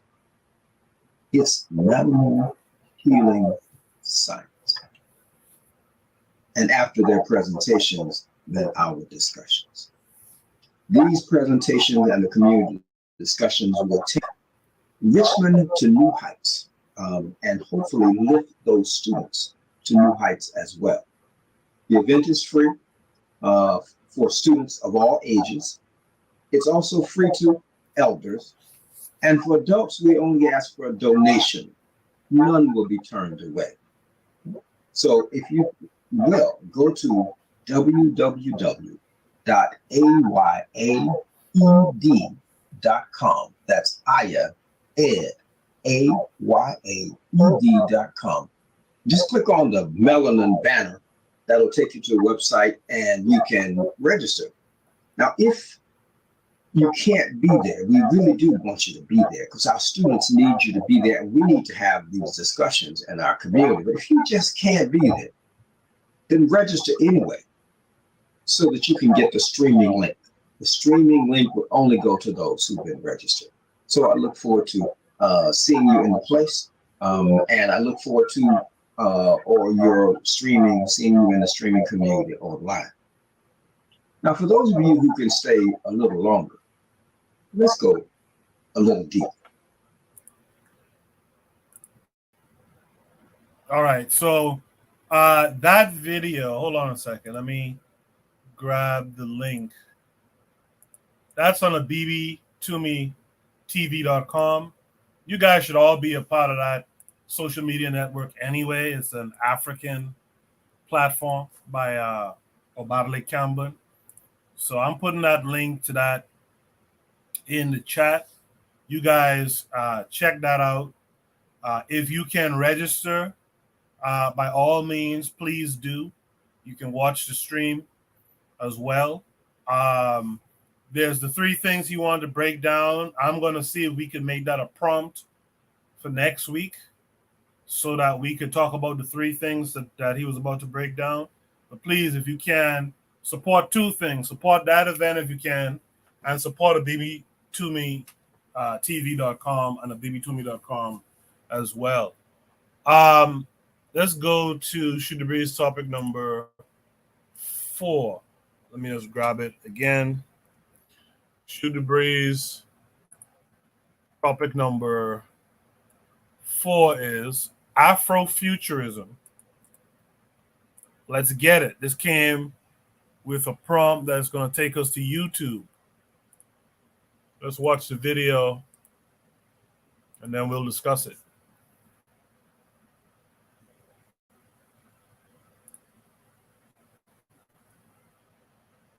In 2018, something happened that shattered every truism Hollywood has held dear for the past ever.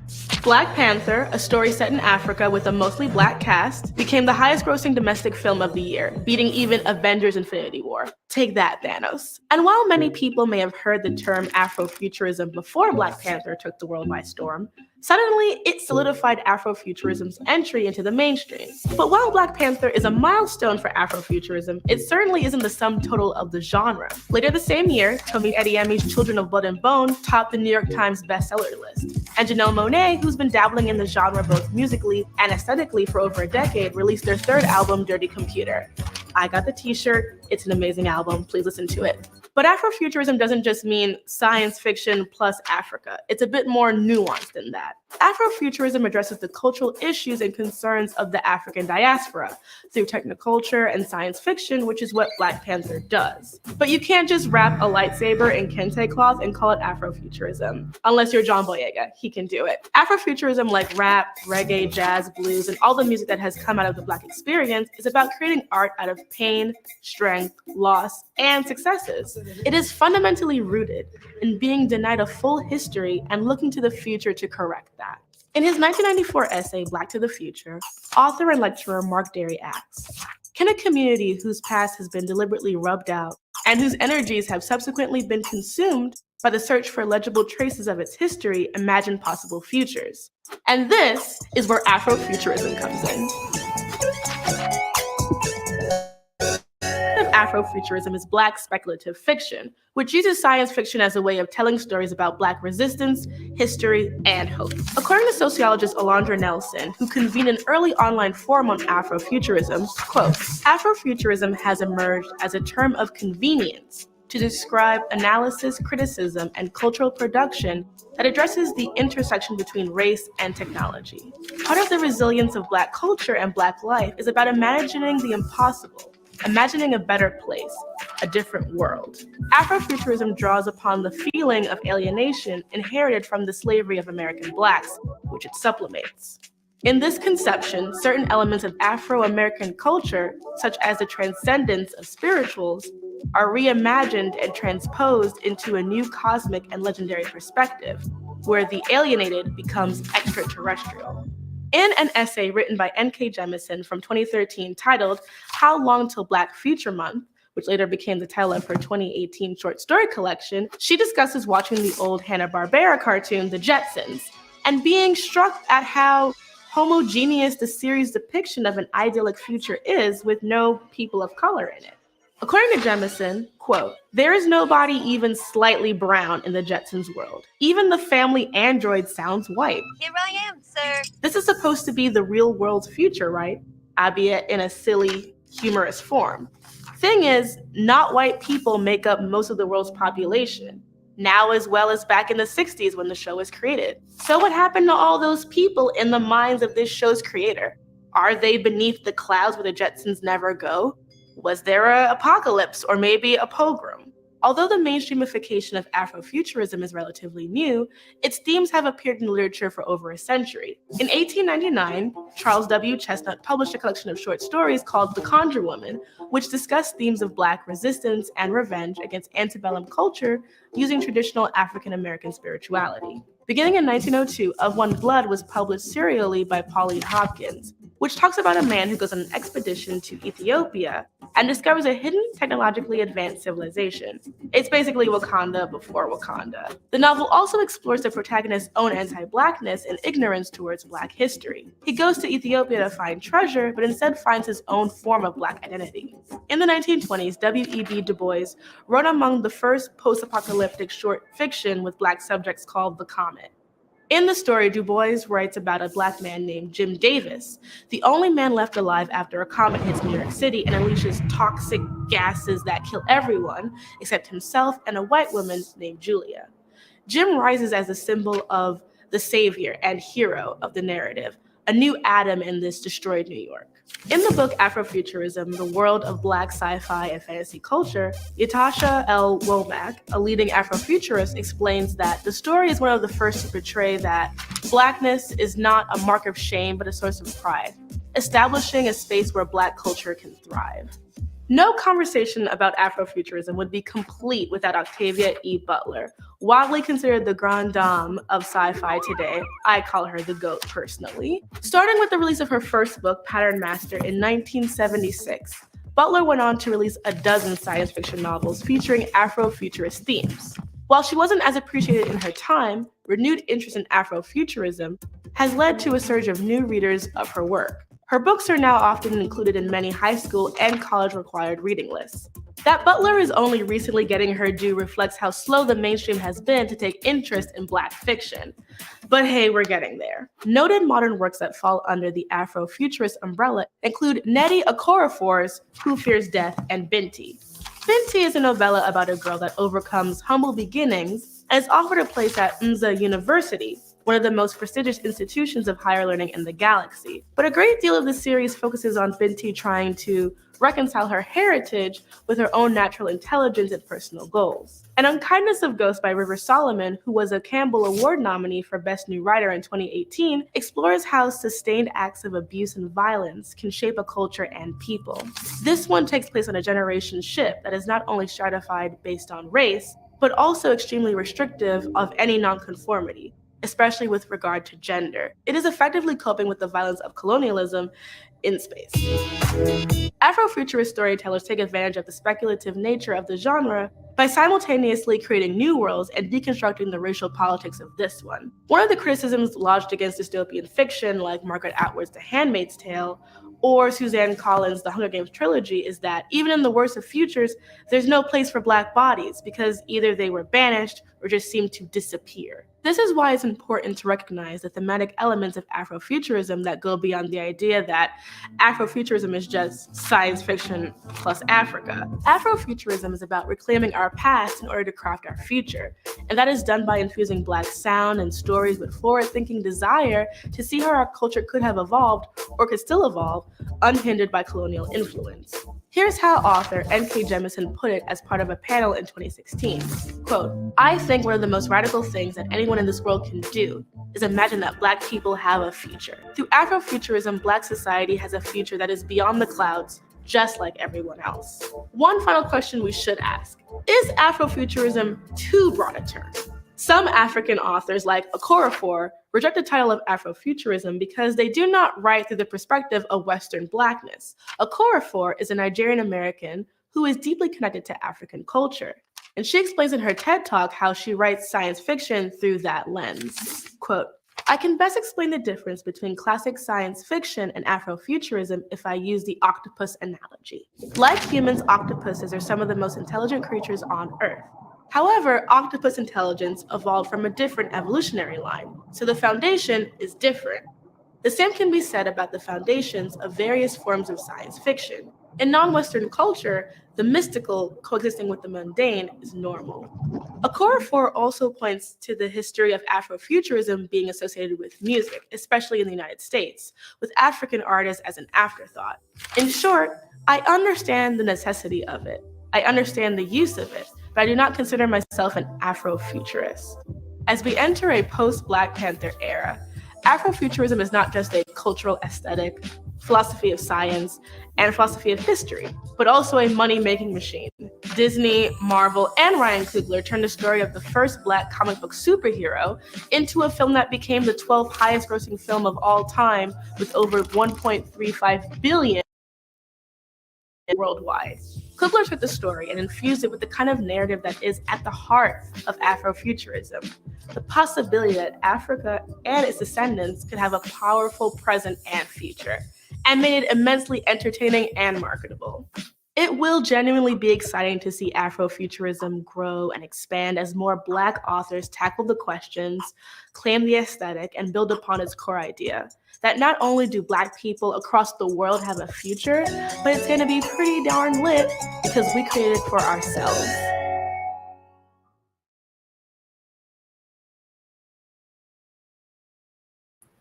Let me just say, I was looking at the chat during that video, and I really appreciate all the comments in the chat. I agree with much of what you guys were saying. I'm going to read some of the comments. The problem with Afrofuturism, which I'm a proponent of, I'm a fan of, the problem with it is that it's U.S. led, and so it brings that it brings that Americanism, that liberalism, and all that stuff. So you get the integrationist. That's what Octavia Butler really is. You get that integrationist in a lot of that stuff because it's coming out of the U.S. We need, like a few of you said, and I'll read the comments, we need more Pan-African types of folks, more Africans from the continent, Africans in America and the Caribbean, etc., putting out our own work. That's one of the things I've been jotting down some notes on. Only came out with a children's book. You guys should make sure and go and check that out, by the way. But I was thinking about doing a children's book that was, under that Afrofuturism type thing that brought in that, those elements of Pan-Africanism. And my charge to you guys is, if you don't like what Afrofuturism looks like, because again of the Americanisms in it and the liberalisms in it, you guys should start making your own content. All of us should start making our own content. So like Oni said earlier in the show, we should all be putting out some type of product or service or what have you. Here's your opportunity. In the chat, Nama X says a lot of black people want to turn the continent into a dystopian concrete jungle. I agree about that too. We should not want a concrete country without nature. Our continent is not ours. Azuliism, I agree with you here too. Children of Blood and Bone, someone highly recommended to me. I read it. Right? Tragapi says, I don't be trusting the black futurism because the feminism taint it with their ideology of social neoliberalism. Also, some of these Afrofuturists feel that African-centered thought is archaic. He goes on to say, I hate when authors complain about all-white casts in media because your media shouldn't care about having other people in it. Zuliism said assimilationist fiction. Nama X didn't particularly care for the Nigerian American comment as opposed to African American. I agree with that too, by the way. Trigger Happy 262 says, oh, we already know Octavia Butler does the interracial shuffle. That trailer still haunts me for how disgustingly trash it was, and she supposedly wrote a masterpiece. LOL. I meant to review that first season, and I just wasn't motivated enough. I watched it. I read that book. Just wasn't motivated enough. If they do a season 2, I might do it. Azuliism says Butler is great, but her book's assimilation. Afro-Native World says we need Pan-African literature, as Baba Chinwezu wrote about in decolonizing the African mind. Right? There's been several other comments. You guys could check out the chat yourselves. With that said, let me welcome in my boy Carl Hezekiah. Carl, how are you this week? I'm good, Coco. Can you hear me okay? Yes, sir. Okay, all right. Got my internet fixed. Okay, so I kind of like the whole Afrofuturism vibe. I said before I'm really into fantasy, sci-fi, that type of stuff. So growing up, that was kind of my thing. But I do understand the comments in the chat because, like, for example, Octavia Butler, that Kindred, I watched the first couple episodes. I really couldn't get into it because it really just seemed.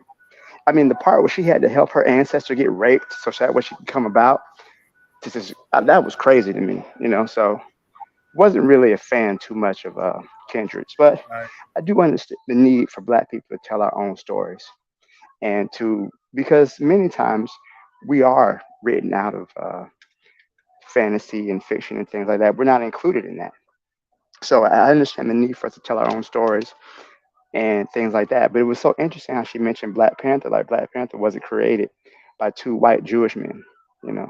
He debuted and he didn't even have his own comic at first. He was just a side character in Fantastic Four. So I think we can move beyond what was created by white people and create our own heroes and tell our own stories.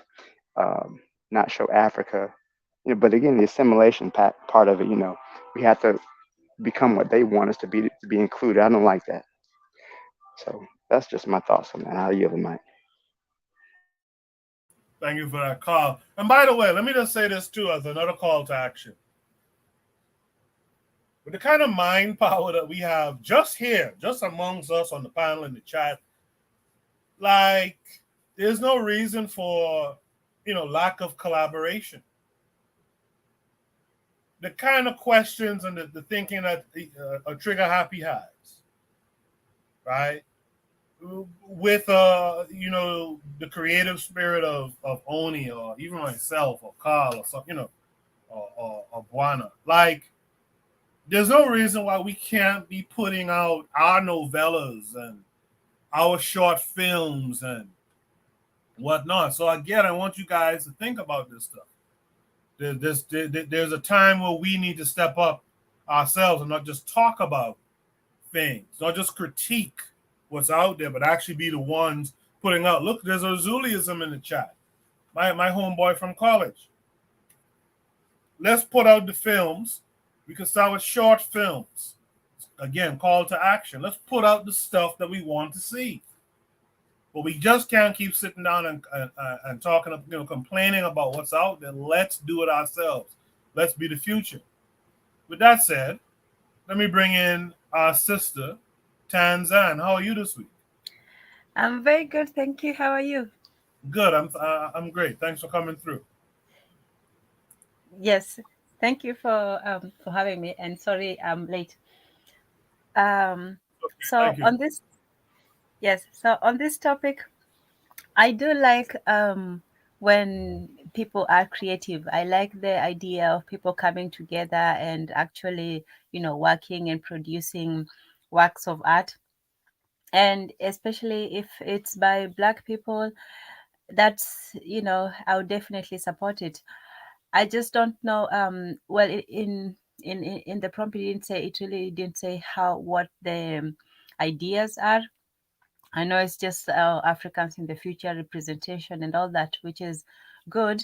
But it would be good to say how in the future the problems that we're facing now will be resolved. So even in science fiction, in their science fiction, Star Trek, Star Wars, all this stuff, the future is not just the future of technology, it's also the future of society. How do we resolve the current problems we have in society when we go out in space? So, for example, in the Star Trek, everyone is equal. They do have, some, minor characters in Star Trek. In fact, the first, case was between IR case was between the woman and the Captain Kirk. So in that universe, everybody is equal, is colorblind, and all that. They have everybody in this rainbow colored coalition. And then in others, they just don't have any Black people at all. It's just an all white paradise. So for the future Afrofuturists, yeah, future for future, for the people who are creating, they also have to have this resolution of the current problem, because the future is not somewhere out in space. Even if it is in space, it's still the continuation of the present. So the Jetsons was what people thought the natural track of technology was going to go, and that was the arc it was following. So they thought, oh, if we have cars that are driving now on the road, eventually we might have driving cars, and so on. So it's a continuation. You can't just make up fantasy universes. You still have to have some human laws.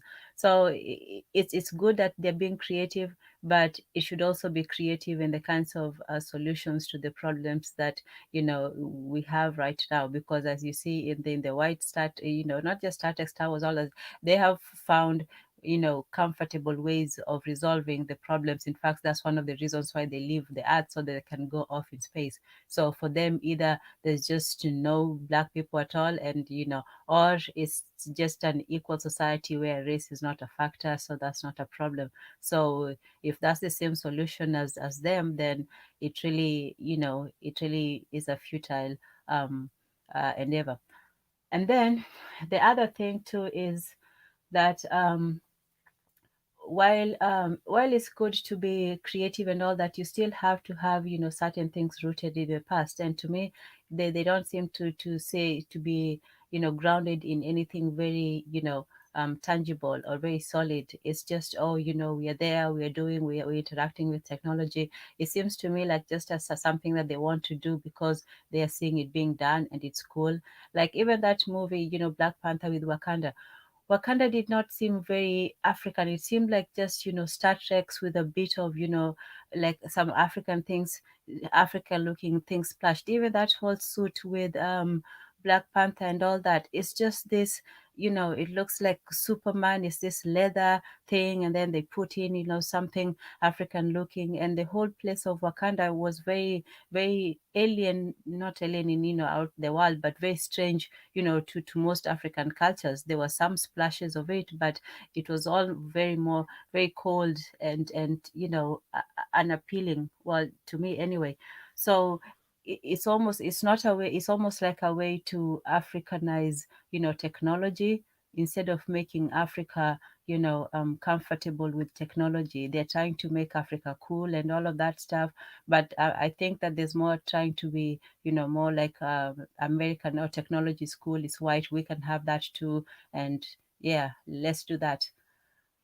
Yeah, so it's more on the tech side than the African side. That's what I see from, the short clip. Yeah. Yeah, so Tan, again, this is the Americanized thing that I'm saying, and I agree with your point. I'm saying that we should commandeer this genre, and like Trigger Happy 262 said in the chat, like we should write about what revolution looks like. We should write about what our African world looks like after post-revolution. Like these are the things we can talk about. We could talk about our cultural systems and how it interfaces with our homegrown technology in the future. Like we could imagine these things. Because listen, as simple as that TV show Star Trek, the original series, TOS, was. Do you know there was a generation or two of mofos who grew up to work in NASA and to push technological advancements and all that kind of stuff? Like we supposed to be doing that for our people. It doesn't have to be strictly technology. It could be something cultural. It could be whatever. But we should, instead of complaining about Black Panther, we should be creating the works, the literary works that we want to see. You know what I mean? Yes. Can I just add one thing? I'm sorry. I know I did it. The other thing is this. I know it was from the previous prompt when we were talking about the scholar versus the gangster, I suppose. There's yes, I don't agree with the idea that the people on the streets are the warriors, because there is no code. The streets are only loyal to themselves. They're not loyal to any ideology. So there's no warriors without any code, leadership, organization, and all that. But the other thing, on the other hand, I think that at the same time, our relationship with scholars should also be, examined, because scholars are also, they're also biased, and sometimes we give too much, too much, reverence for scholarship versus other aspects of life. And this is also a very European thing, because somebody who has degrees, for example, is more important than somebody who is only like a blue collar worker, and so on. So while I'm not saying that scholarship is not important, it actually is, but I'm saying that there are other aspects as well.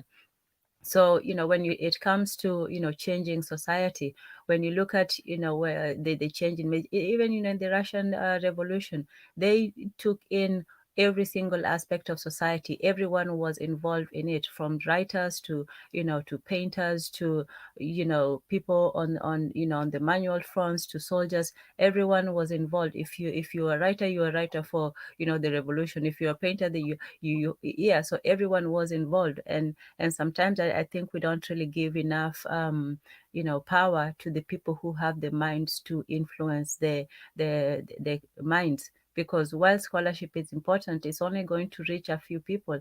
Those who are in the scholarship aspect, they should be excellent at their jobs, but it's a very limited reach that you're going to find. But people who have the power to influence people, they should also be involved in doing something, in creating what they preach, in a way. So yeah. I appreciate that time. I'm going to ask our next panelist, after I welcome him to the panel, I'm going to ask him to call to action again. Like I asked my boy Afro Native World in the chat, come up with a list of works that you think are good representations of African-centered Afrofuturism. First, let me welcome in Azuli this week. Azuli, how are you? I did all that talking for this Negro not to be there. What? No, I'm good. How are you this week? I'm good. So can you put together a list of some works that we're supposed to be checking out that's good Afrofuturism? I mean, I could throw you some authors that you could read, but with the send them to me. Send them to me, and I'll post it on the community tab. Okay, so like I want to say that Afrofuturism is, to me, is like Black people who want to be involved in the white people's future, and like Star Trek, they want to be in Star Wars, they want to be in all these things, but they just want to be a sidekick to it. Meanwhile, your whole culture is magic. Your whole culture is magic. So even Octavia Butler, she's a great writer, to be honest. Though I read The Pattern, something Wild Seeds. It was a tough book, but when you realize what the book is about, it's not pro us. It's just assimilation, like one love type of stuff. The characters were not fighting for Afro or for Black people's betterment. It was just assimilation. So I'm gonna say that, like, even with this lady's championing Black Panther, Black Panther, bro, it wasn't even written by Black people, bro. Like, there's something really wrong with us. So a lot of these books that people read, right, that these writers claim that are Afro, they're very passive, bro. The book that I put called The Black Drums, by my boy, I can't pronounce his name, but his name is DJ J. Lee Clark, right? He got the book called The Black God's Drums. I read that book like maybe 2 years ago. I kind of forget, but the whole point of this book, right? There's a weapon that's out there that could switch. There was a war. I think maybe it was during the Civil War or something. But the whole way to switch the because they were losing or something, and it's called the Black God's Drum. The drum is the most powerful, and it does something to the environment, like some Thor type of stuff.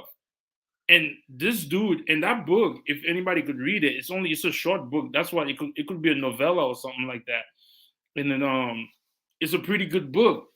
He tied science fiction with the Haitian Revolution, with the New Orleans Revolution that happened, and he did that with that book. One of the like great book that I bought from downtown Brooklyn, to be honest. And there's another book that I don't know anybody knows about, but I read, it's called the Bennu Project. To be honest, the Bennu Project, I give the guy A for effort, right?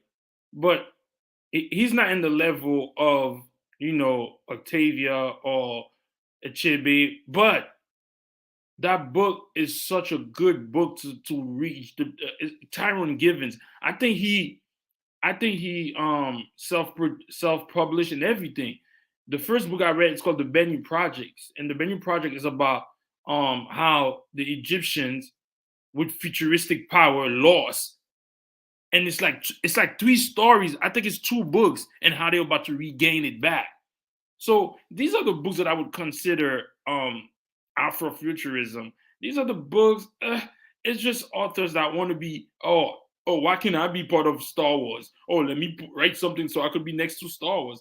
But Tyrone Givens, Tyrone Givens, I read that book like maybe, he published his own book, and I read that book maybe like 10 years ago, and that's what got me back to be like, let me start writing my own stuff. So this guy right here, if anybody get a chance, Tyrone Givens, he has like 2 books. I only read the first one, The Bennu Project. I don't know if he's still selling because you have to buy it from him. And The Bennu Project, the other one's called The Protocol. So it's like it's like an Egyptian, it was crazy. But the only thing is with him, I think maybe that was his first book, or maybe it's not, but it's A for effort, A for stories, A for really using Egyptian science, quote unquote, magic science fiction to fight. This book is really good.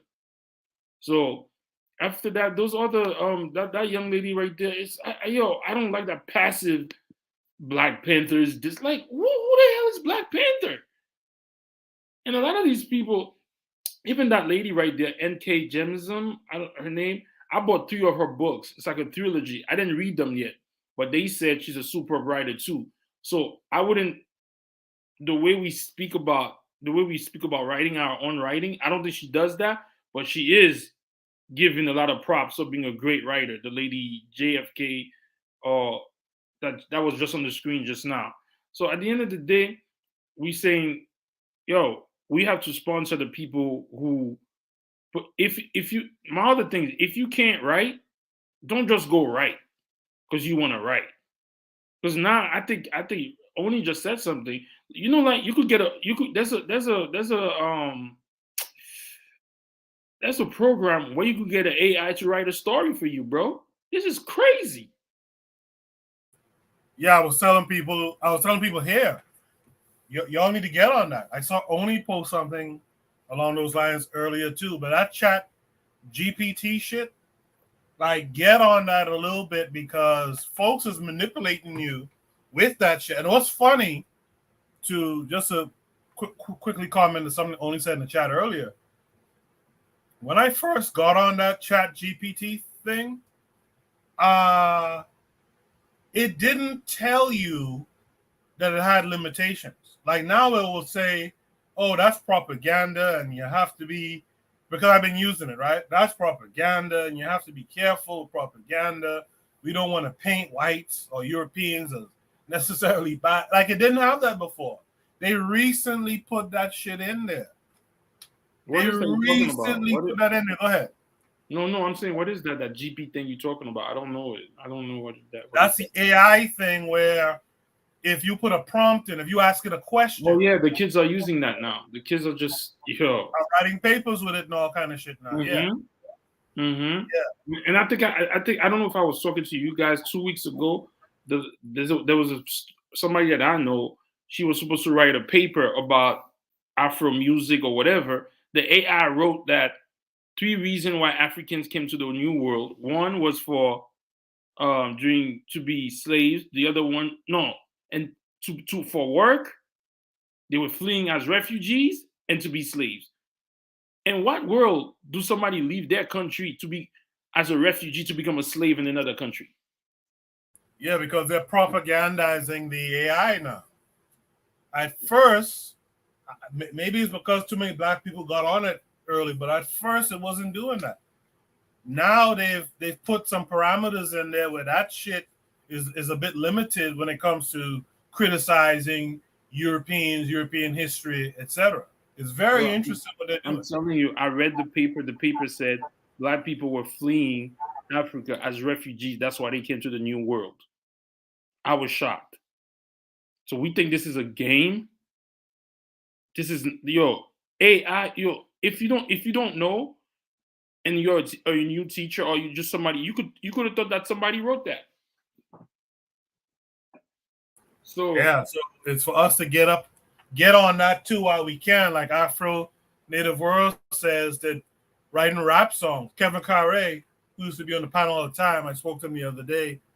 He's doing well, by the way. He sent me something. I think maybe he asked the prompt to write like an African-centered poem, and this shit was dope. This is before they put in these little protocol things, but it was dope. But Urzuli, give your last word, and then I'll move on to the next panelist. No, I was just saying that if people could read those, like I was just giving these two characters, but also if we look at like what's his name, Achebe, Things Fall Apart. I don't know, Trigger Happy. I forgot his name. I'm sorry, bro. Trigger. Yeah, Trigger Happy 262. Yeah, 262. I guess he doesn't like that book, but that Thing Falls Apart. It could be also considered Afro futurism because I mean, I like that book. I don't know why some people don't like it, but there's a lot of authors, especially African authors. When you speak about magic, that's futurism. That's science. Like the book that I told you, the Children of the Bones and Blood. That joint was weak, bro. Weak. Speaking of, that joint, the Children of the Bones was a weak book. Very, very weak. I see what it was trying to do, but it fell flat. It fell flat, and she came out with the second book. I didn't even pick it up. Like, I saw somebody reading it, and I was like, "Oh, I gotta get that." And I read it, like the Orishas. The only thing she was talking about, a group of people were banned from using their magic, and they thought they lost the magic forever, and it was coming back. But when you go deep down, I'm thinking she's gonna use Ogun, she's gonna use Obatala Shingo, or even the Adunanis from the Igbo people, or Anansi, or other. She didn't use none of that. It was just weird. I don't know but that book is not what's his name? I didn't read his book, but I know he's dabbling in futurism too. Marlon James, he got like 2 books that came out, so I didn't read them yet. But there's a couple of authors that's dabbling into like those type of. I don't know if his book is Afrofuturism, but it dealt with But that's what I'm saying. I passed them. Yeah, the thing with Things Fall Apart is I think Caribbean folks tend to. I think Western Africans tend to love that book. What I've picked up over the years, I was surprised because I read that book when I was back home, so that's a long time ago. I was surprised. I noticed continental Africans don't like it for some of the things in terms of the relationship stuff, things between there's some stuff in there. In fact, Gas Them Up talked about it one time on here. The interpersonal relationship between husband and wife. There's something in there. I think the husband was beating the man was beating the woman or something like that. And they have issues with that stuff. Things that we look past because we're used to that in literature. Like we're used to some degenerate type, off base type stuff in literature, but the continental Africans didn't appreciate that type of shit. But if you look at that book, why would people focus on that? That was a bigger point about that book. Like, what? Go ahead, man. All right, I'll yield. Go ahead, bro. Next person. No, I get you, but that was what they looked at. We looked at something else. Real Black Gentleman, go ahead. Okay. Yeah. I'm not really big on Afrofuturism. That's just not my taste. I'm not a big fiction guy in general. So I don't really have too much to say about it. Like I did read Things Fall Apart though. I definitely read that. I read that in high school. I need to read that again, but I enjoyed that. Like with Chinwezu, I'm more of a, like his like nonfiction analysis. That's just where I fall into. But like I get like sci-fi-ish. I get it, but you always have to realize a lot of that is like superimposing like ideas of how life can be easier and just like fantastical stuff and just trying to put it in a world, you know what I'm saying? Like Star Wars in a galaxy far, far away. You know what I'm saying? It's like, I mean, yeah, could it be possible? There's some things out there floating around, maybe. I mean, but like, it's just like one of those things. It's a good story, but like, I just see too much, you know what I'm saying? Like, I'm not really dwelling into like a good motivational story like that. You know what I'm saying? It's like, it's not worthless. You know what I'm saying? I'm not downing it. I simply don't really go for it. I don't really need science fiction like that. I'm not mad at people writing stories. I'm not. For me, it's just not my cup of tea. You know what I'm saying? I'm going to go ahead and yield. I appreciate that. Oni, you've heard everything everyone had to say. What say you? You're an author. What say you? Oni, are you there? All right, maybe Oni fell off. You guys can hear me, right? Sorry. My fault. I don't know why I didn't press this button. Yeah, fiction. Yeah. So I'm an author. I mean, I see everybody bigging up every author but me, but that's fine. I have a few. They're like, yo, who's the best science fiction author? Like, yo, I know this. They going through the woodwork. You know what I'm saying? No, I'm just messing. Black Sands. I wouldn't really call it science fiction, but there's this brother who writes Black Sands. That's pretty cool. Bennu Project was another one, like that thing that was really mentioned.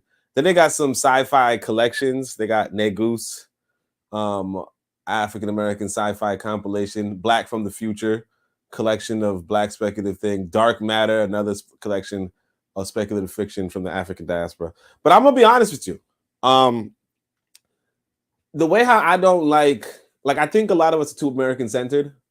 And the way I don't like American like the way how this lady was describing Afrofuturism, and the other sister had to say, look, I don't go with that. That is kind of like where I'm at it too. It's like even when I was reading Bennu Project, I couldn't finish it, because one of the things with regard to like writers of in America or something is that it's like we are so hung up on slavery, and you kind of pick that up from this presentation on Afrofuturism, where it's like, hey, we're trying to fight back, we're trying to reclaim our history, we're trying to this, we are victims of, and it's just like, I don't want that, when these white boys were enslaved. Some of them will tell you that. But like, they don't remind you about their enslavement in every damn piece of media you go through. They don't remind you about, privilege and this and that in every, oh man, the room, they don't do that, and the reason why they do it, because it's like, okay, you wrestling with something, that's fine. But like I can't, I don't personally want to read it, Norman's asking who enslaved Europeans. Let me stop getting distracted though. But who enslaved Europeans? I mean, obviously other Europeans, obviously Arabs. Everybody knows this. The Moors. It was a big thing. You're saying that they don't write stories about that? What was Braveheart about? Did you watch Braveheart? Not every piece of literature. I'm saying like. Hey man, I'm waiting. So go, bro. Stay focused, brother. I'm waiting. Yeah. So I mean like this. I mean, because I'm not even just talking about books. Period. I'm talking about like if I want to play a indie game, right? As gritty and all that. Because this is a game I play sometimes at night, right? There's nothing about there's nothing about slavery, and I could appreciate that. I could get into the story and not feel bad or feel like somebody's getting like somebody is trying to overcome something. So I got this book right here, matter of fact, Dark Universe. One of my favorite authors is Balagon, right? Martial artist, real martial artist. Okay. He writes books. He's like a Dungeons and Dragons type dude. He and Milton Davis, they decided to put together like a compilation. And I'm reading it, and it's like, we African Americans, we're so persecuted. We're gonna make our own planet, and we're gonna go on our own planet, and we're gonna, blah blah. And it's just like, I don't like that complex. I don't want that complex. So, like, as an author, like I said, I wrote this book Zubiri a long time ago, right? And Zubiri is about a Pan-Africanist, Pan-African, Pan-African nationalist in the way of. Like back in the day, I had a little bit of American consciousness too. So he sets up like a Chinatown in Brooklyn type thing. You know what I'm saying? Like a Africa town, Little Africa in Brooklyn. And but Africa's united. And so sometimes he visits Africa and it's like, they all the countries are together. Like that's what I want in my literature. I want a story where it's not like, oh yeah, we slaves and stuff. Right, we were slaves and shit. Come again. I was saying I agree, brother. I agree with that 100%. Go ahead. Yeah, it's like But you said the Bennu Project. The Bennu Project was not about being slaves, bro. Did you read the same nah. book? It starts off with the whole like I'm saying, bro. It's a The whole whole 400-page book, bro. yeah, but again, I'm not trying to like I can't get into the we getting like these white boys is kicking our asses. Like it's like I don't want. I'm not. Yo, Oni, the story's about losing power and gaining power back. I'm not into losing power though. You're not into losing power. So let me ask you a question. When you play a video game, the video game that you play, isn't that that's a journey that the protagonist goes to? All books have a freaking journey. Whether you have to overcome personal or whether you have to overcome the earth, a tornado, it's all about that. Yeah, I mean, listen, I feel you. What I'm saying is this, right?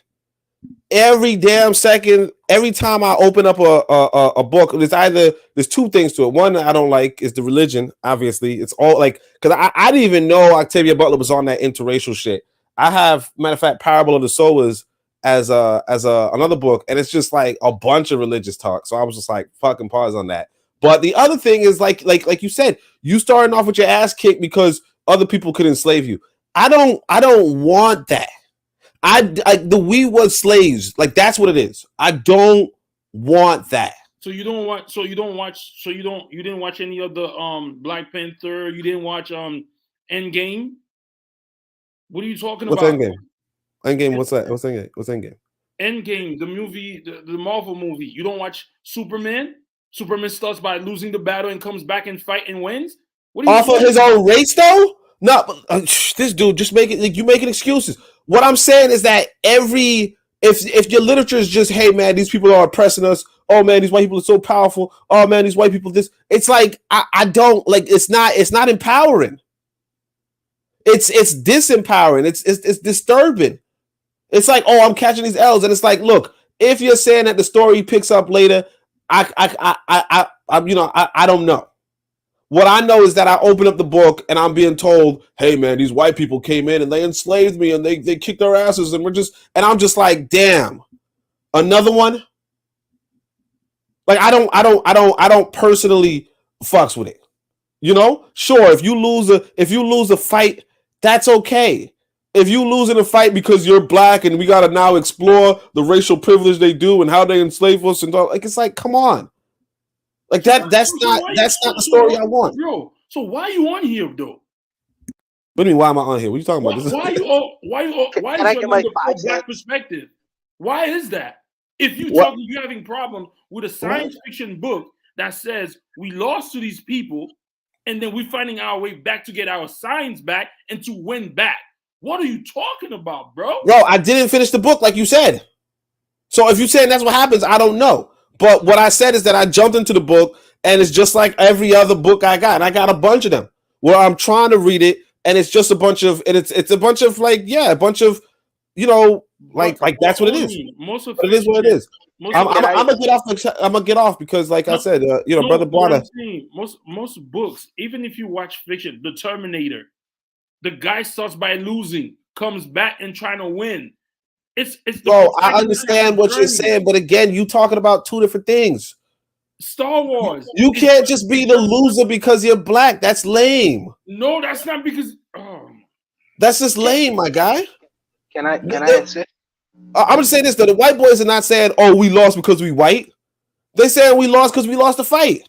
I mean, it's okay to lose. Nobody got a problem with you losing. The problem is that you're losing because you're black, and now you're gonna talk to me about slavery. Like I don't want your interpretation of slavery. I don't need that shit. But it's just indulging in this shit that we went through. Like let's push past that a little bit. Let's tell stories where our impetus is the fact that we lost in the past, and we ain't trying to do that shit again. Let's tell those stories. Wanna go ahead? So my brother made his statements very pro-black perspective. He made his position very clear, and I respect his decision. That's he don't want to hear it. And as a person who consumes this information, you have a right to express that, and I respect that. But let me give my perspective. So let's start with Chinwe Achebe, because that's the first person we talked about. I think that for me, in reading Chinwe Achebe, my favorite book from him wasn't Things Fall Apart. It was actually Man of the People. Man of the People. If you read Man of the People, anyone living in a black country who read Man of the People would be able to see so many different parallels, especially in terms of how the political system works and how the people respond to the political system in their respective countries. And that's really my favorite book from Chinwe Achebe. Anyways, but in terms of Afrofuturism, the African Americans have their vision of what they perceive as their future to look like, and they have a right to that. For me personally, in terms of Afrofuturism, I have a Caribbean perspective. Really specifically, and I could be specific with that, I have a more so of a Afro futurist perspective from a Haitian standpoint, and I can tell you why in a minute. Erzuli, one time, he was on this platform and he was talking about the importance of storytelling, and he was talking about how storytelling has an impact, in more of an impact in the different genres or intellectualisms, in terms of various different genres of what we try to do. But he says storytelling is an extremely powerful thing, and I agree with him. But I believe that sometimes reality is more powerful than stories, than imagination. And as I look at Haiti's history in terms of Afrofuturism, you look at people like Charlemagne Peral, you look at people like Antonin Furman in Haiti, and the things that these brothers was accomplishing or trying to accomplish with Haiti, and the mindset of the people who was getting behind the things that they was actually trying to accomplish with the KWAZ movement in Haiti. And I'm looking at Haiti, and everyone looks at Haiti in a situation that it's in right now. And I'm thinking in a future, what Haiti could actually be. It could be the bastion for me, of Afro-futuristic intellectual thought, thinking, and progression for us going in really into the 22nd century. Now that seems far-fetched. But if you look at the past, and I like to tap into the past and what people were thinking about, and how they was able to galvanize so many people, not only the men, the women too. You know what I mean? With this idea of having not only a nation state, but an empire in Haiti. Where did that go? I'm thinking that spirit is actually still there, because it can't just disappear. The people, the children born after all this distinct, determining history, you know what I mean? I don't think that it was lost. I don't think people talk about Wakanda. Haiti is Wakanda. Haiti is fucking Wakanda, and that sounds so far-fetched. Haiti is Wakanda. They had the mindset, you know what I mean? I think that what is denied of them was really not only advantages, but just the material things that was needed to create that nation state, or what we believe to be Wakanda. But they had the mind for it, galvanized in the Caribbean. You know what I mean? So, and you had all these distinct leaders coming out of that area, and many of our ancestors took reference to what was going on in that country. And I think that if that history was not interrupted, that would really be the pearl. We consider that they used to consider Haiti to be the pearl of the Caribbean. I think if that history was not interrupted, we would really see something. We would really see something like a Singapore, a modern day Singapore in the Black Caribbean. You know what I mean? And I think that Great men, I go back to Gavi. I think that great men who was great in the past could be great again. And I think that unfortunately that history is interrupted. But I think that they had the mindset and the spirit to create that kind of culture. So I really and truly look at them in terms of Afrofuturism, because I think that spirit is actually still there.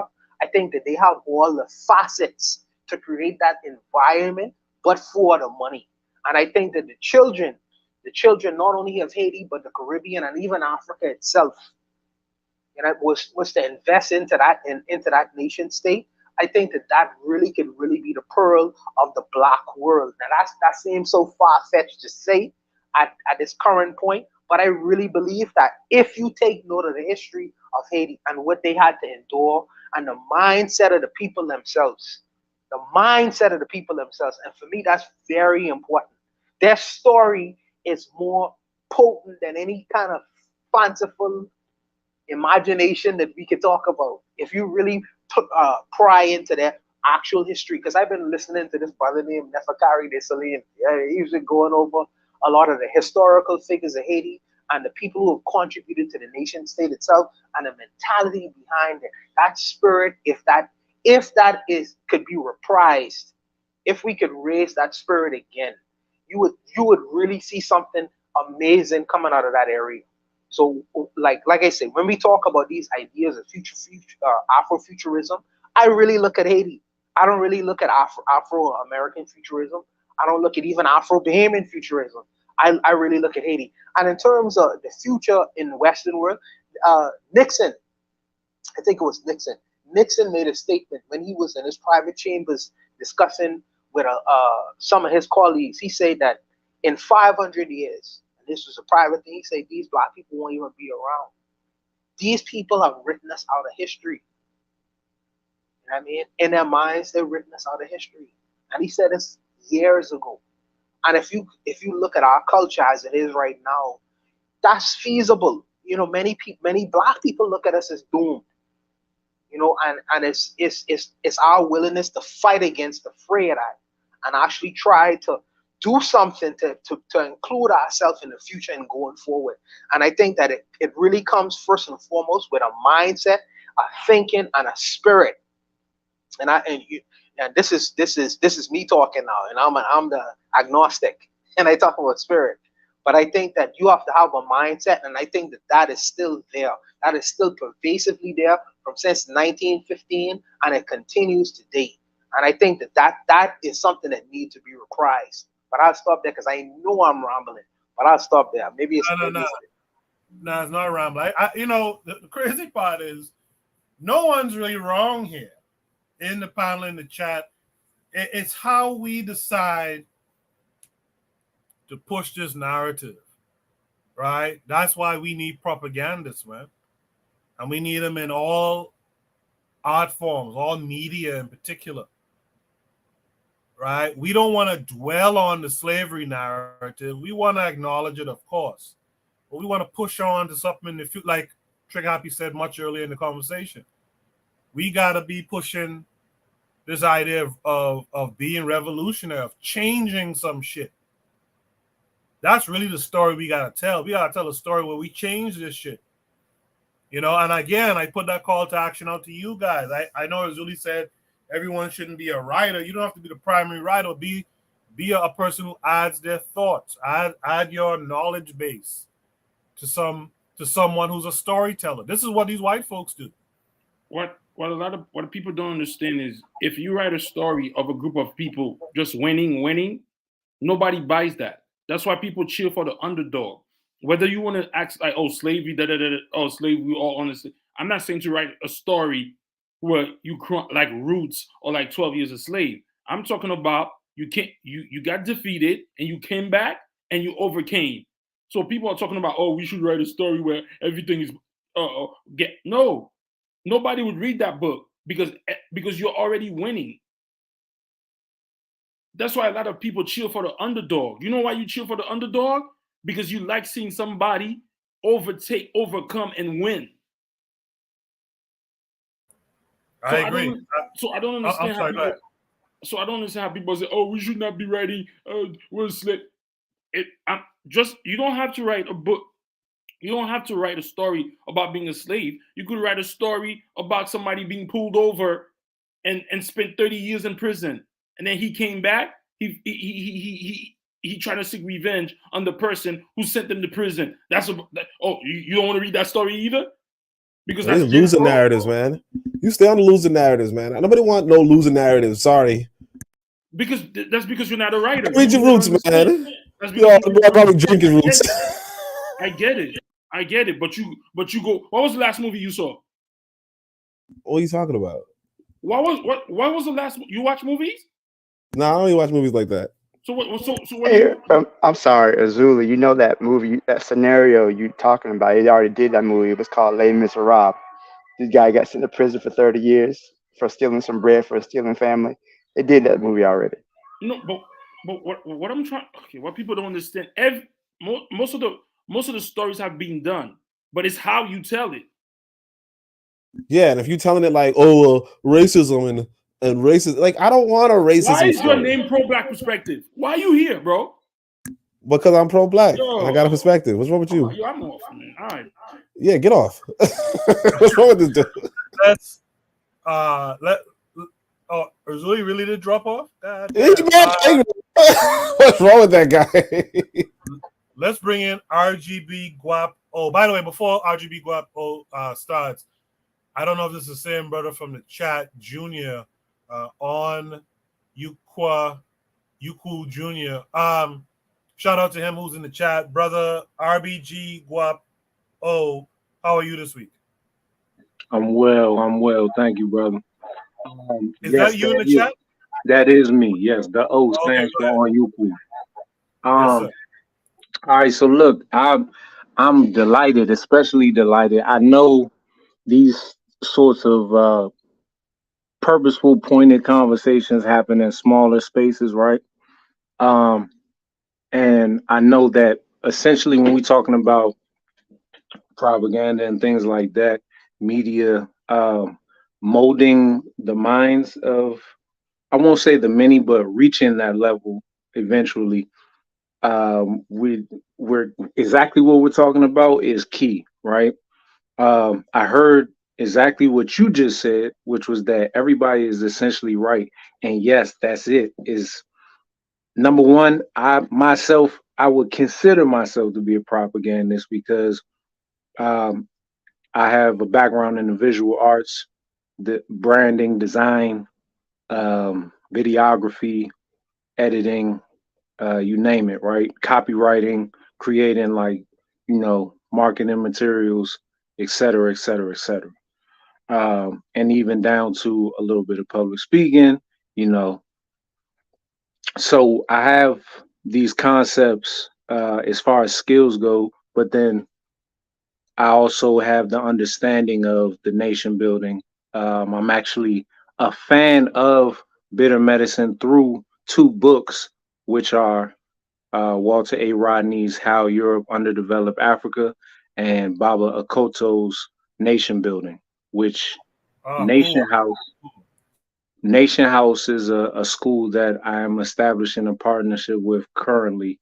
And what I do is I'm developing a company called Berkey, and we make creative products to fundraise for quote unquote Black schools, right? Pan-African schools that are serious, like Nation House, Roots Public Charter School in DC. And eventually the goal is to expand, obviously, and help all the educational institutions in the space, in the sector of the community. So this is what I key in on. And yes, what the brothers were just getting into about stories and things like that, me being what people call a creative, I tend to lean towards throwing spitballs, like throwing ideas up off the wall and never really getting low brow with it, never getting frustrated with the creativity, right?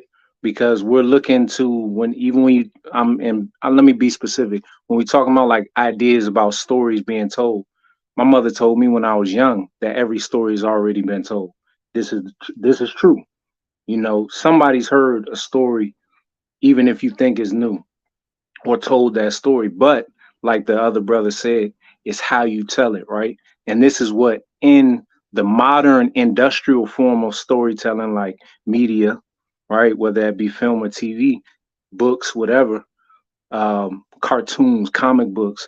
This is what separates what we call great, the people who get the big bucks, the big studios, and all of this. This what separates them. People who get lauded and get awarded is that they figure out creative ways to tell old stories, right? Using different characters, developing the characters, right? So when we talk about this Pan-African media propaganda, we talk about Haiti, we talk about Congo, all these different places. There's infinite stories. So I just try to think about it in this manner and I never really hang on to like, oh, the stories have been told or black people aren't receptive to this. None of that stuff matters. What matters is what we're going to do, how we're going to do it, and who's willing to do it, and when we're going to start and when we're going to finish, right? So like when we looking at these stories, is like, think about all of the different religions, the languages, the cultures, the mythos that exist in our community and throughout history, right? You have deities, you have, um, larger than life figures, whether they be nation builders, whether they be, revolutionaries, whether they be just village men or village women, right? These are stories that can be told in different ways. Even when you think of, there's an animated movie called Kirikou, right? Maybe people are familiar with.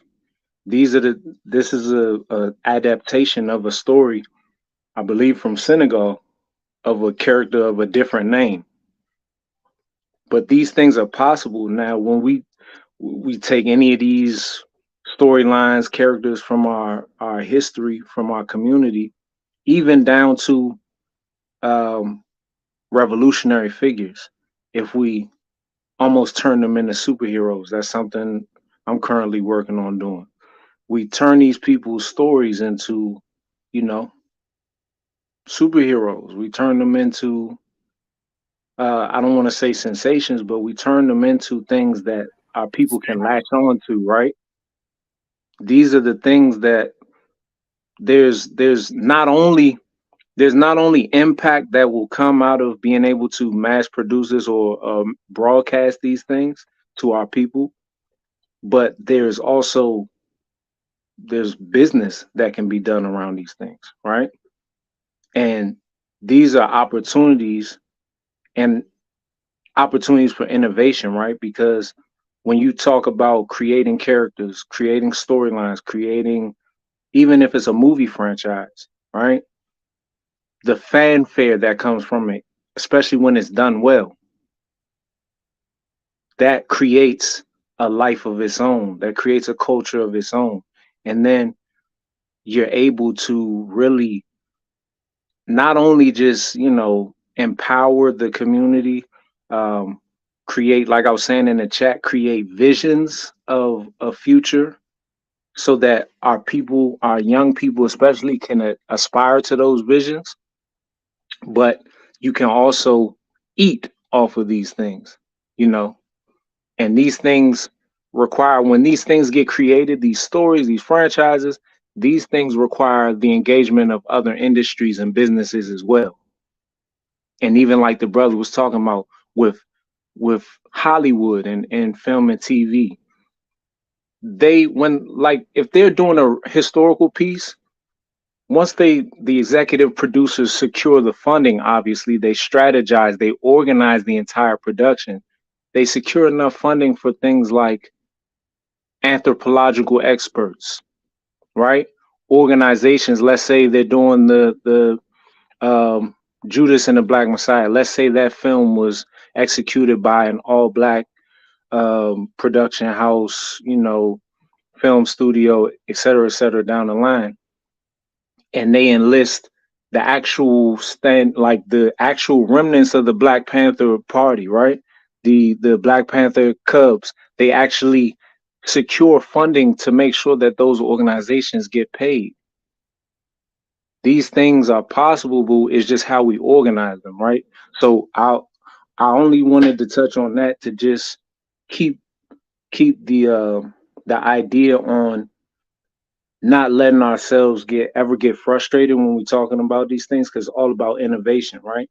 It's all about just keeping a fresh mind, keeping fresh eyes on it, and coming with ideas that we can implement. And that's the creativity, like spark. That's what creativity is. It's really for problem solving. It's not for expression with no purpose, right? And then I just want to say that is the issue that I see even outside of the media propaganda discussion, is that we in our community don't seem to realize that you need a core group, almost like a government, before you can have a media machine, before you can have industrialization, before you can have a militia or military.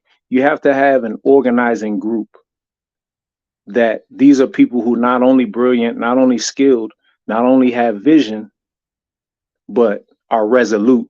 These are people who are incorruptible, as the name Burkinabe suggests, right? These are people who, no matter what the circumstance of the people at large is, they're going to stay devoted to seeing the vision through, or at least their leg of the mission, and making sure that there's a system in place so that people can step into the roles when it's their time. And so I want to, kind of Akoba in that spirit of call to action. I just want to make sure that the people who recognize that continue to seek like minds and really fortify that organization. Just really seek to organize with people who have the governmental mind, that you're establishing something that is going to outlive us, and is going to take it take farmers, it take jewelers, it take miners, it take educators, it takes a lot of individuals. So we have to, even if we don't have those people, we have to design space for all of those people to work as a unit. And that's all. I agree. Guap, Guap, I want you to look in the description of this episode. You're probably familiar with it. There's a Discord link. Join the Discord. Let's have a conversation about some things, because like many are saying in the chat, and folks are saying on the panel, like, we do need to get more organized. Like you just said, it takes a bunch of people to get us out of this shit, and we don't realize that. We need all types of people providing a Pan-African or a Black or an African nationalist worldview to all sorts of things that is beneficial to us, including media. And so join the Discord. Once you join, I'll reach out to you. Let's have a conversation. Azuliism, who's here, he's a filmmaker and writer. There's a few others around who make music and this, that, and the other. We're supposed to be organizing that arm of this situation with the creatives to put out these messages, put out these images, etc., that bring some uplift to us too, that gives us something to aim for in the future. So I appreciate you being here. Join the Discord if you don't mind. Will do. Is there any last words on this prompt? If not, seems like there's not. Lero says we have to create culture. What we see as culture are really captive traditions. Traditions become culture when they are curated, housed, protected, and adjusted within independent institutions. I like that. Let's go to shoot breeze topic number 5. We're going to end at 2. We're going to end at 2 a.m. So we won't get to all the topics tonight, it would seem. But we've been having great conversations on all the topics so far. I appreciate all the panelists and the chat who've been contributing to the conversations. Shoot the Breeze topic number 5 is how just pearly things, white bitch, blew up the black manosphere. This comes with a link. Let's watch it. And of course, then we will discuss it.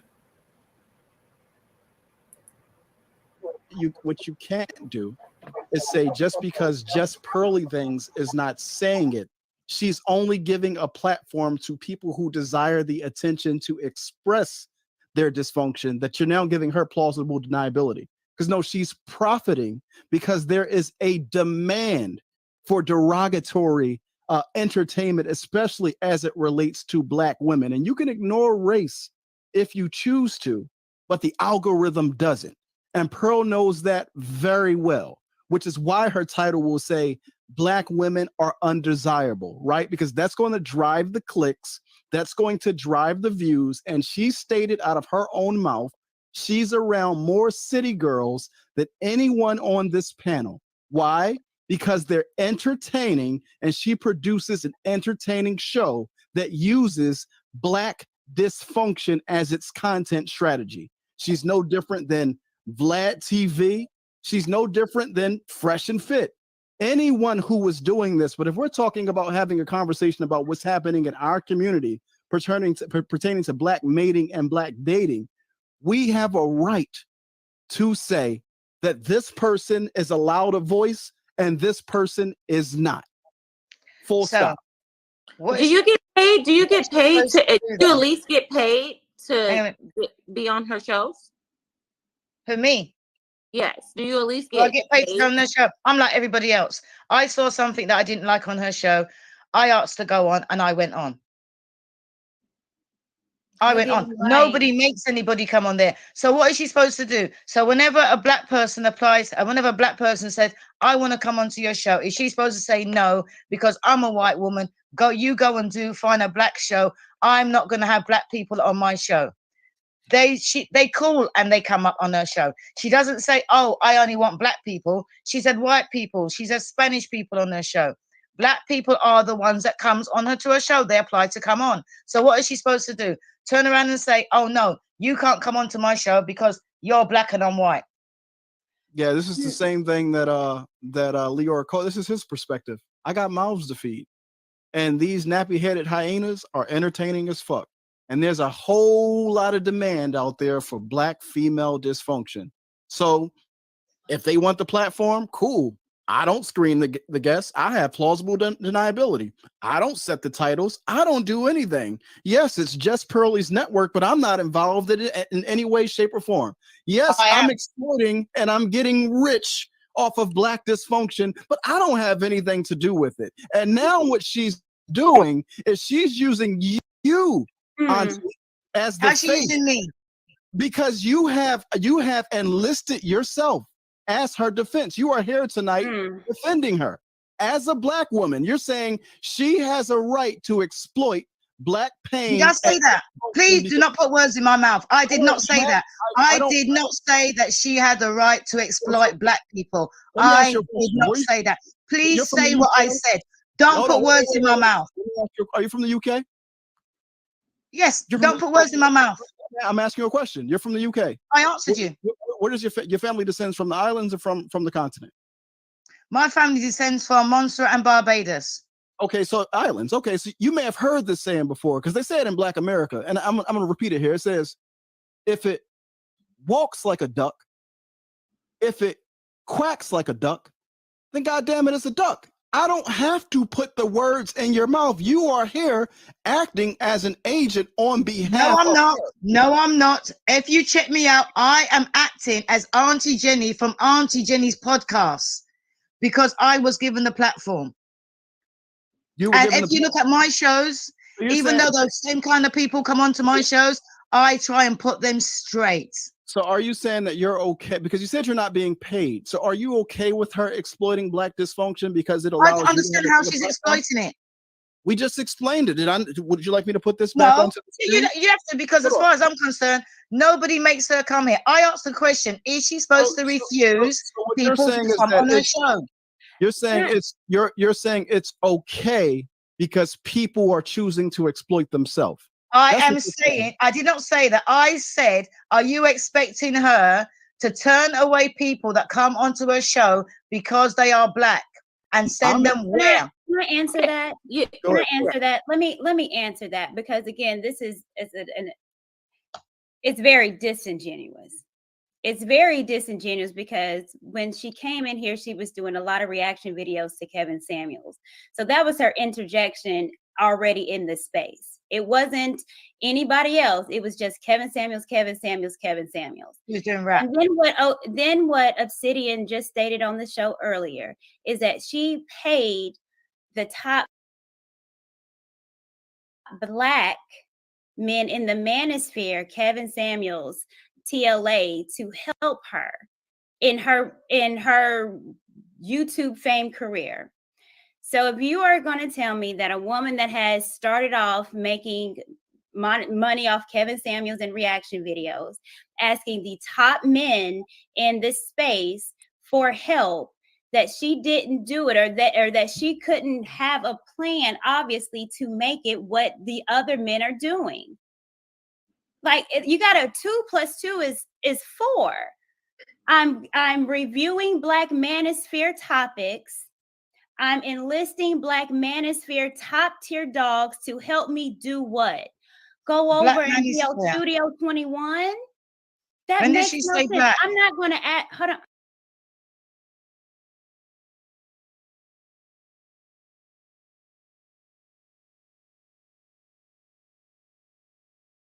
Hold on, Auntie.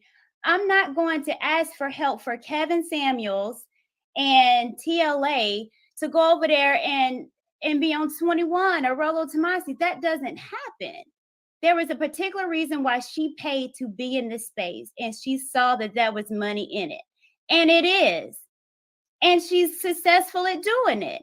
But to act like, what is she supposed to do? Say no? No, she's geared her page to welcome and usher in Black people, because that's where she's already started from. So you only see Black people on the show, and she was actually doing reaction videos to rap music. And there's not only Black people doing her show, and the ones that you're talking about, the podcast that you're talking about, was it King Richards that was on that show? Was it King Richards under her name? When you have a business and your name is the face of the business, my name's the face of the business.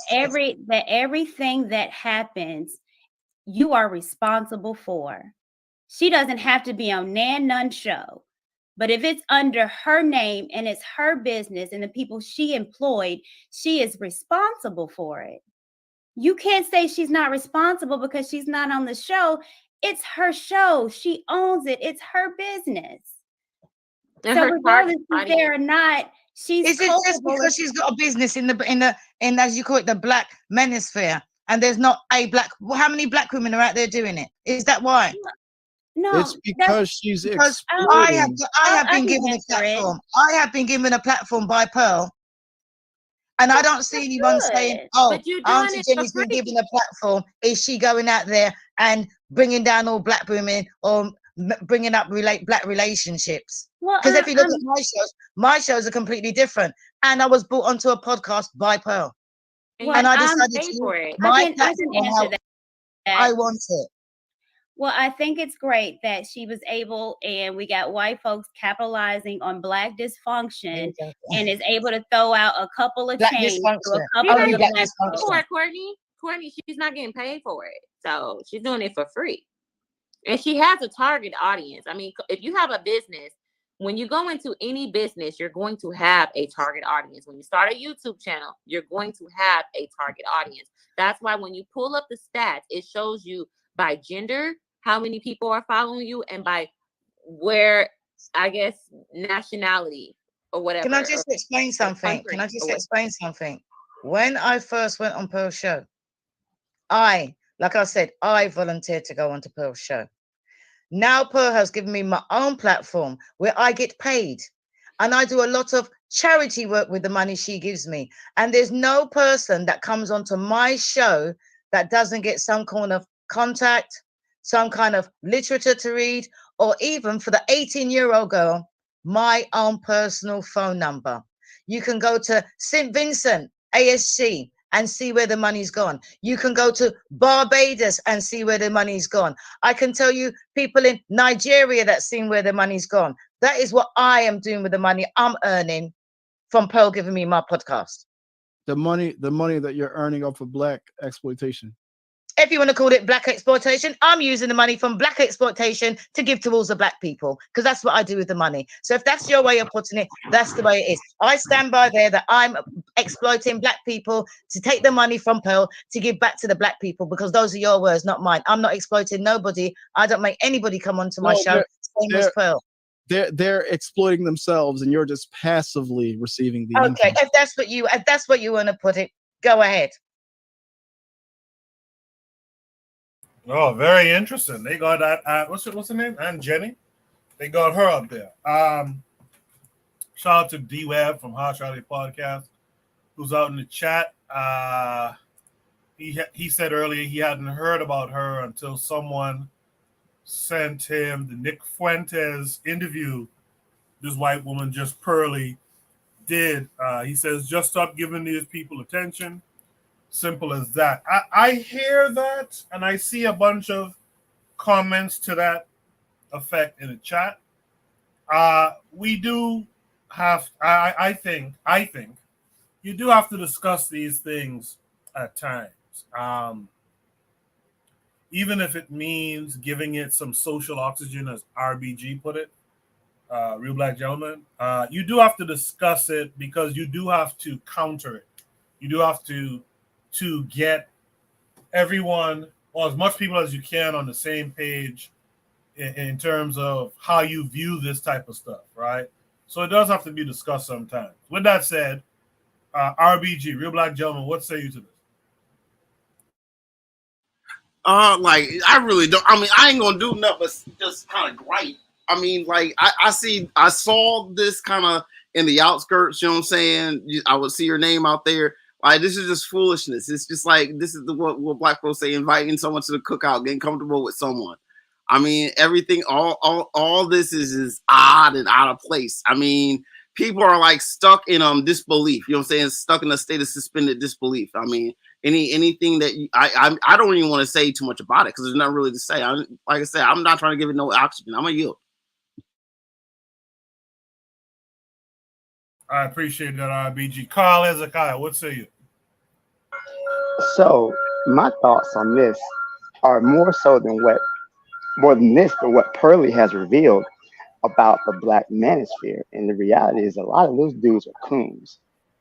I think that what she did now, her interview she did with Nick Fuentes, who is a white supremacist, who is a Holocaust denier. Now Pearly, what she did was that she said that, just like he feels the Holocaust was exaggerated, she felt that slavery was exaggerated, and they used the exaggeration of slavery as a way to control people. Now, many people are upset about that, but that wasn't, first of all, that wasn't the first racist thing that Pearl has said. She actually went on a video with Jesse Lee Peterson, which is the King Coon, but and she agreed with some of the things he said about, black people are the real racists. He says. So, and overall, what she has revealed about the so-called black manosphere is that, what they really desire is to be as far away from blackness as possible. Lead attorney was on his show trying to cover for her, telling him that she wasn't a real racist, that, he lives in the South and she's not a real racist. And to me, it's just the amount of black men who were coming to her defense was very telling. That this little pasty white girl, she might be the best looking Walmart cashier available. So it's just the way they were coming to her defense. And it's true, she was making a profit off of black dysfunction. That's what she does. She saw a niche and she jumped into it. She thought she could make some money from it. And the fact that you had this Aunt Jenny, what a appropriate name for her, caping and defending this white woman. It really just showed to me, a lot of these manosphere guys, they're just really sellout coons, and they'll take the first opportunity to escape from blackness that they can be with a white woman, with a Latina woman. It really doesn't matter. They have no racial esteem. They have no allegiance to the black community, and they'll do everything possible to escape from that. So I think, to me, what more sells about Pearl is that what she has revealed about the mentality of many of these manosphere men uh, that make videos and make content and everything else like that, and really show what they desire to be, what they tend to want ultimately is to escape from their blackness. They're really just, sellouts and entrepreneurs. I mean, many of them just was quite embarrassing. Obsidian, I already mentioned Lead Attorney, even Black Gnostic Speaks. I don't know if you follow him on the Manosphere. He was really just caping for this pasty white broad. I couldn't believe it. But ultimately, it just shows how she did kill him. Not so much she killed it, but she revealed their inner workings and their mentality of how they desire to just really sell out and really just to kind of cozy up to the status quo. People don't want liberation. They don't want empowerment. They just want white people to be nice to them, really. So I'll leave the mic on that. I appreciate that, Carl. I agree with what you said. Shout out to KW7 with the super chat. He says, we are still talking about just pearly things. She's a Yorugu female doing what a Yorugu female does best, cause confusion amongst black people. I think that's well said. With that said, let's mix it up. Let's go to Oni. Oni, what say you? Peace. Yeah, like to this day, I haven't seen anything by JPT. I don't get the obsession. I do not get the obsession. Now, granted, granted, I'm not a part of that. But like I said, it goes back to demographics. I didn't really watch Kevin Samuels either. I knew some brother who was like, yo, man, Kevin Samuels is it, man. It's blah, blah, blah. Like, I didn't even watch that guy either. I get that, again, I think it comes back to we are looking at other people's interests and we're commenting on it, but it's like for instance, let's say after Koku's YouTube, you can see the other videos he watches, right? And it's like I wouldn't watch a lot of that shit, you know what I'm saying? Well, not shit, but I wouldn't watch a lot of this stuff, and it's like ain't nobody care. Like everybody, or like Game of Thrones. I never watched Game of Thrones. I don't even got HBO, but people do that. This is their entertainment, Like there was this one guy who used to always go on black women. Well, not just Tariq Nasheed, but there was another guy. Tariq Nasheed actually threatened, I guess. I can't remember his name. Oh, Tommy Sotomayor, right? I never watched that guy either. Or that the people down on 125th Street, right? Assad Netter. Never watched them either. You know what I'm saying? Like, I mean, I'm not gonna hold you. I barely even watch Amos Wilson. I heard him a long time ago, like 10 years ago, on a cassette. You know what I mean? Like on a handheld cassette. But like, back in the day when I was into like trying to find black consciousness, YouTube didn't have it. You know what I mean? So I had like the I had to ask elders to give me like DVDs and things like that. But my thing is this though, like, yeah, everybody has their own interests, and some people want to hear from a white woman. Some people want to just rag on black women all day. Some people want to rag on black men all day, right? And to me, it's like, you're not going to change that. The situation in America, because we're talking about American media, right? The situation in America is so bad that this is what you should expect. This is what was happening. Marcus Garvey talked about yellow journalism, and he talked about the journalism of the day when he was around. And it just mirrors what we're seeing now, where he's like, hey, why are all these black newspapers just highlighting black crime and black dysfunction and black misfortune and black so on and so forth? We just had your boy Erzuli talking about, we got to be the losers in the story. You know what I mean? Like people, like he said, people want to see losers. You know what I'm saying? That's a reality. So it's like, I don't care about just pearly things at all. A lot of people get their fix off of seeing losers. A lot of people get their fix off of being lectured by white folk. A lot of people get their fix. I don't. And I think that we as African people, we can't get distracted. And we also have to see that some people, use it for cope. Like the word of the day today or this week is going to be cope after my boy X-Spots is tearing into these white boys. But the reality is that a lot of people use cope, and this is the coping mechanism for the dysfunction of the black community. If you're a black man, go blame it on the black woman, especially if you're not getting none. If you on a dry spell, right? And if you're a black woman, go blame it on the black man. And people are eating that shit up, and people know that. And if this white woman wants to take advantage of how much of a loser, like how much people like enjoying loser culture, like that, it is what it is. Like I don't watch none of them slave movies, but I remember Django, and I know some of y'all watch Django. I was like, I ain't gonna watch no movie no white boy made about no blah blah. I don't give a shit if it's a white boy, if it's a black man killing motherfuckers, right? I don't care. My whole thing is, like, I wouldn't watch that, but a lot of people was in the theaters. A lot of people swearing by it. So it's like, yeah, everybody has their cope, and it's only for us as African nationalists. If we for real, we gotta say, look, the reason why they coping is because they don't got nothing good.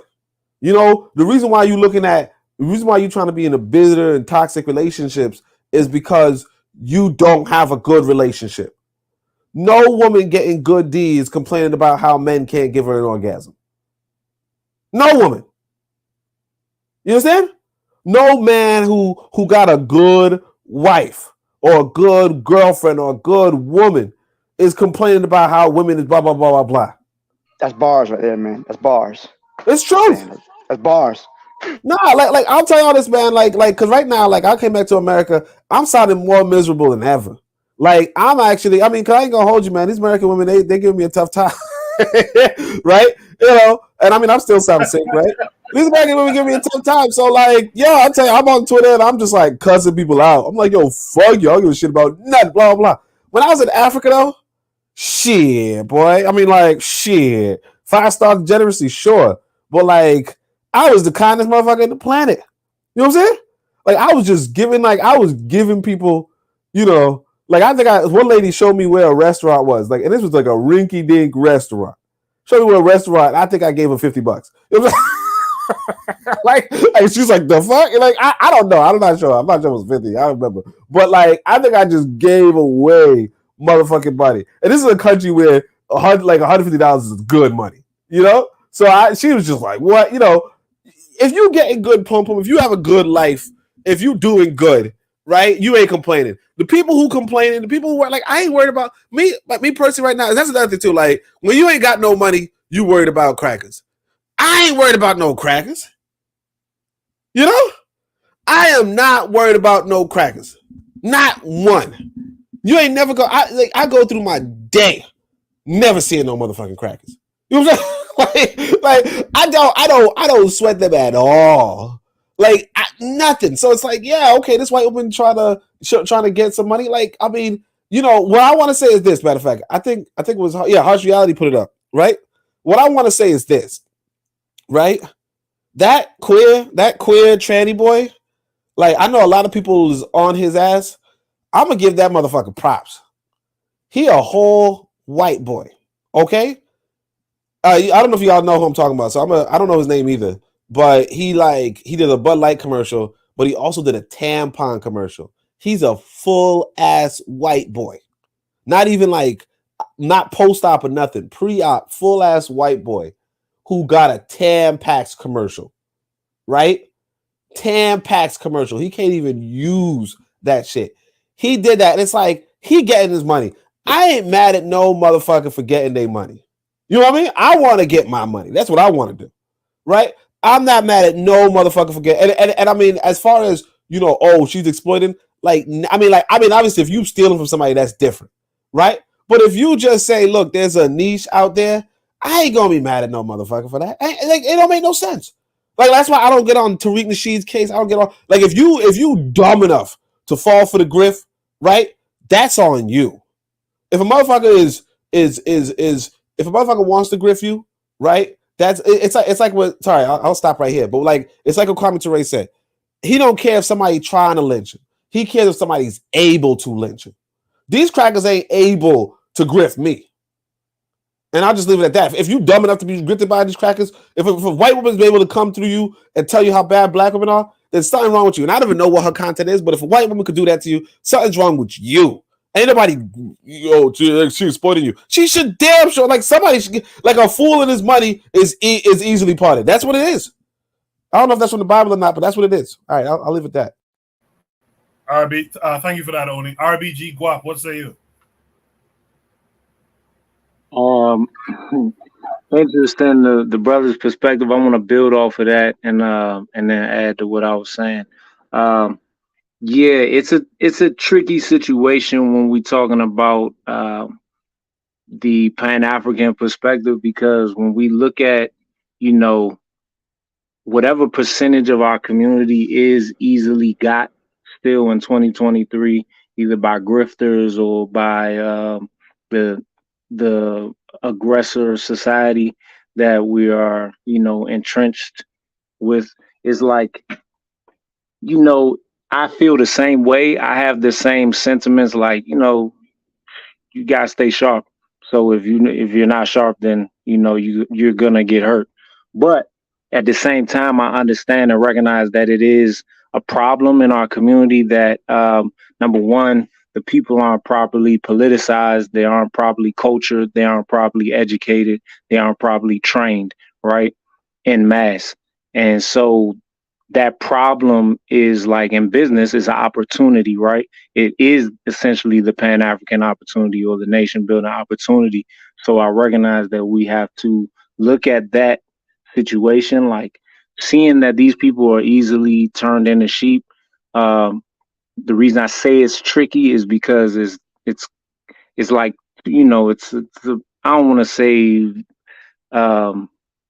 for lack of better terms, is that people, those same people that we're looking at like, you know what I'm saying, like pretty much fools, there are also people who would be consumers or beneficiaries of what we can create and what we can organize.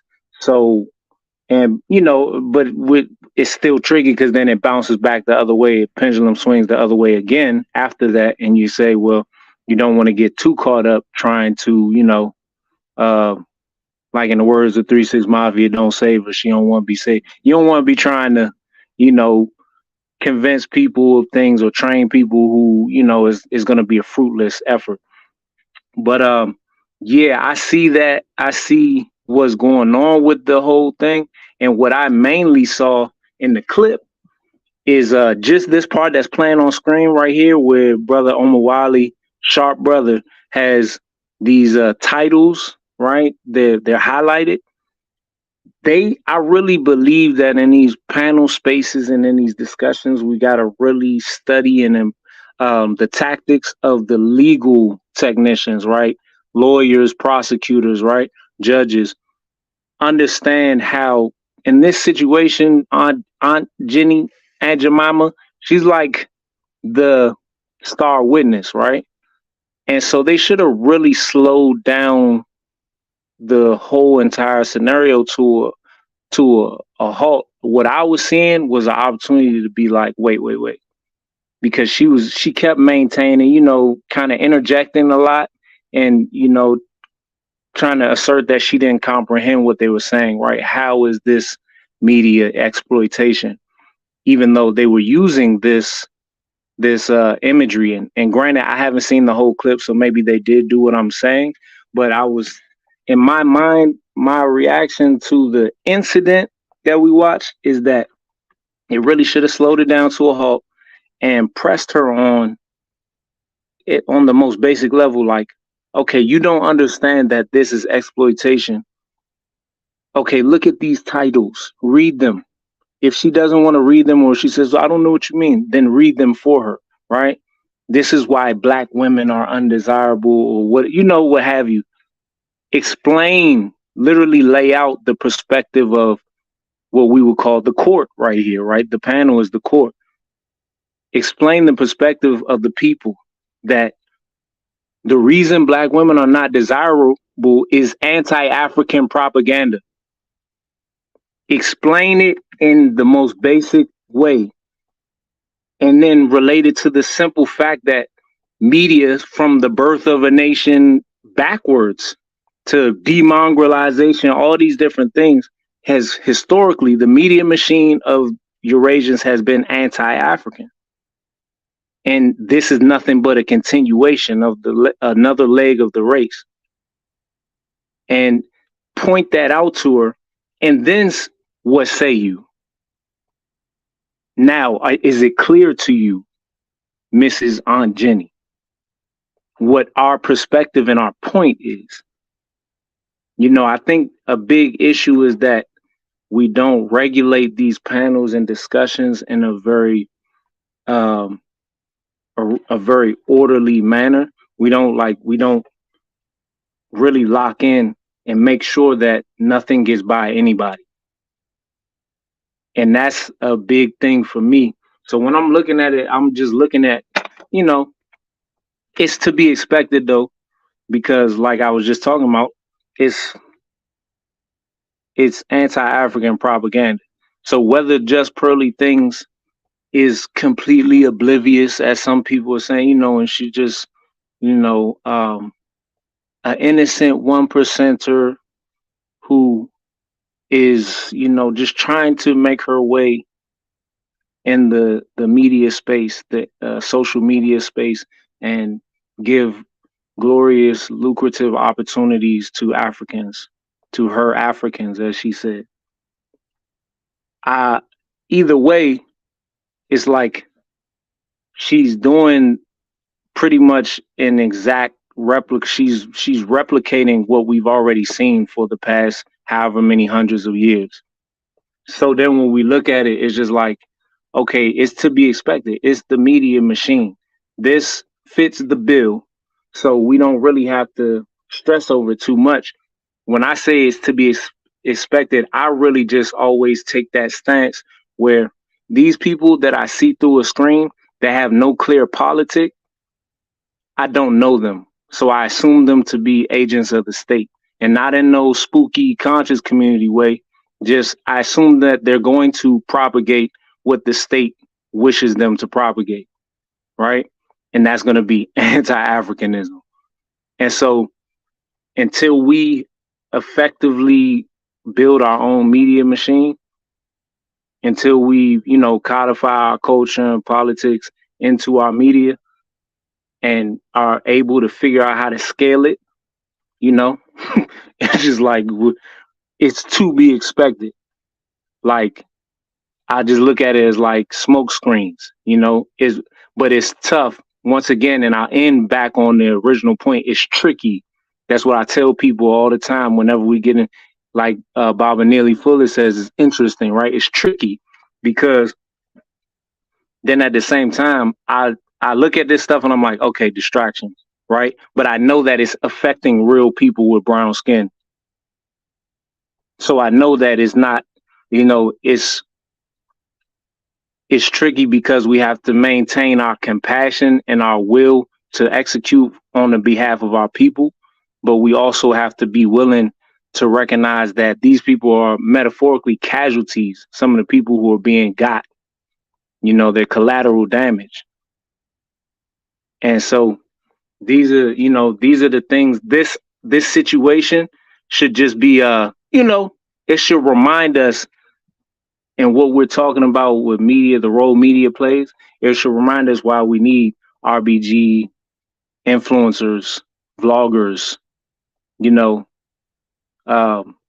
hosts, media people, artists, designers, filmmakers, et cetera, so that, like, even right now, Brother Onwali did well, because now I see that's the bright side that I see to this, is that he inserted himself into the space very strategically by linking with the brother O'Shea Duke Jackson, and right at the right time. So now he's able to gather some of that audience, right? And what we know is that a lot of people in the Pan-African space have their head on straight. at least those who are serious. So when it comes to having conversation, which is what these online panels are, they're going to shine. And I think that they're going to start speaking a lot of sense and leading a lot of different people caught up in all of this nonsense to the water, so to say. And yeah, it just, so I see it's tricky, you know what I'm saying? And it's just something like we gotta be like, it's to be expected. Don't get too riled up and finally figure out how to capitalize on it and how to utilize it and what we're seeking to do. Right. Guap, I see you. RBG Guap, I see you. You said earlier in the chat you joined the Discord. Thanks for that. I'll give you a role later on today. So we'll talk some more behind the scenes too. Thanks for coming on the panel. Just stick around with us. Let's go to Buana. Buana, what say you? Well, let me first say that I appreciate Guap's comments. You know, I think that the brother sounds like he's the real deal. So I respect his comments. And I also respect that he had the ability to tell the truth, because I understand the Black Americans on the panel so far, they've been extremely nice and not really pointing out the obvious. They've been extremely nice to us. And I maybe because, you know, you got a lot of Caribbean brothers on the channel, but this chick from Barbados is a freaking coon, period. You know, and I think that we sometimes need to get over it. We need to get over it. Coons, these little raccoons, they are not exclusive to America. They in the Caribbean, they in the UK, they're all over. And we must call them out when we see them. Regardless of for the fact that she's from Barbados. Listen, Marcus Garvey is away from Barbados. She's a good representative of what I consider to be a strong Black sister. Mia Motley. This sister is not a good representative to be from the Caribbean talking the shit she talking. She's talking a bunch of nonsense, you know, and she's standing on a nonsense because she is belligerent. You know, in the face of actual facts, she want to hold to the nonsense that she's holding on to. This lady is obviously, you know, being shown and explained that this lady is she's being exploited for stupidity. For stupidity, and instead of saying, well, maybe there's some things I may have gotten wrong, you know, she want to hold fast because she won't hold fast to it and be the one person to protest the nonsense that she's actually doing. You need to discard these kinds of people, because I would discard her. She would never get an audience around people like me. Never ever. Despite the fact that she comes from Barbados or have an English accent, none of it matters. If she is doing something that is counter to the interests of what we trying to accomplish and achieve, she is to be discarded just like any other little raccoon running around here trying to justify her ridiculous actions in the face of being exploited by this white lady on the internet. There's no reason, no cause for it. I don't understand. Omar Wali has given a lot of grace, more grace than I would give her, because I would flush it down the toilet. I would cut her off. You know what I mean? I think that sometimes we give these people too much of a platform to express. I understand we in, you know, they say that we in America, so you have to have freedom of speech. Yes, you should have freedom of speech. Yes, you should have divergent opinions. You shouldn't just have one particular opinion. However, when some opinions are so egregious that they not only offend the sensibilities of people who are actually trying to do something that's productive, but they become dangerous, you must discard them, regardless of the fact that they have a black face. Because they are dangerous. They are dangerous, and they should be given no sanctuary with thinking, productive Black people. And I think that sometimes in the interest of giving people spaces of free dialogue and free thought or whatever, these people are able to express themselves and send out poison over the airwaves. And they should be stopped. You know, let her sell her wares somewhere else. Go sell it at Jess Burley's. If she feels so comfortable there, go over there. Go over there. Remember we watched the movie Django. And Jamie Foxx told Samuel L. Jackson, he said, "You right where you belong." She doesn't belong on this platform. She belongs on Jess Pearlie's platform. That's exactly where she wants to be, and that's right where she belongs. You know what I mean? She shouldn't be amongst black people who are trying to do something that's constructive. She gonna always be an undermining element in the midst of people who are actually trying to collectivize and do something that's constructive. You know what I mean? You must discard these people. You must not give them your secrets as well, by the way. Not give them your secrets. Because they'll quit to listen to what you have to say and then go run over, just like back in the day, they'll run over the master and tell them everything. Even though, well, it's the internet and it's a public platform and the world sees and hears it.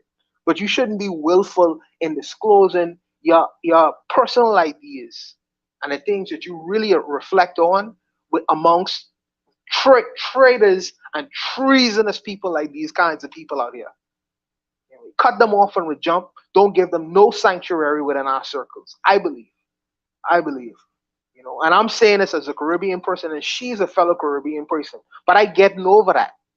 A corn is a corn is a corn, no matter if they're in North America or the Caribbean or the UK or in Africa itself. And that needs to be fundamentally clear. But I'm ranting right now because I'm on this room right now. So I'll stop. No, good stuff. I like it. I wanted to save a black woman for the last commentary here because I'm interested to see her reaction to Pearly Things and her reaction to this this black woman and Jenny who's on Pearly Things show all the time. So Tanzan, what say you to all this? Well, I don't think Azuli has gone, but I'll go on. No, I don't think Azuli is here. Yeah, okay. Left, remember? Oh, okay. So for me, the first thing that he didn't have to get to this, now people are shocked all of a sudden that she had this interview with this Fuentes guy, like they didn't know who she was all this time. The first thing, it started with, with the whole manosphere stuff. And okay, they had complaints about black women the same way that the investors and the other women had. And it was this back and forth thing. And then after Kevin Samuel, she came on and she was like the big person out there. You can say, well, if people are dumb enough to follow, that's one thing. But there were people who were smart enough to know better. And there were, the so-called thinkers of that sphere who welcomed her, who, gave her space, who promoted her, who quoted, and even all these things that she's quoted saying. Firstly, there have been more than enough black women who've been saying those things and even more. And all that she said is just, you can just download all of Kevin Samuel's, stuff and just repeat them back and forth. What she said does not even matter. The first thing is this. There has to be something called standing. There has to be people who are allowed in a space or not. The black manosphere was apparently supposed to be about, black men, but even they were not even original. They were also just copying the rest of what white men had been saying for years, but they were not racializing it as they do. They generalize where when it comes to black men, it's particular to black women. But anyway, so this black men, the first ridiculous thing was that having a woman in a forum for black men, like they couldn't say it, themselves. They needed a woman to come and say it for them. And even so, there were more than enough black women who could say it. But letting someone, who is of a whole different experience and culture and race and all of that come into your platform, and you're listening to her as if she has anything relevant to say. The only thing that she can speak about is, having interracial relationship with black men. And she has nothing to teach black women about that. And she has nothing to teach black men about being with black women, because she's not a black woman and she's not in a relationship with one. So I don't even know why anybody listened to her in the first place. Like, what knowledge and information could I, go and sit, at Miss Becky's feet so I can hear her wisdom? What can she tell me? Like, if you're that lost as a woman, that you're going outside, to seek knowledge that your mothers, your aunts, your grandparents, your grandmothers can't tell you, then, just give up. it was ridiculous for me, for the women, but it was more ridiculous, with the men sitting there and listening to her like she had some wisdom and knowledge from above that they didn't know before. What were they hoping in the first place? That, even if she says a few truths, because if you look at the same thing, what if some white person, some white man came and started telling black men how to, have relationships with black women? Like, what kind of nonsense would that be? Imagine if some black women let a white man come and sit there and tell them, we know what's wrong with your black men. They're just too much into crime. They're just this and that and that and that. People would be laughing at them. That would be the most ridiculous thing. Like, nobody should have listened to her in the first place about anything except having interracial relationships. That's all that she can talk about. She should be in the divesting movement with, those divesting crazy women over there. That's who she should be talking about. But even she has nothing to say to them because she's after black men. So what are we talking about exactly? So, it didn't even need to come. It's like the whole Rachel Dolezal, thing. Like, nobody there saw her as saw anything strange about a white woman just obsessed with black people. Nobody thought that was a bit strange. Everybody just went along with the whole, fantasy, as if they were, what was everybody expecting? That one day she wouldn't show herself to be who she is? I'm not concerned about, her intentions and actions and all that. Of course, white people are going to do what they do. Obviously, they're going to take advantage. They're going to get their niche. And obviously, she knew what she was doing. She went for the big boys. And she's like, oh, just help me get in here and do all of that stuff. So the first people who were complicit with this was, the black men who gave her that attention.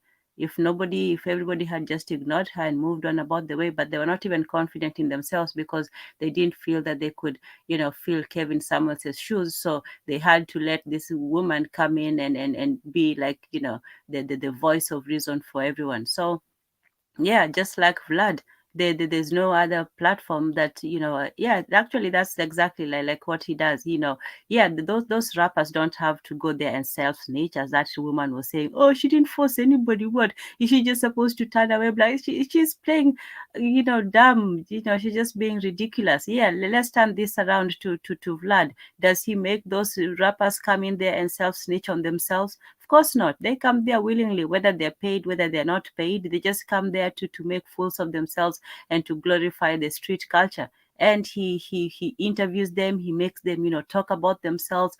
Vlad is the opera of black men.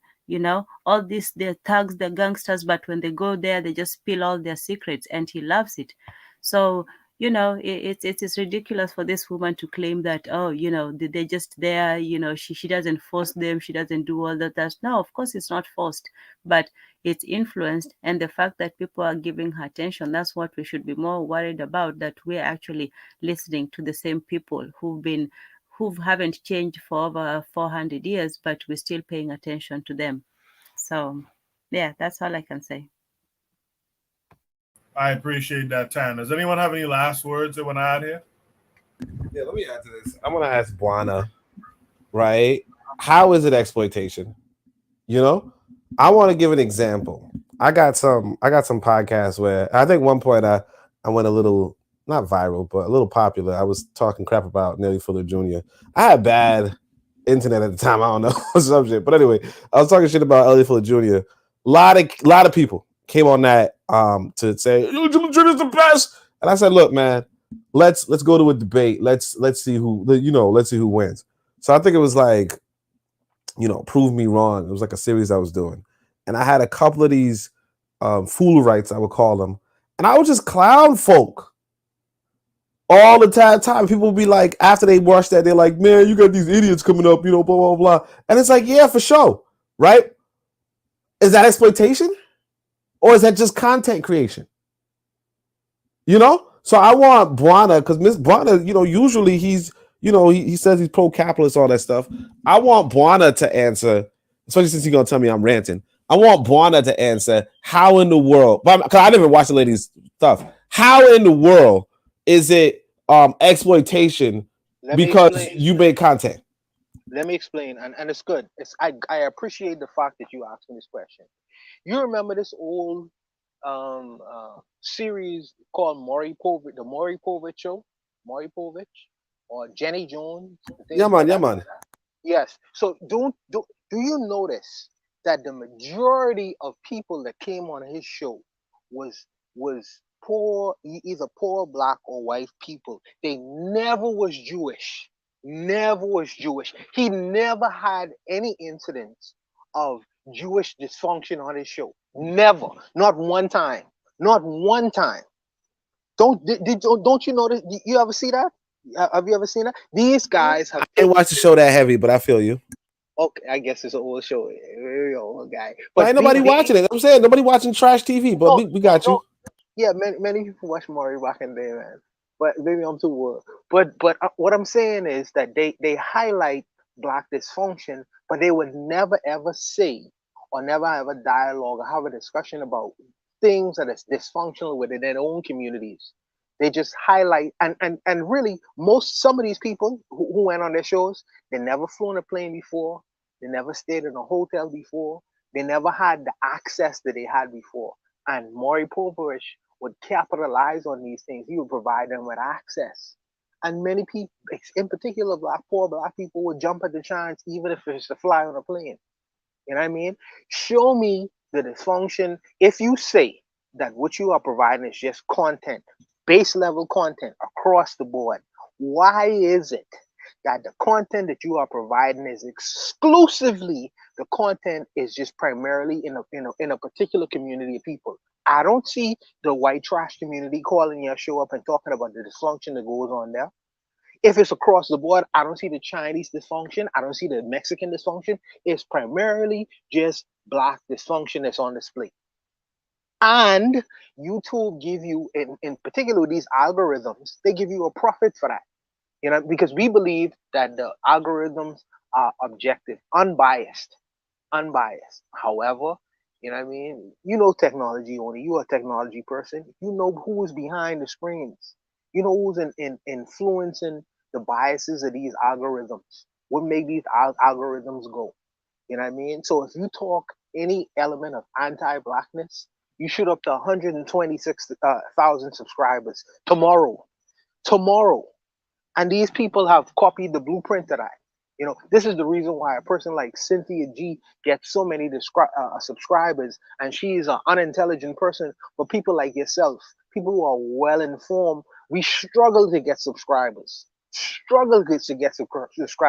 Even though we have much information to provide the black community, to have them to be well informed and productive people. This is the reason why we struggle for it. You know, so I don't think that this is by chance. I don't think it's by coincidence. I think it's intentional. Now, maybe that's speculative because I don't have the so-called facts to back that up, but I think that it's justifiable for me suggesting so. Let me first off, I don't know. Is Maury Povich a Jew? Is that what you saying? I don't understand. But on the other hand, what I'm trying to understand is this: what is your definition of exploitation in this example? Because it sounds like you're saying that they're profiting off of these people. It doesn't sound like you're saying the exploitation. And of course, you're supposed to profit off of people, technically. I mean, I shouldn't say that like that, but like, spoken like a true capitalist, boy. Spoken like a true capitalist. Oh my goodness, that's a whole other discussion. You can get me in trouble. You can get me in trouble. So I know. I think that when we talk about exploitation, I think that you are using very vulnerable people who are uninformed, people who are not exposed, and you are using what you know. Y'all know how, and you know and understand that people go for these kinds of things. The world go for these kinds of anti-blackness kinds of things, and you know your audience. Not only the people who you are actually having on your show, but people who are actually watching your show are extremely uninformed. They go for this kind of thing. This is smut. You know what I mean? This is smut. And unfortunately, many of us are uninformed. So we gonna watch these kinds of things. So will the hillbillies, so will other communities. And this will be the idea that people may have in their minds about how black people socialize, how we react, interact with one another. This is the Black experience. This is See, the again, idea of the Black experience. so look, It plays into that. And also, go ahead. No, what I'm saying is I hear what you're saying. You're saying that it has some negative ramifications for Black folk. That's fine. I'm not saying, I mean, I don't necessarily agree to that, but I could see where somebody would say that. I'm trying to establish, how is she taking from you? You see what I'm saying? Because when I say somebody says exploitation, one of the ways that you can do that is say, hey, you are due something, like you have something and somebody's taking from you. Essentially, somebody's taking your excess, as in there is money that like for instance, a classic example of exploitation is you're supposed to get $20 an hour and you get 15, or somebody says you should get somebody tells you to do some work, and the labor that you have is worth $100 and they give you $50. That's where you can say it's exploitation. If you can establish that you are due $100 and somebody gives you $50, that's it.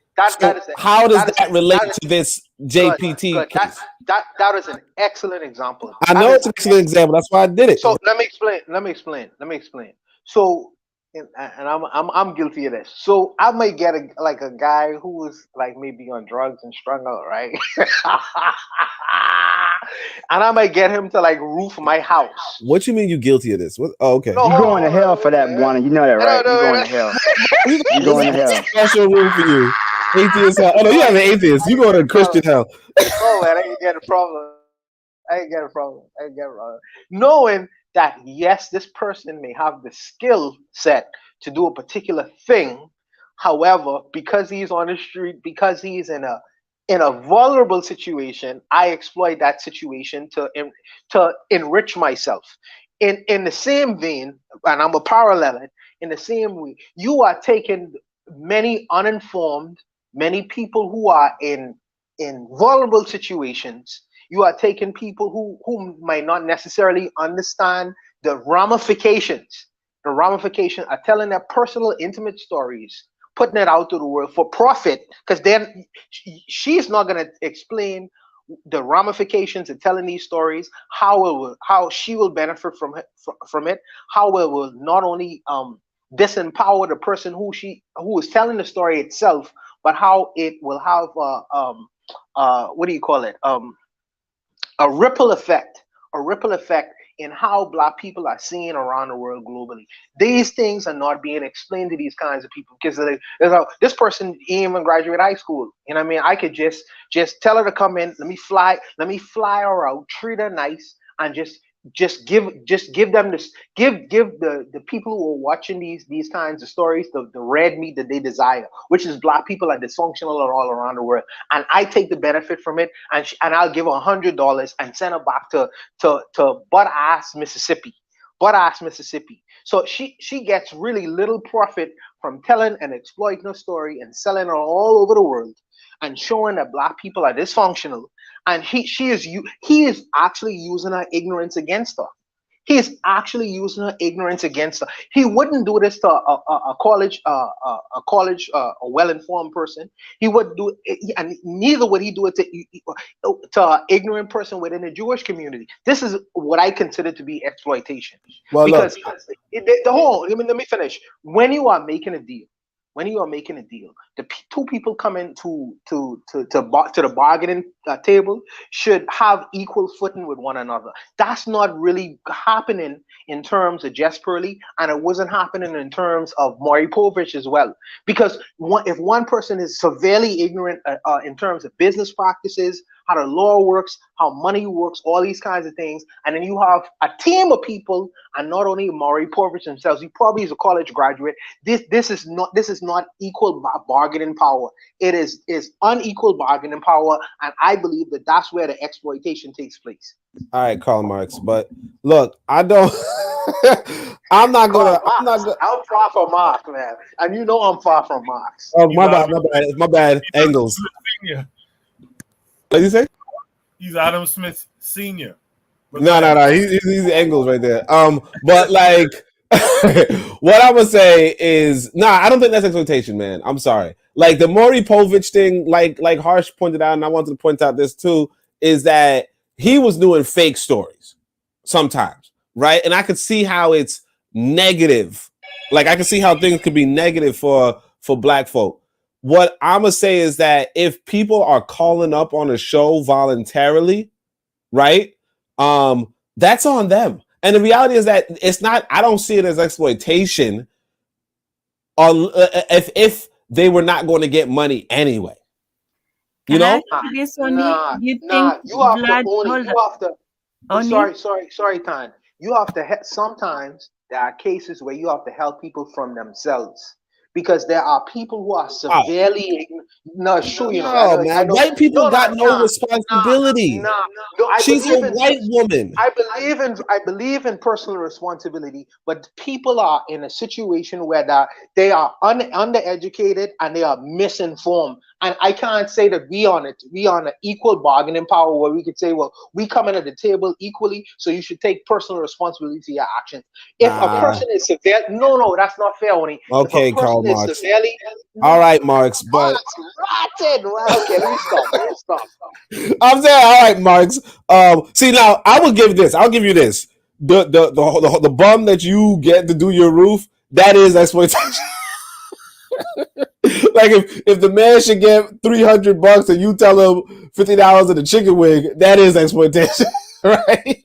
But her just, I don't know her show, so I don't know what it is. But her just saying, does anybody out there, like Maury puts a phone number on the bottom, are you in denial about your child? Call this number. And then some dude says, let me call this number, and they fly out. That's not exploitation. That's just you. Like that's just, I mean, I could see how somebody could say, now again, I can see if you say that's intellectual exploitation, like I'm exploiting you for being stupid, right? But again, I don't have a problem with white people exploiting Black folk for being stupid. Like that's what white people do. That's how they run their country, right? But if you're talking about financial exploitation, you were not going to get any money because you weren't creating any content anyway. You know, if you don't know if your child is yours or not, you weren't going to get paid for that. If Marty gives you $200 to find out whether your child is yours or not, and then he tells you a fake script so you can dance around on TV and you fall for it, you just desperate. That's it. You know, I don't see it as exploitation. You know, the roof situation, sure. But as far as JPT is concerned, and I don't know her, I don't really know what her program is, so I could be wrong. But from what I heard from at least this lady, people call in, just like how people called in on Kevin Samuels, and he would just grill into them, and people would be like, "Why are you so stupid to call in to Kevin Samuels?" And people would keep doing it. I'm not going to say, "Oh, Kevin Samuels exploited these women because look how popular he got from that content." No, he's making content, and every motherfucker on TikTok, I want to say this, they go and interview people, or like there's this white boy, in fact, he was interviewing people like, "Hey, can you name a country in Africa?" And they can't say anything. And then he makes a video of it. Is he exploiting them if he makes money off of TikTok? No, he's just making content. And like we have to, if we're going to use the word exploitation, we have to at least establish that, oh, well, these are people who were due some sort of money and then they got swindled or some shit. Like maybe a music executive, stole from an artist and told him you're gonna get a penny a thing or some shit like that. That's not what we're seeing. We're seeing people making content and people voluntarily trying to contribute to that content, and then the person who makes the content makes the money, obviously. And then if she's actually paying people, like, good for her. I got a question. Let's I got a question. Let's hear from Tan real quick. And shout out to the matron, by the way. Matron, hop on sometimes. Marcus Garvey is the way. Hop on sometimes. We need more Black women voices. Tan and then Barna. Yeah, I had a question about this, just making content. Nobody's forced to. First, I would like to ask Connie real quick. Do you think that DJ Vlad is exploiting Black people? Well, again, I don't watch DJ Vlad. I so know I we don't don't. know. We don't have to make the whole disclaimer. None of us watches Pali. None of us watches Vlad. None of us watches Bad TV. I'm just asking, but his content in a general form. So do you think that he exploits Black people? No, I don't think he exploits Black people. Okay, yeah. So I guess that's the difference. And when it comes to like college sports, because do you think that not being paid for using their image is exploitative? Do I think? Well, again, if you don't have a deal, if you don't have a contract with somebody, I don't see how you're getting exploited. It's different if you have a contract or if there's an established norm. You know what I mean? So like the roofer example is like, that it costs $300 to fix the roof, and then you pay the guy $50 in a meal, right? That could be seen as exploitation. But if there's no, like, for instance, not familiar with college basketball or college football or whatever. Huh? No, I'm not familiar with college basketball or college football, but I remember that college basketball players do not get paid. No, I call the guy who hits my roof capitalism. But anyways. Well, no, I didn't want to start a whole discussion. I was just saying that exploitation is not just being paid for something. It's somebody using, your situation because you're vulnerable to make money from you. So, it's not that those people are not being paid. It's that, she found a niche and she found some people who are vulnerable. No. The people who came in that she paid were vulnerable. The people who let her in, those elite men of the manosphere, they were not vulnerable. They knew what they were doing. So you can exploit a situation. You can exploit people's poverty to make videos. Let's say those like BAM boxing videos, or the whole Jerry Springer thing. So yeah, if you don't see that as exploitation, you can get people to come on your show and tell on themselves and snitch. Yeah, you didn't put a gun to their head, but you are exploiting their vulnerable and position where you know how to get them to talk, whether they get in trouble or not. So I guess we have different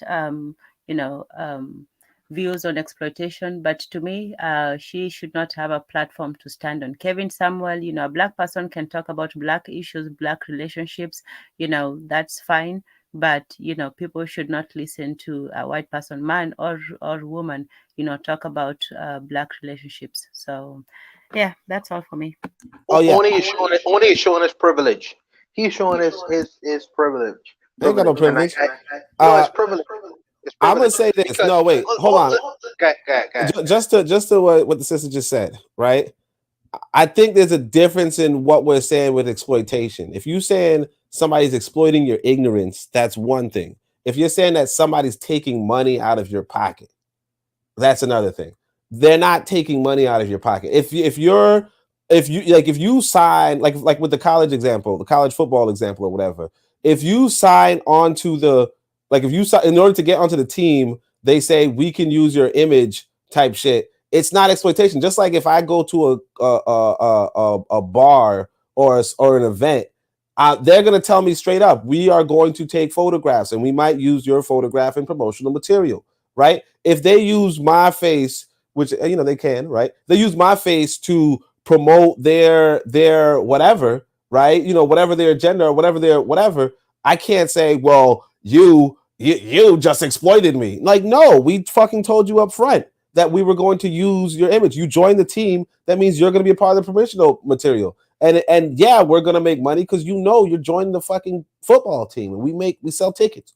And yeah, you're going to sell the tickets. And if you don't, you're not going to get paid because you purposely signed up to not get paid, and you're doing so that you could join the NFL, I guess. Right. But like, again, I wouldn't call it exploitation if people are up front and you volunteer to do that, because otherwise you could just not do that, or you could do your own shit. But instead you decide, let me go on their platform.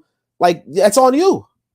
Okay, so they say that the average American citizen has, in terms of savings, less than $1,000 in a bank account. And when you hear they say average American citizen, they usually talk about average white citizen. So if you was to use a comparison in terms of what the black person has in savings in their bank account, it would probably be much less than $1,000. Now, I don't know how much the price of a DNA test cost, okay? But if most people, if they find themselves to have children or even be pregnant, would really be in a situation where they want to establish the paternity of their child, If someone provides you that opportunity, you know, and you don't have to pay for it, many people would jump at that opportunity. It just so happens that the majority, many people, people like Maury Povich, people like all these judicial shows where you want to establish the paternity of the children, it just so happens by chance, you know what I mean?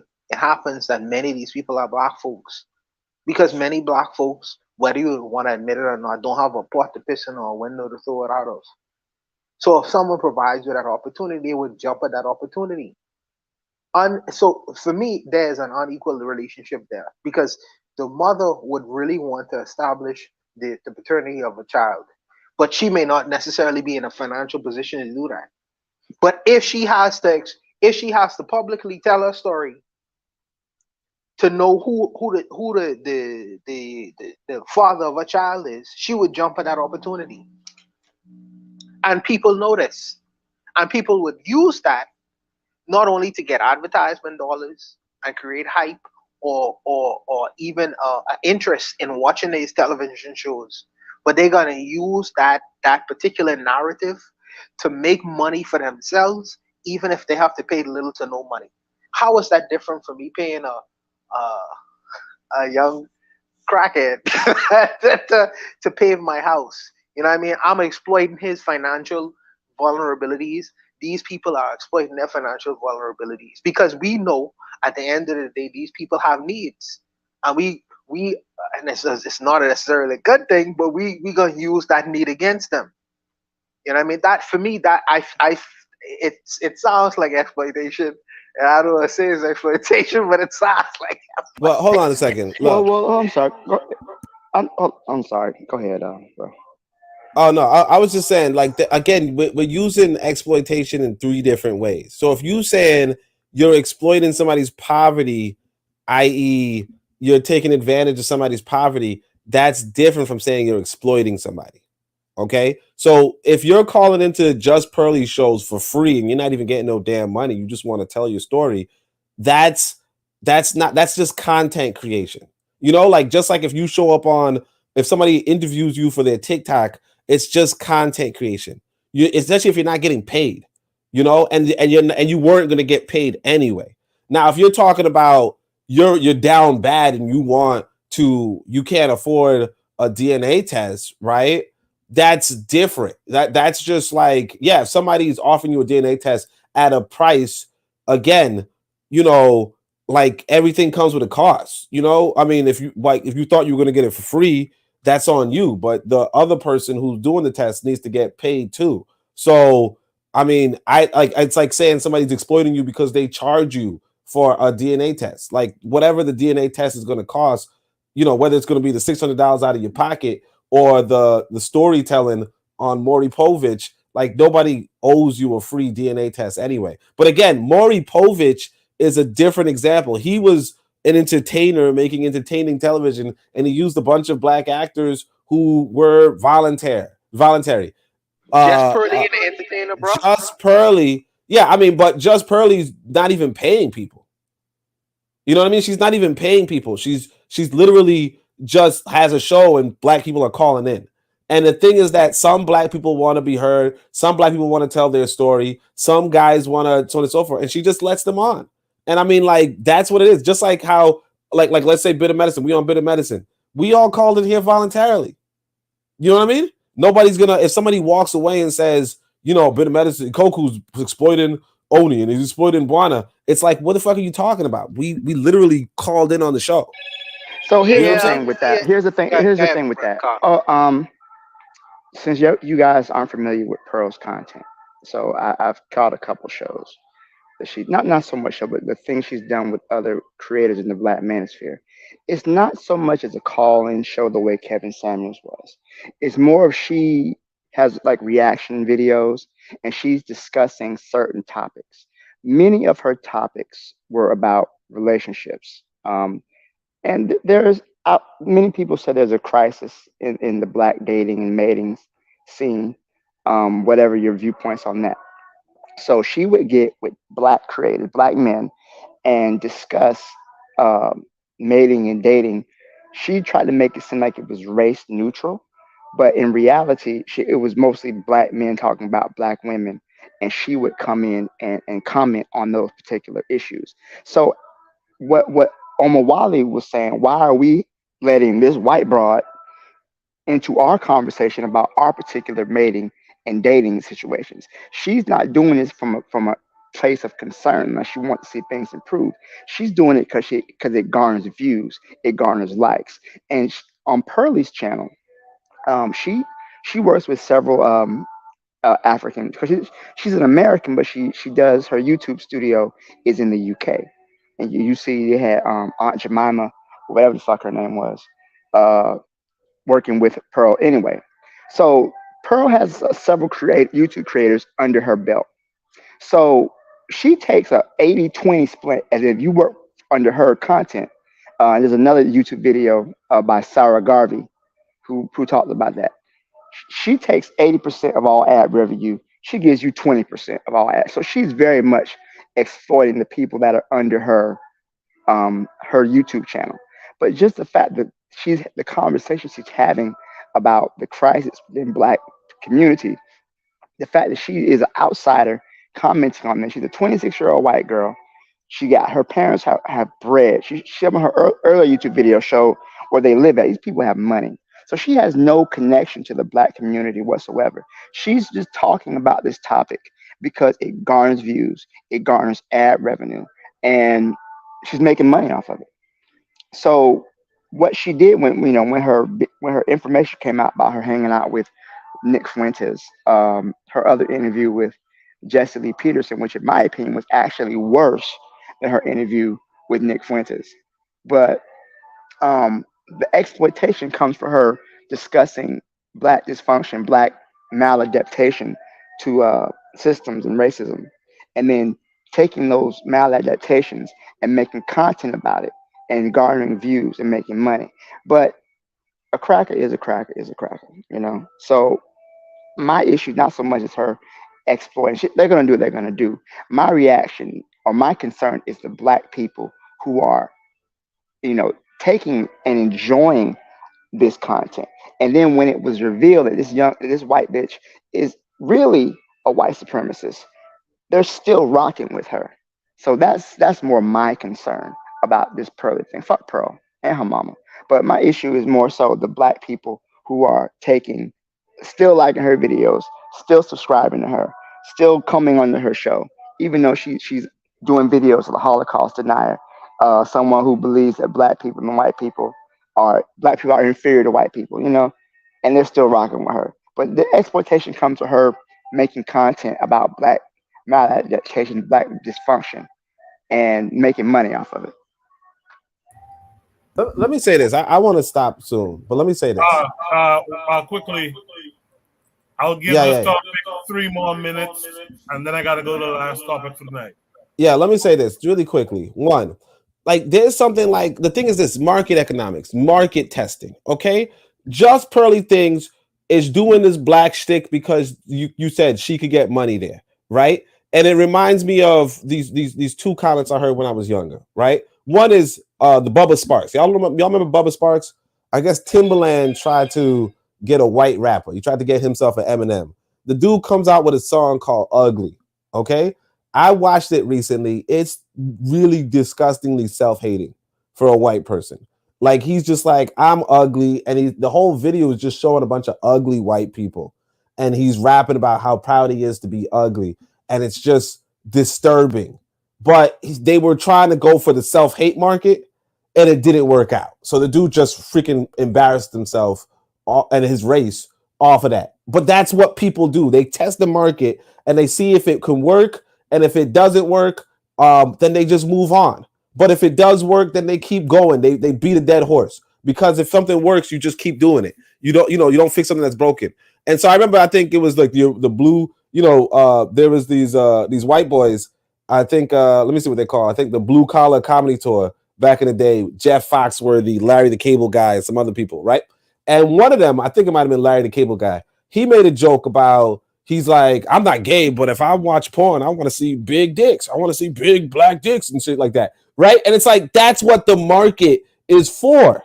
You understand? Like if people are consuming this content, then as far as the market is concerned, that's the intelligent thing to do. And the thing is this, if you don't have the stomach to do the morally reprehensible thing, then don't do it. But the reality is this, a white person is going to have the stomach to do the morally reprehensible thing, because people don't want to, people didn't want to see, black people didn't want to see white folk rapping about how ugly white people are. What black people want to see, unfortunately, a lot of black people want to see, or a lot of white people want to see, is black people talking about shooting each other and killing each other. Now, if you say to yourself, I don't want to publish that, that's fine. But because people want to consume that, a white person or a Jew or whatever, a Jew is a white person still, but like a white person is going to come along and say, I'm going to produce things that are that are showing black people killing each other. And if you turn around and say, well, that's exploitation, no, that's just market capitalism. The market sucks. I get that, but that's what it is. This woman is making bank off of that, and the fact that she's giving 20% is actually pretty damn good, considering she don't got to give you a damn dime.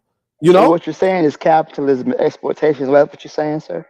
Come again? I'm not calling this exploitation. I'm saying that people are consuming it. Like, the problem is that you're consuming it. Nobody, like again, Bubba Sparks did a song dissing white folk bad, had a whole city of white folk calling themselves ugly, and they were ugly, but to rap about it was disturbing. If you look back at that video, it is disturbing and embarrassing, right? He did that in order to make money, and it didn't work out. But if it did work out, we would see a bunch of music about white people calling themselves ugly, and it just didn't happen because the market didn't go along with it. And that's it. And it's just a coincidence. Just like how, you know, nowadays gay shit is all it is. Back in the days, you couldn't put a gay shit anywhere. It is what it is. The market changes, the market adapts, whatever, but you can't call it exploitation. If I decide to bring up a bunch of queer kids and then have them, you know, put them in a house and, you know, and watch them debate over food or whatever, it's a hit on the internet, I'm just going to do it again and again and again. It doesn't mean I'm exploiting them. It just means that there's people who want to consume this content, and that's all it is. Anything for $1, huh? I mean, if you broke, why not? But I heard she's rich. I don't know why she getting for money, but you know, it is what it is. People have their own thing. I wouldn't do it personally though. Good spirited conversation. It's 1:32. We're gonna finish at 2 a.m. Let's go to Shoot the Breeze topic number 6. Shoot the Breeze topic number 6. Let's talk patois. This came with a link, of course. Link goes to YouTube. We'll watch the video. It's a short video. Does not have an official name. They others have called it Jamaican Creole. This is an accurate term, but it does not seem to be much used in Jamaica today. Technically, the term Creole refers to a mixed African European language, but because the term was also used to refer to Europeans born in the West Indies, it seems rather inappropriate as the name for the language of the Africans of Jamaica. The French term patois, though widely used in Jamaica today, is not a proper name of this language either. It is a common noun which can refer to any language in the world which is considered a broken or degraded version of a proper language. What we are really confronting in Jamaica is simply a process of hybridization. It is a gross calumny to assume that the result of this interbreeding is an inferior form of English. People resort to hybrids when attempting to produce superior strains of plants or animals. The English language itself was born of a similar crossbreeding between the languages of various conquering and conquered peoples. We must at all times bear in mind that this Afro-Jamaican patois may have spawned positive improvements to the English language. Afro-Jamaican English? How about Afro-Jam? Some might object to this name, because the patois is also spoken by the other non-African ethnic groups, such as the East Indians, the Chinese, and even the German Jamaicans. Although the East Indians, Spanish, and Arawaks have contributed a few items of vocabulary, all serious studies of this language agree that the vast majority of the non-English vocabulary is African, as is the phonology, the sound system, and much of the grammar. The African element in the Jamaican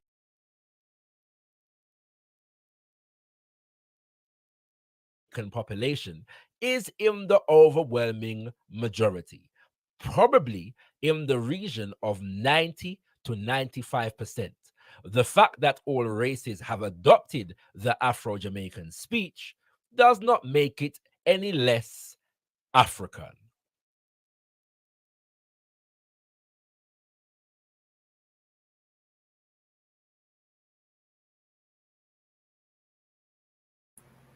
Interesting there. Interesting. Let's talk patois. So let me start with an African. Tanzan, what say you? I didn't know that before. I mean, I think that I thought that patois and Creole, the best attempts to make English, to make English make sense out of a sense of cultural.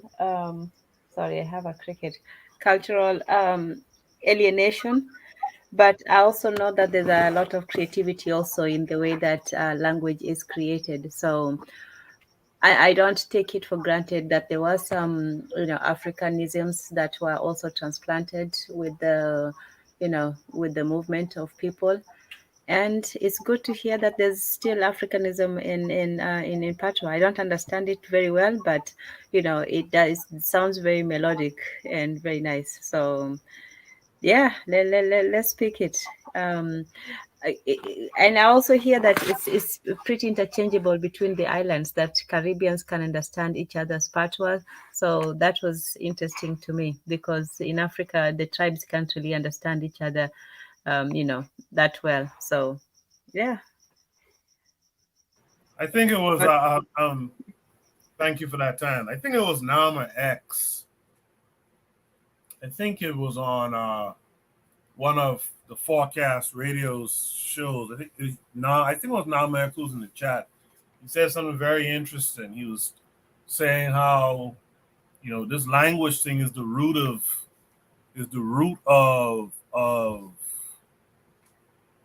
this whole thing with our behaviors and whatnot. And I thought that was a very interesting thing. I wish Nama X would come up and talk about it. With that said, let's have from Real Black Gentlemen.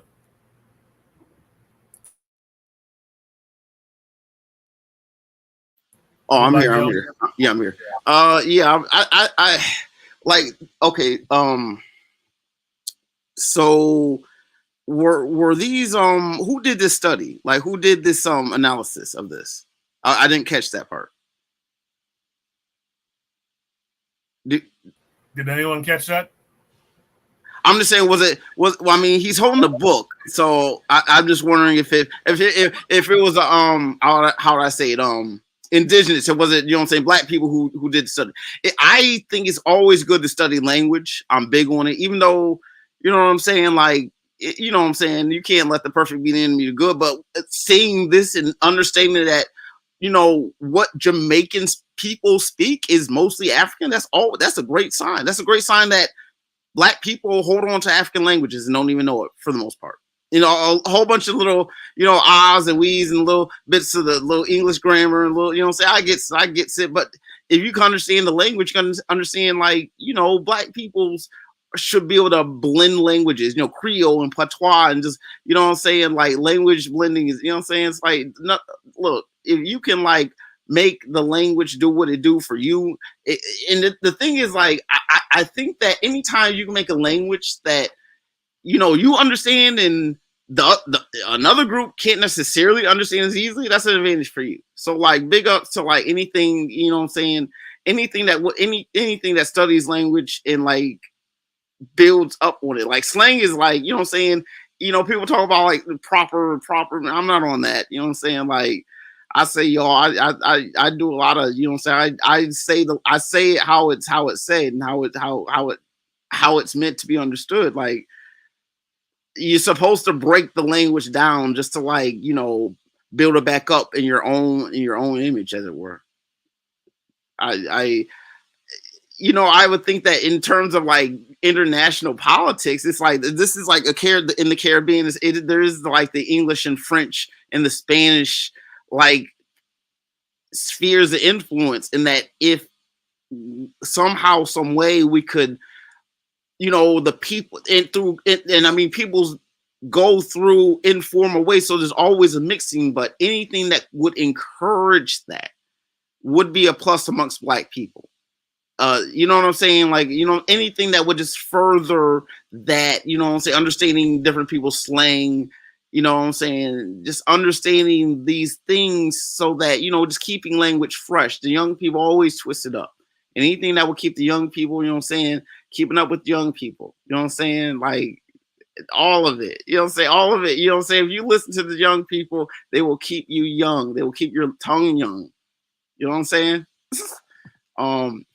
Your tongue young. I'm a yield on that.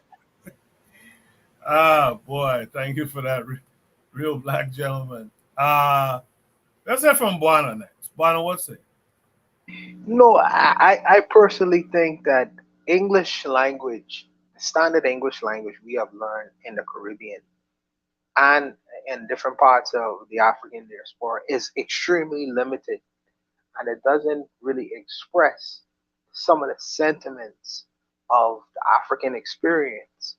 And I think that we have taken the English language and we have create various interpretations of the meanings of different kinds of words and things of that nature. And we've even created our own uh, little isms, African isms in the language itself. Like the Jamaicans would say, "Bomba clad." Yeah, that's bomba clad is a sentiment that is outside of the English language scope. It's not in the so-called standard English. But if you say that, many people throughout the Caribbean would understand that expression because it's interpret how it's interpreted. Like in the Bahamas, we say "mother sec." Yeah, that's something that's beyond the scope of the standard English language format. And many people who may not necessarily be aware, that sentiment and that the interpretation of that sentiment is exclusively people from the Bahamas, and I think that Americans as well, the Black Americans, have taken the English language and created various different meanings in terms of bad. That's bad. The Western mind will say, well, that must be something horrible. And the Black Americans say, well, that's something actually good. Yeah, and they take. If you listen to Brother Bakari and his Africanisms when he speaks, and how he bends the English language and twists the English language, and all the Africanisms that goes into his expressions, I think it's fascinating how the African mind has taken so-called standard English language and created various different interpretations of what these things actually mean to the mind of the African person living in these environments. Not only the English in the English speaking world, but I also know that Urzuli can tell you different things. You know what I mean? Like they say "sakafet." They just twist the French language and make their own impressions. They put their own impressions of the meanings of these kinds of things and what these things in fact mean to large masses of people in the Black world. And I think that it's fascinating how we are so ingenious in reinterpreting the meanings and ideas of these things. And what is interesting when you speak to a person like Tanzan, because her first language is her first language is not English. Okay, so when she speaks standard English language. So she's extremely, extremely literal because she understands the English language to be extremely literal. So when she hears people like me and Koku and all of these brothers on the panel speak, she understands that okay, when I listen to these cats over here, they have double meanings. What something may be, it might not necessarily be exactly as how I may have learned it in high school or wherever she would have learned English language, because she understands that when you speak into a black person for either from the Caribbean or America, we have double meanings. We have double meanings all throughout standard English language. So when you speak into us, it's almost as if you speak in a completely different language format, completely different. You know what I mean?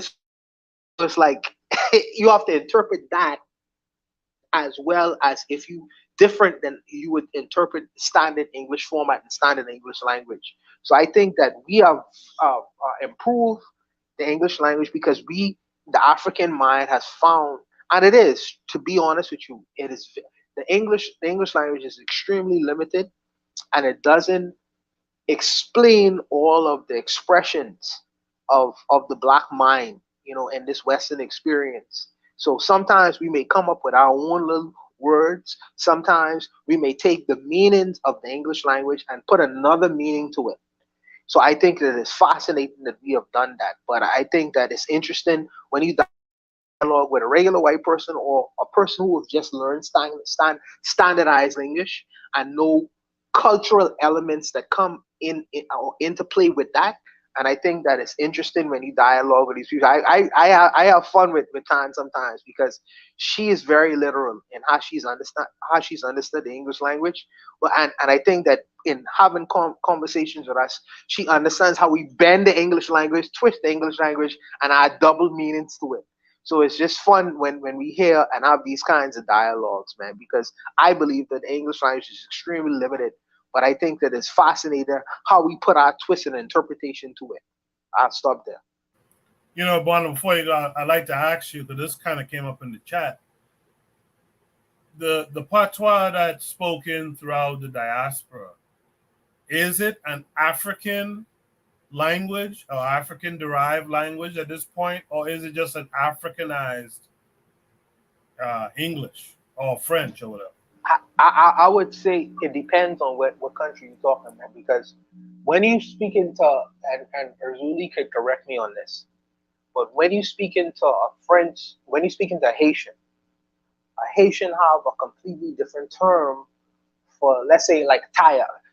I think the tire in Creole is kiwochua, something like that. and French, tire is something completely distinctively different.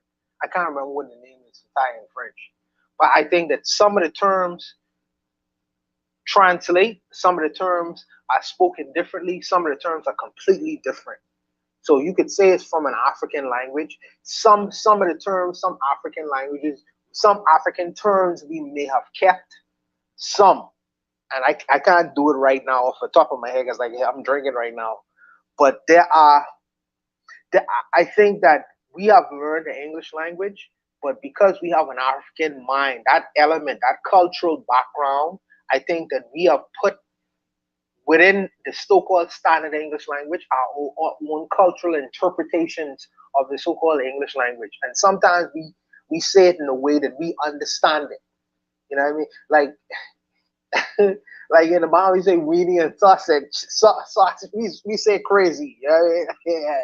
But I think that how we hear it sometimes is sometimes how we speak it. I think that sometimes we take our own cultural perspective and we put it into it and we interpret it a little bit differently. It's just fascinating, man. I'm not a linguist, but I know that how originally it was created. I think that if a regular English person was to come to Nassau, which they have, and to hear how we have interpreted the English language and how we have used the English language, they'll be scratching their heads.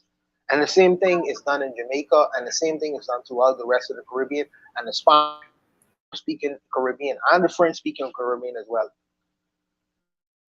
Yeah, I've witnessed that perplexness of what we've done with their language. It's very interesting. It's very interesting. Only what say you? Yeah, I'm gonna go against the grain, maybe. Although I'm just gonna bring the common sense.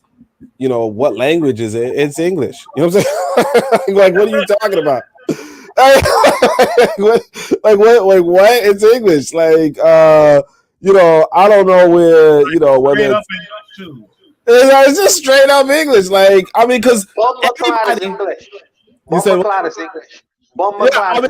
Yeah, I mean, look, the thing is this, that okay, all words are made up. You know what I mean? Somebody made up these words, all of them. What language you're speaking is going to be like if I tomorrow, you know, like for instance, like, matter of fact, even I shouldn't use that, but like let's say, I don't know, yeah, any word that you can think of that you just say like randomly, like you give your son a name or some shit, right? Like it's in English. We do tend to, you know, make codes and make this and make that and then so on and so forth. That doesn't change the language, you know, because everybody does it. We have, I mean, at this point in time, in this modern age, people are trying to standardize languages.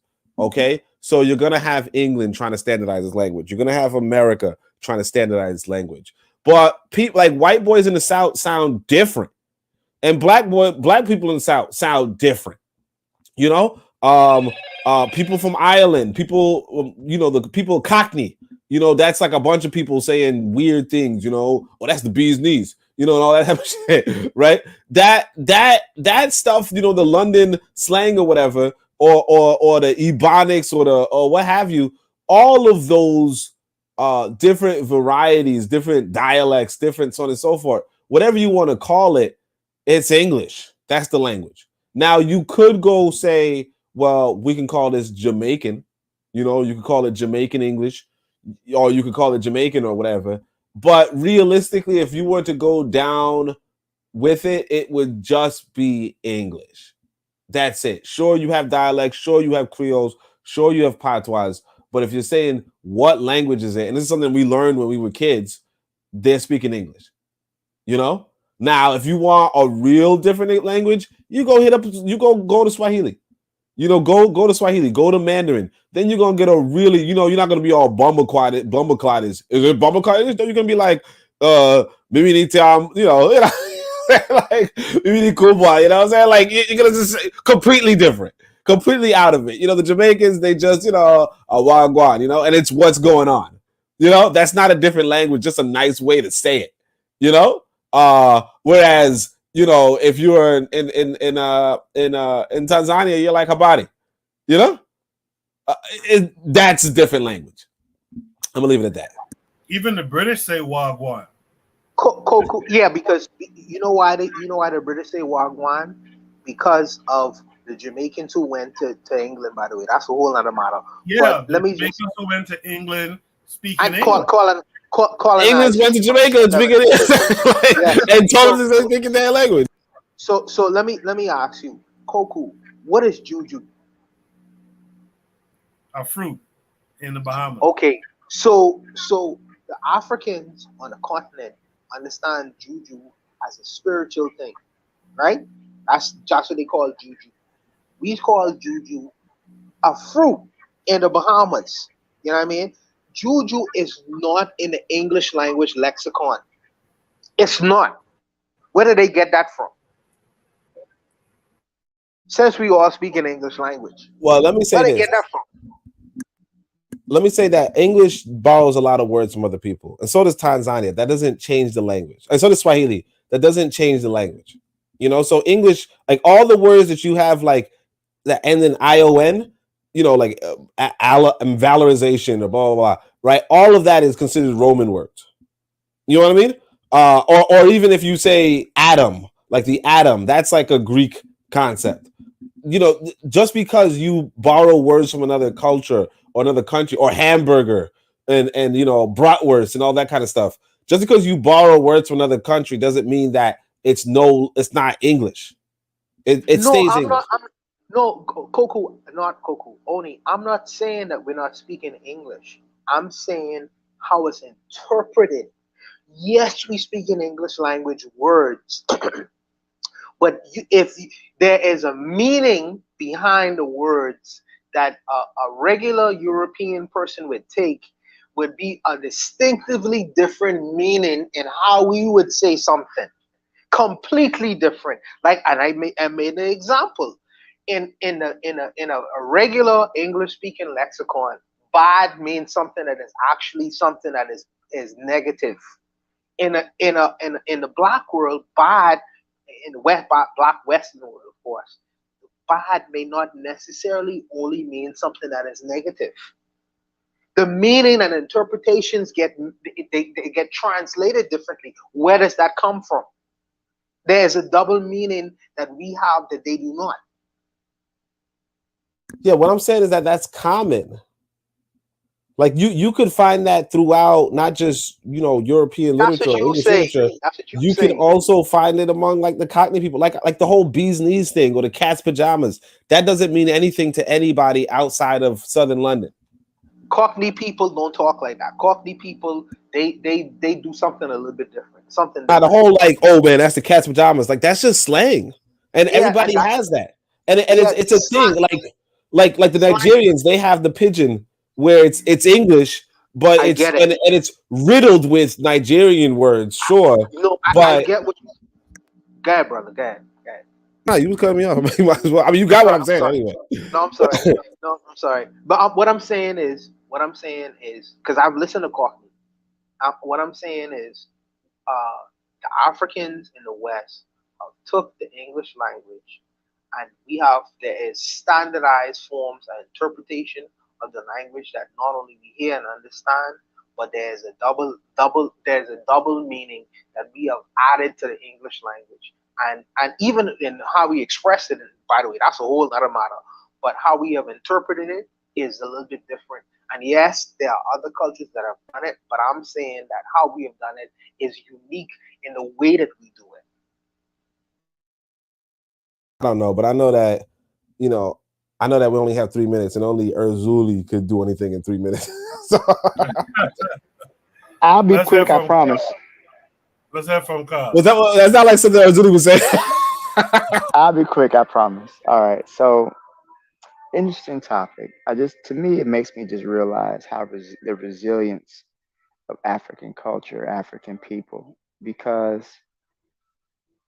many of these Creole, these Patois, even Gullah, these languages, these Creole, these mixtures of language were created in the midst of oppression.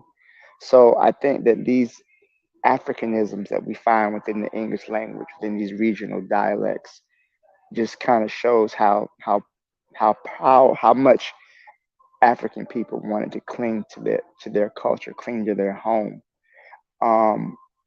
And I think it's just a testament to our resilience, because there's people there's entire races of people who are wiped from the face of the earth, who couldn't withstand what our ancestors withstood, because of how we were able to adapt and adjust to oppression to survive. Um, if is this an African language? I don't know. I mean, would many people, would they consider something like Santeria? Would that be an African religion? Because it was, they had to adapt and adjust within a condition of their own religion being stifled. So they had to make adaptations to be able to practice their religion. So I kind of think that the same thing about patois or Creole or any of these other parts of English or French or Spanish that have certain African language syntax in them. It's just an adaptation. And, to Oni's point, how English itself is an amalgamation of, England was invaded by the Vikings, it was invaded by the French, you had the Angles, the Saxons, the Celts, and all these different people in this area that mingled, and then they created the language what we know as English. So even English itself is a bastardized language. It's a mix of so many different historical groups and languages and things like that. And I think that just the patois is just an extension of that. But yeah, to me, it just shows how African people, even in the midst of the worst conditions known to humanity, we still find a way to survive and continue our history. So I'll leave it at that. I told you I was going to be quick. I made it before 2 o'clock. I appreciate that, Carl. Does anyone have any last quick words? It's 2 a.m. If not, that's the end of the show tonight. I want to thank, and that was only 6 topics. I want to thank everyone who came through tonight on the panel. Carl Hezekiah, Bakari, Real Black Gentleman, RBG, Guapo, Tanzan, Oni, Buana, Razuli, everyone who was in the chat. Thank you guys for being here. It was a great show. We'll be back next week. And you might see me during the week. Who knows? In fact, I have that series during the week now, too. So you will see me doing some shorts during the week. All right, check out all the shows. Until next week, you guys be good. And you know what? Let me ask for shout-outs. I'm sorry. Oni, you want to shout anything out this week? Oh, yeah. So I was like, wait, why are you not doing no shout-outs? I stayed all this time. No, I'm joking. Oh, yeah, I'm going to talk about Huey Newton tomorrow, so you already know. We going in on the black socialists. I'm sorry. That's about it. I don't know. What does shout out mean, though? Like, I got to see, that's what I'm saying. Like, you talking about using English. You know, we don't know what shout out means, but I guess you mean I got to shout out some folks. So, you know, shout out to the people in the back. I see y'all, and that's it. Thank you for that, Oni. Tanzan, you want to shout anything out this week? Tuesdays, I think we'll be back this week, time permitting and all that. And Friday with Jose for the Black Pentagrammers. So, and yes, I always shout the breeze. Saturdays, it's been an excellent show. And thank you. Have a good day. Did you guys have a show on Friday? No, not this Friday. This Friday we were off on both. Yeah, but hopefully the coming week. Yeah. Okay. All right. Thank you for that. Real Black Gentleman, you want to shout anything out? Just going to shout out for a great show. I wish we could have had more topics, but you know what I'm saying? This was a nice little show. That's all. I appreciate your participation. Now my ex in the chat says, great show and education. Let's create these enlightening works that will shape our culture going forward. I agree with that 100%. Buana, you want to shout anything out this week? Yeah, man, I'm gonna shout out that guy who repaired my roof for $200 instead of $800. I mean, y'all made me try to feel guilty about $200, man. But that's a $600 difference. But if y'all call it exploitation, I'll have to eat that. So shout out to the panelists and shout out to everyone who gave their contributions tonight, man. But I'm out. I just want to say that guy sounds like a monster. Like, who does that? Shout out to Trigger Happy 262. Shout out to Buana. Shout out to Daily Affirmations by Pauline for the topics tonight. I'll see you guys during the week, and we'll meet back here next week for Shoot the Breeze. I think Harsh Hardy Podcast might be on tomorrow night as well. And also shout out to the matron as well, man. I'll see you guys next time. Peace.